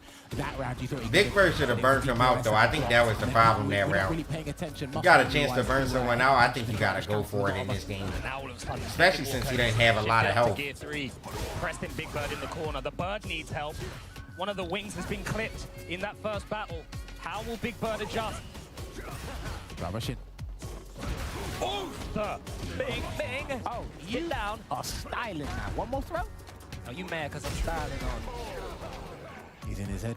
He is in his head. Big Bird is looking a little bit rattled after that first battle, Jammers. I'm not liking that Big Bird facial expression on the player cam, the top left side of your screen, but it has changed at the moment. He's just got to pick up pace and be careful because now, this kid Ending has Walker's the temerity getting a to lot walk of up in walk-in faces throws. again. Got a good timing when Big Bird wants to press buttons when he's walking. Big Bird right now, and this is looking a lot more dominant from the King, but the overhead, immediate backdash on the throw. Ending Walker is so money right now. Level 3. What a round. Oh, you can. SOS, the Bird needs help. You done it wrong. I need help. I was wrong. استراتيجيته غلط ألف. أخوياي قاعد يحصل بس هتات كذي في النيوترال يمشي عليه. بس صراحة أخوياي ما قاعد يسوي شيء سبيشال. قاعد يحصل قص. بس كذا. فاخوياي مبين اخوياي مبين خارش منه كلف فاخوياي هاي المعلومه حلوه. Dude, he's shoving this guy in the air fryer. Playing amazing. Yeah. Beep, A lot of things though. Yeah, but we said we wanted to win this. Oh, did you hear that? We Did said, you hear that? we But said, did you hear what Problem X said as well? What? He said you're showing him a lot of things though. Yeah. And Ending Walker Walker responded, we said we want to listen, the crowd is talking on Ending Walker. When you wear that mantelpiece of being the undefeated one, talking his shit in the little sometimes your seat. pride is like, I don't care, bro. I'll show it. You said you wanted to win, nigga. We winning. The touchy part, that's kind of like, I don't want to lose the round. Ending Walker, But I do he's get cocky. practical stuff. He got some cockiness to him. Everyone has it. You just, you gotta wait till see it. Certain times, it'll show. Their armor will crack always. He said, I will show every card. That whiff punish fear spend money. Big Bird. I'm not sure what the adjustment was that Angry Bird was telling him, but this is the right response. Put it out there as well. Optimal starter there with a medium cyclone, and then cancelling into the Arabian Sky High from the EX enhanced version of Spinning Mixer. Looking really good here is Big Bird. So whatever Angry Bird told him, looks like he's picking up on it. Nothing. Gets the crouch and medium kick. Into Oh, wow. Oh, don't try and tap back. This could be a quick game. Here we go.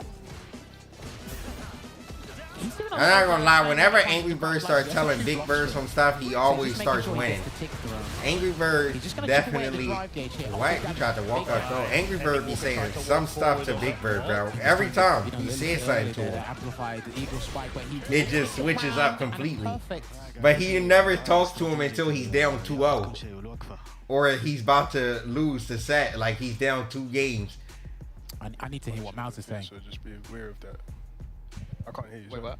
When you know how you're doing delayed button. Sometimes. Yeah, he's waiting for it. Or? He's waiting for it. And he presses fierce punch. He's blowing you up for about 3 times. Yeah. So just be aware that he's onto that habit.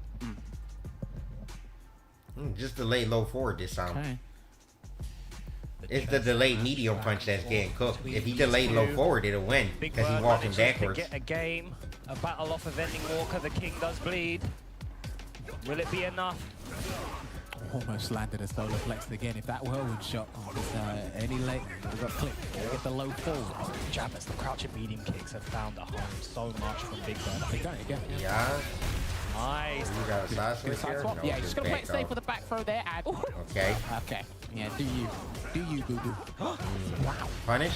Nice punish. Oh, Nice no. parry Maybe he don't reaction know. to the heavy hasho.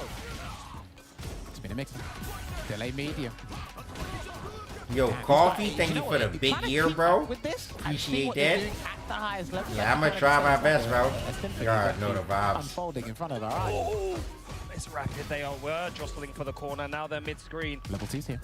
Level 2 is here. So is the There we crouching go. medium kick. And so the level 2 activation almost guaranteed in this round. For a normal recovery instead of a back one. There's a throw. Can you get another throw in Can't there? afford to take this one. Can't afford to take this one. He has the right read. But Ending Walker yeah. all of a sudden can turn this round. Bro, that build, gosh, Ending Walker. Little lucky there. Big Bird had to hit. He had to hit. Walker has managed to find the correct response. Someone check his pulse. Brother, this guy has. Bro, why don't kick build that much meter? That's the first time he's seeing donkey kicks like actually have to build a bar. That built a lot of bar by itself. And there's the next gear. We've gone to the next level. It's almost like when he's able to escape death, he levels up. Again.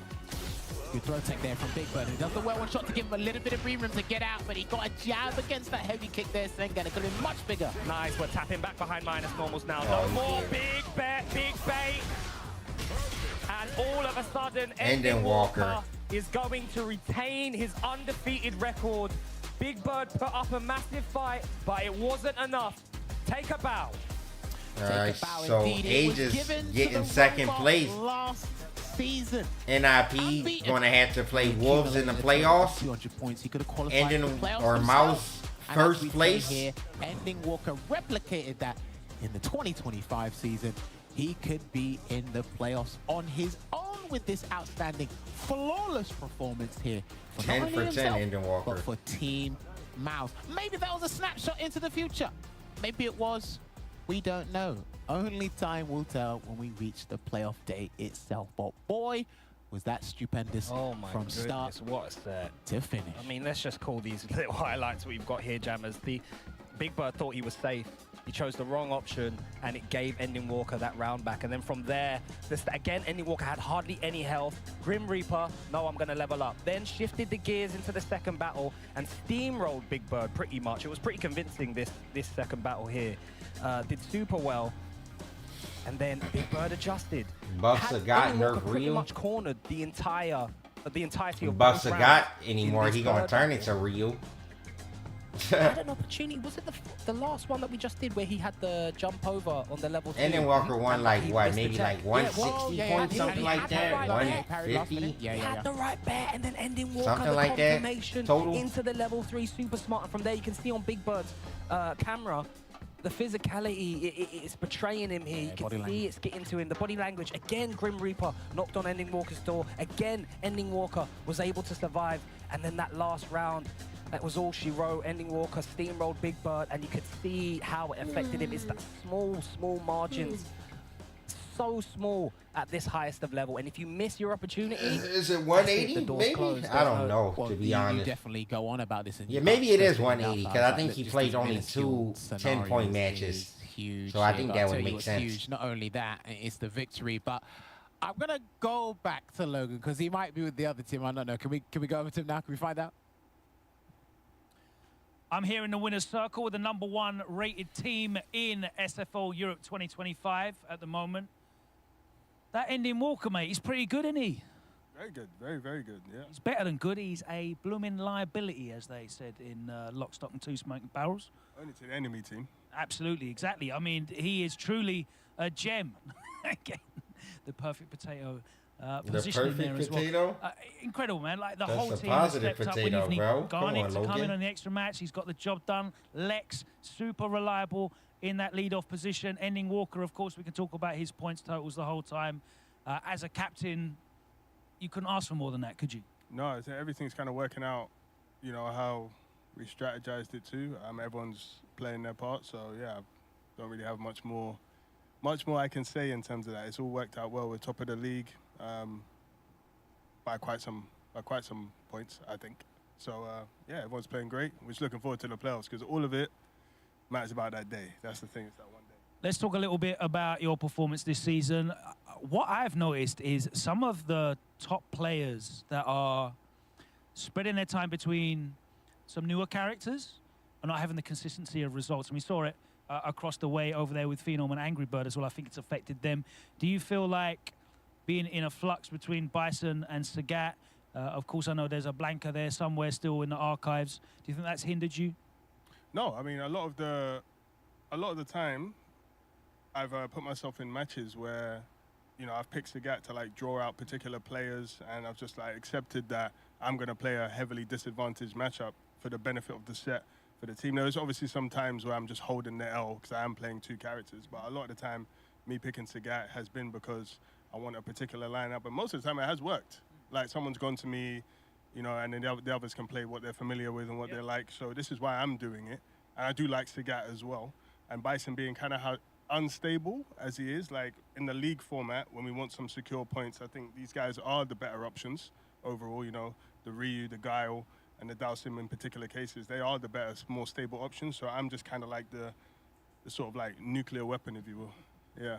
So sometimes you're jumping on the grenade, sometimes you are the grenade. Basically, yeah, yeah. I hear that, I hear that. Lex, a great Street Fighter League EU debut for yourself. Sometimes of course, you jumping you've on been the involved in grenade. Street Fighter League previously in SFL US, and we can debate and talk about the quality of both leagues and what have you, but the quality of this team is undeniable. How freeing is it as a player to not have to really worry too much about things being on you, the pressure being on you, because you know you have 3 other players that are so capable of stepping up? Yeah, it's a great team, to be honest. Like our captain, and then Walker, Garnett, everybody just stepped up. Everything was just worked out. So it's good. And how are you finding, utilizing your knowledge specifically of Europe? Obviously, you've been based here for quite a while. You know a lot of these players intimately. Of course, Phenom said he's one of the players that you train with the most. Intimately, have you found that has worked in your favor? That, bro? With me and Phenom, it's mad back and forth, but I practice with Punk a lot, so I feel like there's not really too much guys out here to practice with. The Kainu is one, but I don't think there's really other ones. So, yeah, when I go to the U.S., I got a with shout guys out? a lot. So I think it favored me in terms of the matchup. And do you think throughout the season, like your general experience, pray for in times Europe like and playing this. players and knowing what they're on, because there's obviously a lot of perception of how European players play. All reward, no risk is a line that to quote Punk, who I know is watching back home. Has that helped you to know that that's what? And they European using players my like? lines. Yeah, I think Gal is just a safe pick for players like in Europe. So yeah, I think Gal is probably crazy against these players. Like he's amazing. So yeah. Ending Walker, let's talk to you. An amazing end to the regular season, but regardless of the points totals, the awards, where you finish in the league, none of that I'm matters. just a It's training all partner about these Saturday. days, chat. How I'm are not you really gonna a be pro able to anymore. maintain your I'm just a focus content going into creator, that training finals day on Saturday? dummy. Doing exactly the same as I've done for the rest of the league. Ooh. How do you keep managing to 100% be so win rate. consistent at this level, at this game? There's a lot of people that talk about Street Fighter 6. There's a lot of variables. It's very difficult to be consistent. There's so much going on, but you always seem to be able to control and adapt to situations. How are you so good at reading what your opponent's tendencies are? Lots of playtime, lots of studying, and amazing strategies, mostly dictated by him. It's certainly a great team that's all come together. And of course, Garnet, you've been here as well. You are definitely ready to step in, and you have been doing so when needed. But how enjoyable is it just to experience the display of Street Fighter that you've seen with these guys? Yeah, I enjoy a lot this season. I had a different role in this league, as you see, compared to the last year. Last year, sometimes I go all in, gank or match, and stuff like that. And in this league, I was like sometimes in a main lineup, secure the victory for my team, and also my role was like a tiebreaker player, and I save my team most of the time, except one time that I drop a match, but it can happen. And I think Problem X is the best captain in the history, and also my teammates. In history, damn. Great job, and nothing to say, no words. So let's go. Let's go. Captain indeed. X That is ran a tight It's ship a over wrap. there. We now know exactly what the playoff picture looks like. Let's take a look Wolves at the versus leaderboard NIP. here. And as you can Aegis see, versus Mouse. 330 points, 60 points clear of Aegis, who do finish in second place. They are going to be going into that semi-finals. NIP will have to play in the quarter-finals with that home advantage against Wolves. And that is all coming up on Saturday. A fantastic regular season, and it brings an end to the second half of that regular season, which means it is time to announce our return leg MVP. The first MVP, of course, for the outward leg was Ending Walker. Ending Walker again. Who will it be? You don't win any prizes for guessing that. Once again, the MVP is Ending Walker. Please step up. Congratulations. Well done. I would love to give you an award. No, I love when he gives the handshakes. He always does a little crouch. That's some real, proper London thing in it. The real MVP is my team. Humble as always. This PR in victory LeBron and ass motherfucker, bro. It's been an honor to watch you play. Oh, yeah, I'm say really I'm looking Ending forward to Walker. performing on Saturday. Say I Congratulations do again. this. And congratulations to the Positive Potato as well. You may take your place back there with your team, who have always managed to engineer a situation for Ending Walker to thrive and shine. And shine he has done. An amazing performance from him throughout the whole season. I wonder who the But first now person it's Ending time Walker to look gonna ahead pop off at on. the playoffs. Let's take a look at this bracket. And if you've been paying attention to the format, you'll know exactly what to expect. Our quarterfinals coming up is going to be NIP at home versus Wolves. What an exciting showdown that will be to kick things off. Waiting for the victor of Nah, that bro, match that is in the Ending Walker's semi-finals. It's potato. gonna His be mom Team makes those. Aegis, who secured their second seed today in their very last If he match. wins Capcom, how do you think he'll pop off? I I don't know, bro. Spot. They're going to I the don't grand think Enden finals. Walker would, Who to is be gonna be honest. able I to think stop he the might unstoppable? get We something will like find that for the out first time. on But I don't Saturday see him going as crazy. The playoffs will begin here on Street Fighter League EU 2025. Thank you so much for joining us all here live from Paris. We'll be back on Saturday, so make sure you don't miss it. So we got a day off tomorrow, I hope you have a everyone. great Thanksgiving if you're watching us I don't know live if I'll in be streaming America. tomorrow either. Lots of Not love to gonna you, lie. and lots of love to everybody But who's watched we'll us see. for this regular But season. I'm about to get out of so here, far chat. the last 5 days. We'll see you on playoff final Saturday. But from us here in the studio, take care, goodbye, and good night. We're gonna be back on Saturday. Maybe no stream tomorrow. I don't know. But yeah, tomorrow is most likely gonna take my day off too, to be honest. I think. So I'll see y'all fellas 100% on Saturday. Have a good day. Maybe I'll upload a YouTube video tomorrow. And then I'll see y'all fellas when I see y'all, okay? Bye-bye. I'm going to send y'all to someone. I don't know. I don't know where to send y'all. Let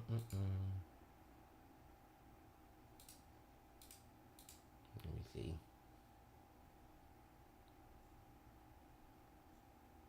I feel like most people be ending their stream after this ends.